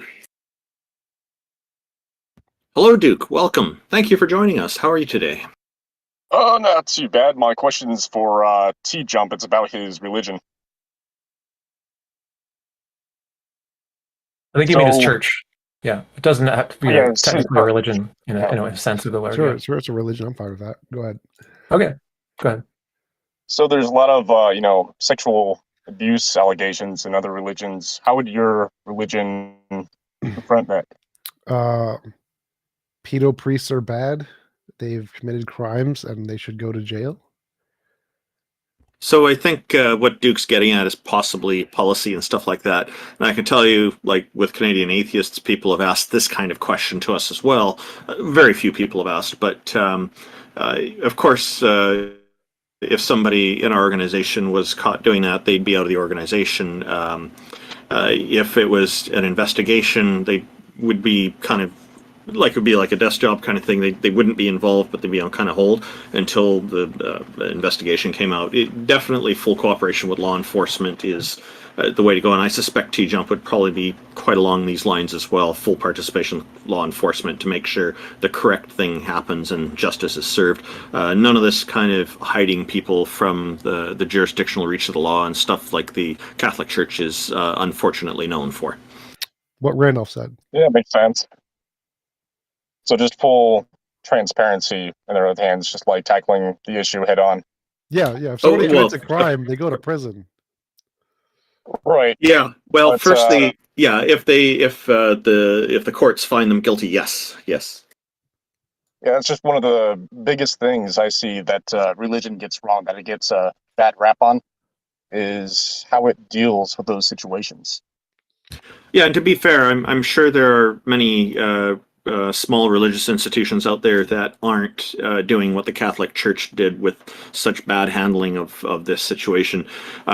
What is really horrible, though, is that it is happening and that it is being covered up so widely, and that is actually quite sickening and extremely disappointing, because with the Catholic Church presenting itself as the moral example that everybody should follow, and then trying to cover up people like George Pell and other clergy, thousands of them around the world, receiving these accusations and trying to investigate it internally instead of cooperating with law enforcement in the countries that they're in.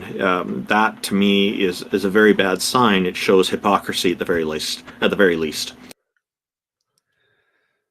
So yeah, pretty simple solution to a relatively big problem then.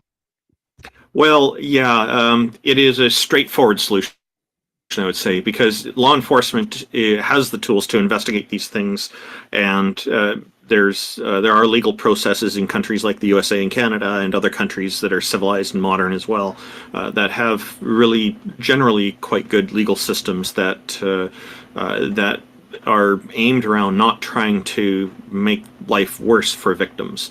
And so, yeah, working with these systems that are here in place makes the most sense, because the police do have the tools and are specialized or have access to the right specialists to make sure these things are investigated properly.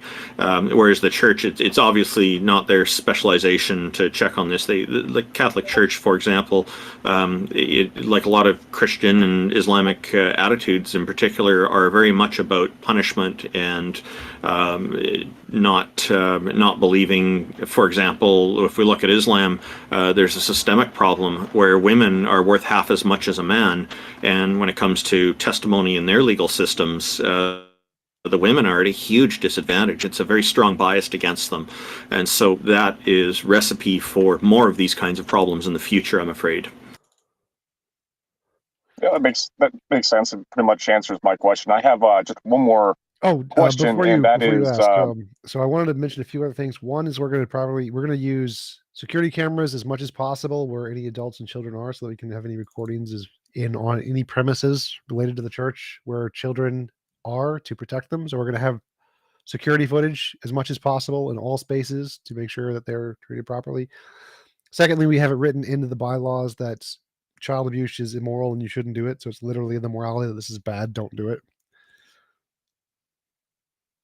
Well, there you go. All right. Well, sorry, what was your next question? Go ahead. All right. So the biggest reason why, as a Christian, I didn't, I was hesitant to leave my faith was because of fear of nihilism. I was, afraid of death, and I was afraid that I would lose all hope and meaning if I became an atheist, or if I left my faith. And in general, I was wondering what coping mechanisms or teachings would TJump's church use to approach that. Well, I'm a moral realist. I believe there is objective meaning and purpose in the universe. You don't need a God for that. And if you're looking to, and I'll add to that, if you're looking for some ideas on this, there's a great channel run by my friend Neil, the 604 Atheist. I'll put the link into Discord shortly.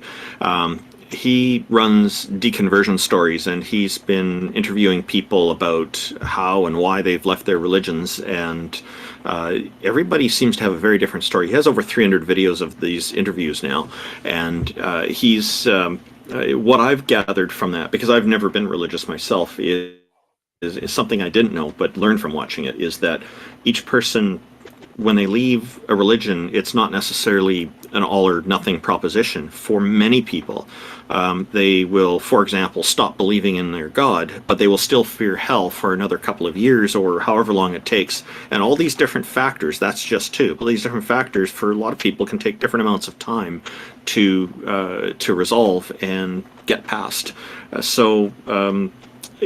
Hopefully that series will be of interest to you. I'll send the link on to Discord, and I'll send you a private message with it as well. Okay, yeah, that'd be great. I was just wondering if his religion had like any like tenets or like teachings that goes along with the idea that there's a objective morality or objective meaning, or maybe if you can elaborate more on that. And Nope, after nothing he at all. answers, I want to have a response to the nihilism. Okay, absolutely nothing. You're completely free. It's entirely up to you to make these moral determinations for Were you yourself. asking Now, about my position or Randolph's? Myself personally, I do recommend that it's a good idea to try to get along with people in your society. So, of course, abiding by local laws and being a meaningful participant in society, you'll get a lot further in life, obviously. But of course, you're not shackled to some deity that has some mysterious ideas on what morality should be, that it's okay to order a father to kill his own son or things like that. There's nothing like that in atheism. It's completely a blank slate. It's up to you. You're free. Were you asking about my church or Randolph's position here? Oh, I was asking about TJump's church, actually. Yes. Sorry about that, TJump. No, not a problem.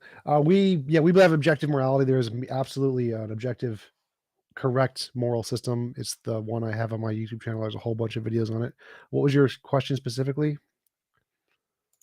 Just elaborating to see if, or wanting you to elaborate to see if there's any like tenets. Oh yeah, absolutely. In your religion, like about absolutely not. Oh yes, there absolutely is. So there absolutely is. Yeah. I'm filing for 501c3 tax exemption, and I had to write an entire thing about all the tenets of the religion. And so my belief is that objective morality exists, that it is a force of nature. This is a faith-based belief. We don't have any evidence for this yet. I make predictions that we'll hopefully have evidence in the future, and that this objective morality is that any involuntary imposition of will is immoral. And so the morally perfect world is a world where it would be impossible to force anyone to do anything they don't consent to doing. And the main tenet of the church is that we're trying to make the world closer to the morally perfect world as much as possible. And the way that we do that primarily is by trying to reduce the amount of involuntary impositions of will. And the best way to do that pragmatically is by lowering the cost of living. And we can do that by providing affordable housing. So the main tenet is we're trying to get better, closer to the best of all possible worlds, which is a world where it's impossible to force anyone to do anything they don't consent to doing. And those are the primary tenets of the religion. I see. Is that because people, when they have to work to get the money, then end up doing jobs that they really don't want to be doing? Yes, like that would be just to exist. Yeah, that's definitely a big part of it. But I'd say spending the money in ways they don't want to is actually itself an immoral thing. So having to spend money on living, on housing is immoral. Having to spend money on food, healthcare is immoral. But if they have these baseline needs taken care of, then all the things that they have to do will be voluntary decision. Yeah, more of them will, for sure. Yeah. Another thing just to dive into is I know, TJump's obviously not like a psychologist or anything like that, but like how would you deal with people coping with the idea that our time here on Earth is finite, and once they're gone, they're gone. So you know what, you asked him, but I do have an answer to that, and that was what I wanted to talk about. But he asked you. I'm handing it back over to you, TJ. Yeah, a quick answer for that one. We can just posit there's a heaven, so there's no logical contradiction with atheism and heaven. Like we could literally be in the Matrix and wake up, and there's a afterlife. It's possible that the universe has a way to maintain souls or consciousness, and so it's equally as likely, and there is equally as much evidence for a heaven under atheism as there is under theism. Would that be like a simulationist heaven where like your software gets, saved to the happy place in the computer? Well, that's one of literally infinitely many possibilities. So literally we could have a soul, like karma kind of a thing, and your soul can go around and persist outside of your body. And that's possible under atheism. You don't need a god for that. So literally the possibility of a heaven under atheism is exactly the same for the possibility of heaven under a god. There's no evidential difference between the two. I agree with that. That is one thing I did think about. Before you go on, I just want to answer your nihilism, how to deal with that. And I want to quote the director of John Wick 4, who said when they were thinking about how they made the movie, The theme was a good death comes from a good life. And so I would like to push you in alternatives than a deity by fiat giving you direction in life.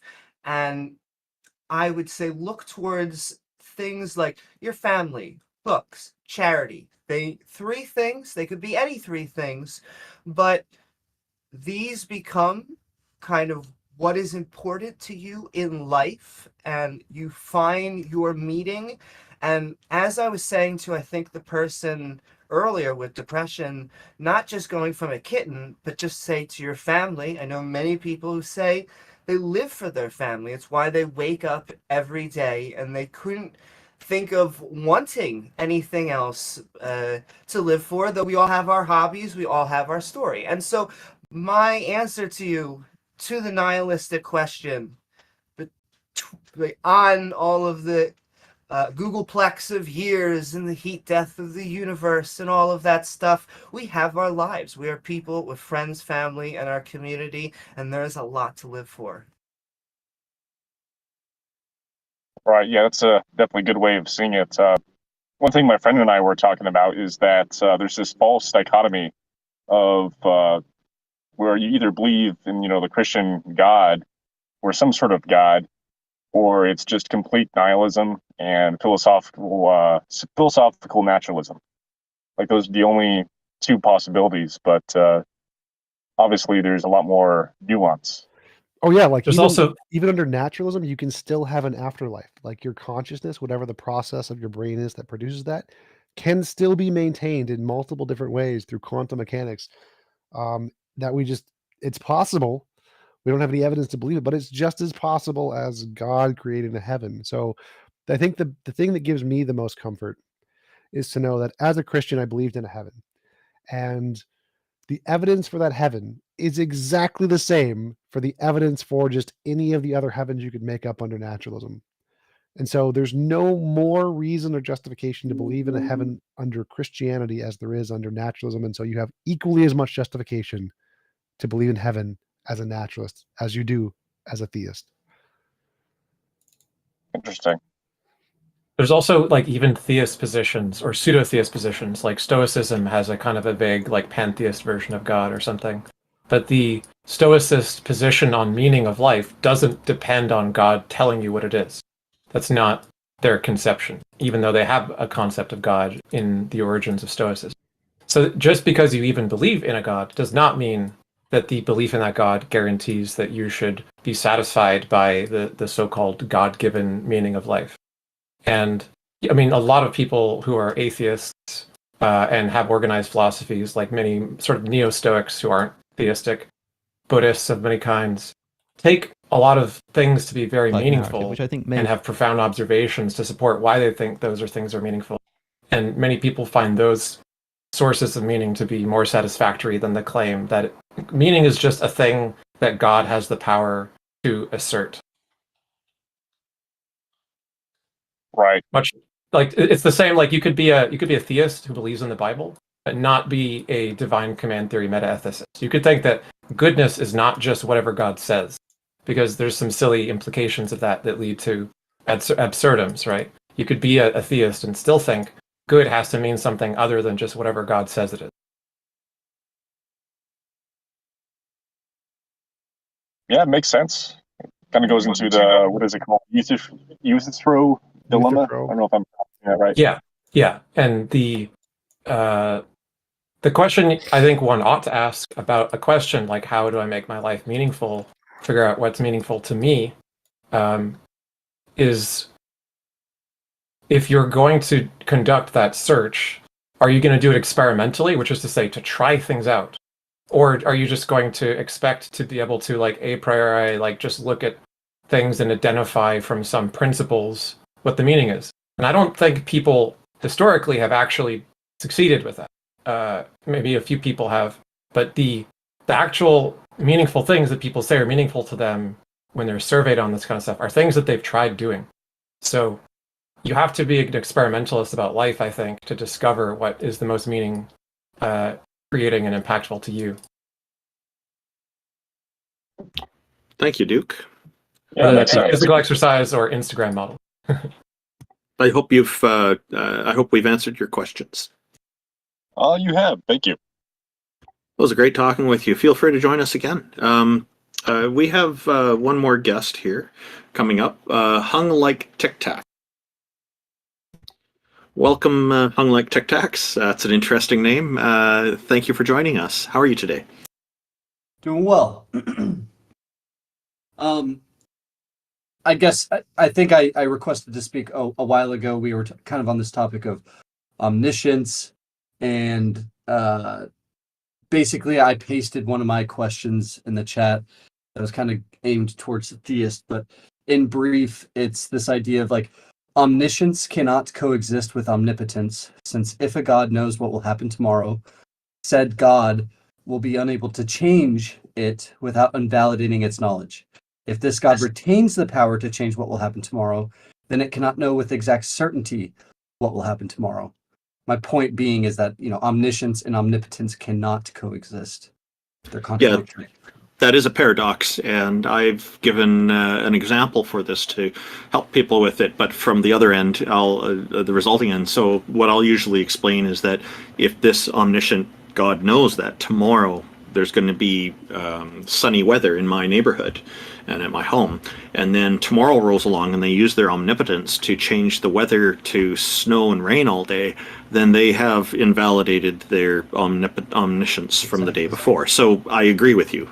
This is a paradox. It is a problem, and it is one of the reasons I think that we can reasonably discount the Christian God and the Islamic God, because they both have, according to all their followers, many of their followers, both of these characteristics of omniscience and omnipotence. That's why it's been raining over at your place, Randolph. We can hear it. Yeah, we do have rain. I don't know what the prediction was yesterday, but 'cause I didn't find out. I didn't ask any theists. You didn't ask God. See, that's what you need to do. Well, I would have to ask theists because they seem to have the wireless connection that I lack there. You should pray for good weather, Randolph. We all know this. Okay, so it seems like there's not any theists left in the chat as far as I can hear. But I think they all ran away. Okay, fair enough. So I guess one of my arguments that I liked, the last argument I stated, it didn't sound necessarily novel. It sounded like you've heard this before, you've thought through this before. I'm not bringing anything new to the table. One argument I like to bring to the table that's usually unique is this idea of questioning the idea of the paradigm that God set up for us.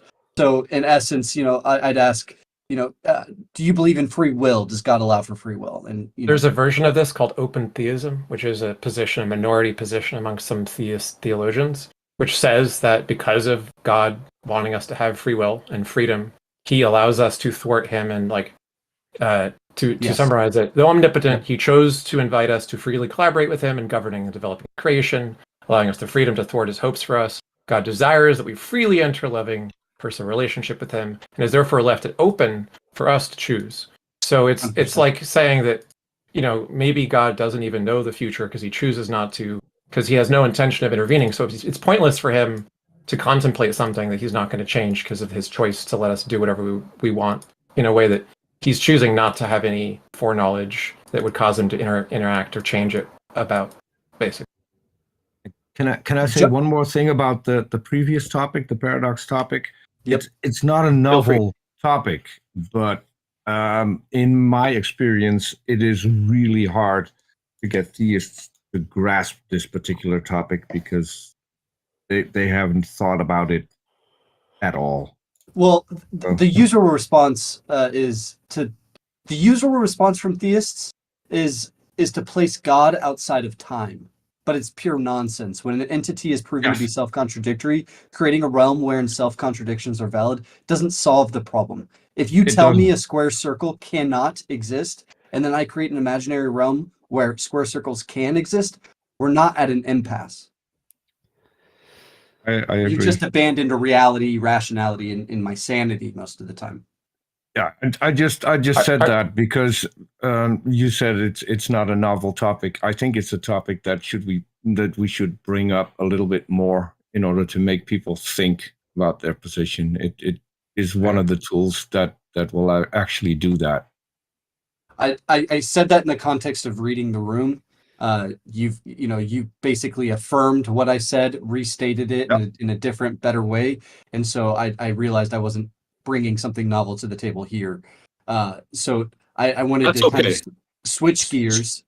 I just wanted to say it's okay to bring it up because there might be theists watching, and maybe now start thinking about it. So I'm more than happy to entertain the idea, even if it's not a novel idea. If you want to find a thinker who's written a lot from the open theist perspective as a Christian theologian, I would check out Van Inwagen. Much like with Oppie, I know a lot of atheists who respect Van Inwagen as a philosopher for being mostly good at philosophy.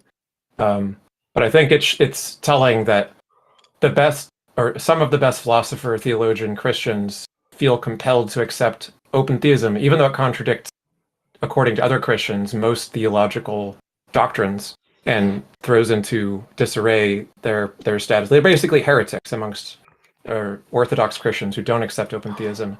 People like anyway,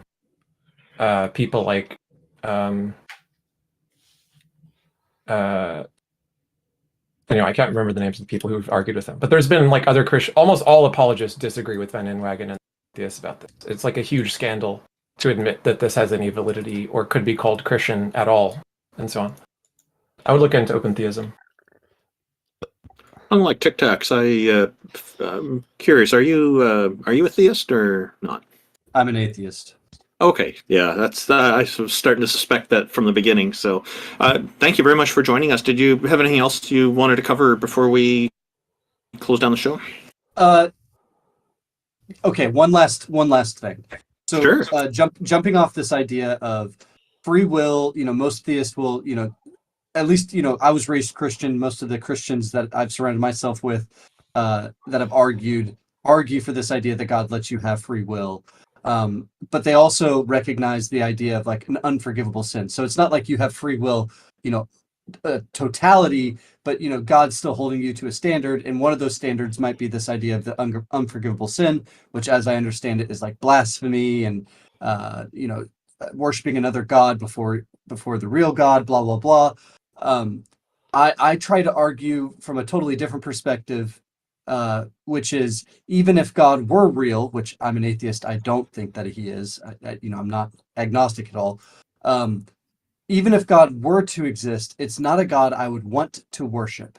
So if I were a mugger and I put a gun to your head and I said, "Give me your money," the act of you taking your right hand, putting it in your back pocket, and handing me over your wallet, is that an act of free will? No, it's coerced. You don't have a choice. While you could, pull out, put your hand in your back pocket, pull out your hand and flip me the bird. That, sure, you have free will in that context, but in essence, you are being coerced into handing me over your wallet. It is not representative of free will. And in the same sense, God puts us on this earth and threatens us with a fate worse than death, fire, brimstone, eternal hell, blah blah blah. This is, and he says, "Love me, worship me, and if you worship someone else above me, or don't, face a fate worse than death." I think that this analogy between the mugger in you and God in you is not so dissimilar. Yeah, it's good that you emphasize the coercive part. We do still have the freedom to choose whether or not to comply, but I think most people would feel that they don't have an option, and so that is a very good observation on your part.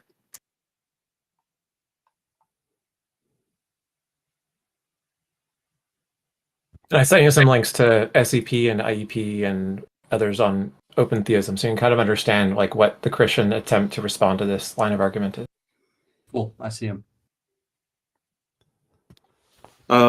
Unlike Tic Tacs, what an interesting name. But thank you very much for coming here and joining us and raising these questions.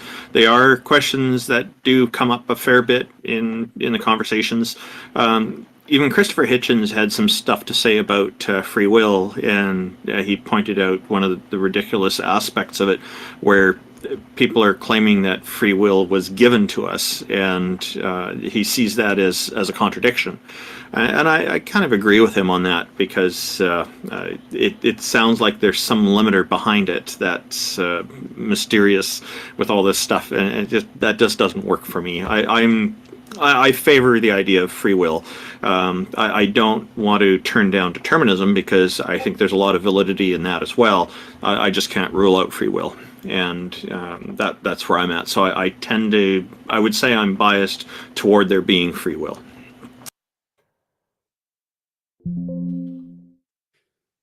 And I just want to point out that that is probably my maiden name.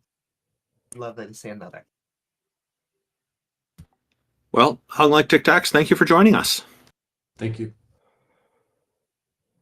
Did anybody have any final thoughts before we proceeded? Did you want to start, Peter? I had one question. I just got that on Twitter regarding your channel. Your chat is set to subscriber only mode. That might be something that you want to look in changing that, because people want to watch your channel and then maybe subscribe. They could entertain.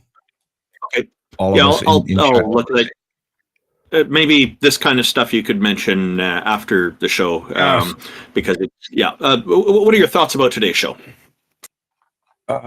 Bit disappointed that we didn't have as much theists as we usually do, because those are the conversations I enjoy more. Not that big on the philosophy that we had today, but as always, it's still great to be part of this group. So I'm looking forward to the next one, and in about half an hour, I'll be setting up to reading the Book of Mormon to cleanse my palate, and that's going to be on our Raj channel. If anyone wants to hop over and join us there.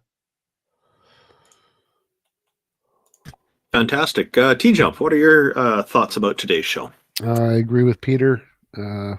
Because Taco wasn't here, he didn't do the advertising, so we just didn't get any PFs. It's Taco's fault. Taco does a lot of hard work. He does a lot of hard work. He's unavailable today due to family commitments, but we're hoping that we'll have to run next time. I'll say it out loud. # blame Taco. Yep. Taco will appreciate that. # blame Nexon. Well, Ix, why don't we segue into your final thoughts on today's show? I did enjoy hearing from Taven, because I think we got like really deep into the math stuff and the logic stuff that was from the get-go off topic, and I think we could do better if we discuss our strategy for kind of like shepherding things more towards the topic and having the most productive kind of conversational flow. But I do think what Taven was doing is admirable, and I recommend it, and I try to do more of that myself, which is look at the strongest versions of arguments, not the weakest ones, and then try talking to people who you think are the best arguers about it, not the most annoying and easily dismissed ones. So hopefully we can all do that on both sides. And like I said to the caller about the biblical historicity stuff, it's like, hey, if someone wants to discuss something with you and you're like, oh man, that sounds like so much work, I don't want to put the effort into like knowing about this weird modal logic stuff that they're into arguing with me about. You can always offer a trade. Hey, I'll spend some time introducing you to something that I think you should think about if they'll do the same for you. It's a fun thing to try out. Thank you, Ix. Amy, what are your final thoughts? I thought it was another fun stream. I just want to point out that most God definitions that we come across, especially with so many Abrahamic believers, tend to be tied to a mind, and I do not think the truth is correlated to such mind. Tag arguments just always seem to be manipulating change, or at least that's how it came off in this conversation, because there is a difference between a movement that an intentional organism makes, or if they decide to actually make a change in their life.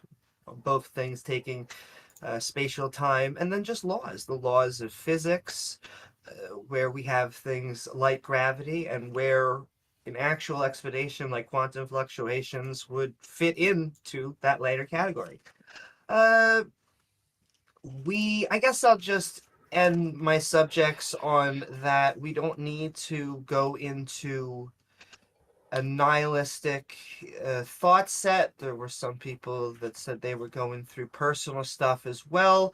And I think what is extremely important from a non-God worldview is that we understand as mortal beings, at least that's where all the empirical lies so far, is that we need to live this life the best that we could, do good things to people, and not have to expect that we're going to have a chance again to ask forgiveness or get forgiveness. Go out and really make connections to people right now. I do want to thank the entire panel, even Taco from far away, and I hope that you guys and gals all like, follow, and subscribe. Thank you, Amy. Those are important thoughts and important ideas to promote. We have an important thing to note here is that we are going to be changing the schedule of this program.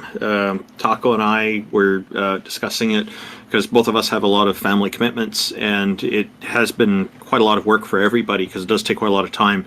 So we're going to transition over to a monthly schedule and be on the first Sunday of every month doing this instead of fortnightly every 2 weeks. And I remind people that you can find more information about our show, the Theist Helpline, on the website at www.theisthelpline.com. The schedule will be updated later today, and we hope that you want to share this program with others so that others may join in and participate, and hopefully we can learn more things every new episode. I know TJump and X in particular bring a lot to this, a lot of educational content to these conversations, and everybody's contributions, including all our audience, are always greatly appreciated.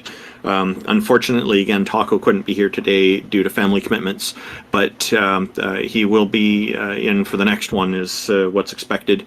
And again, a special thank you goes to our sponsors, the Politics Discord at www.politics.gg. www.discord.gg/politics, and then also Canadian Atheists, an organization that I run at www.canadianatheists.ca. And if you go into the hosts section of or about us section of the theisthelpline.com website, you'll find links to all our channels there. There was a lot of discussion about TJump's atheist church organization, which looks very promising for the future of humanity, in my opinion. The link to that is also in there, and you can find out more on that. It's a noble effort, and I highly encourage it, and I'm highly optimistic about it. Thank you, everyone, for being here today and participating. We really appreciate everybody's time and effort. Have a great day. Thanks.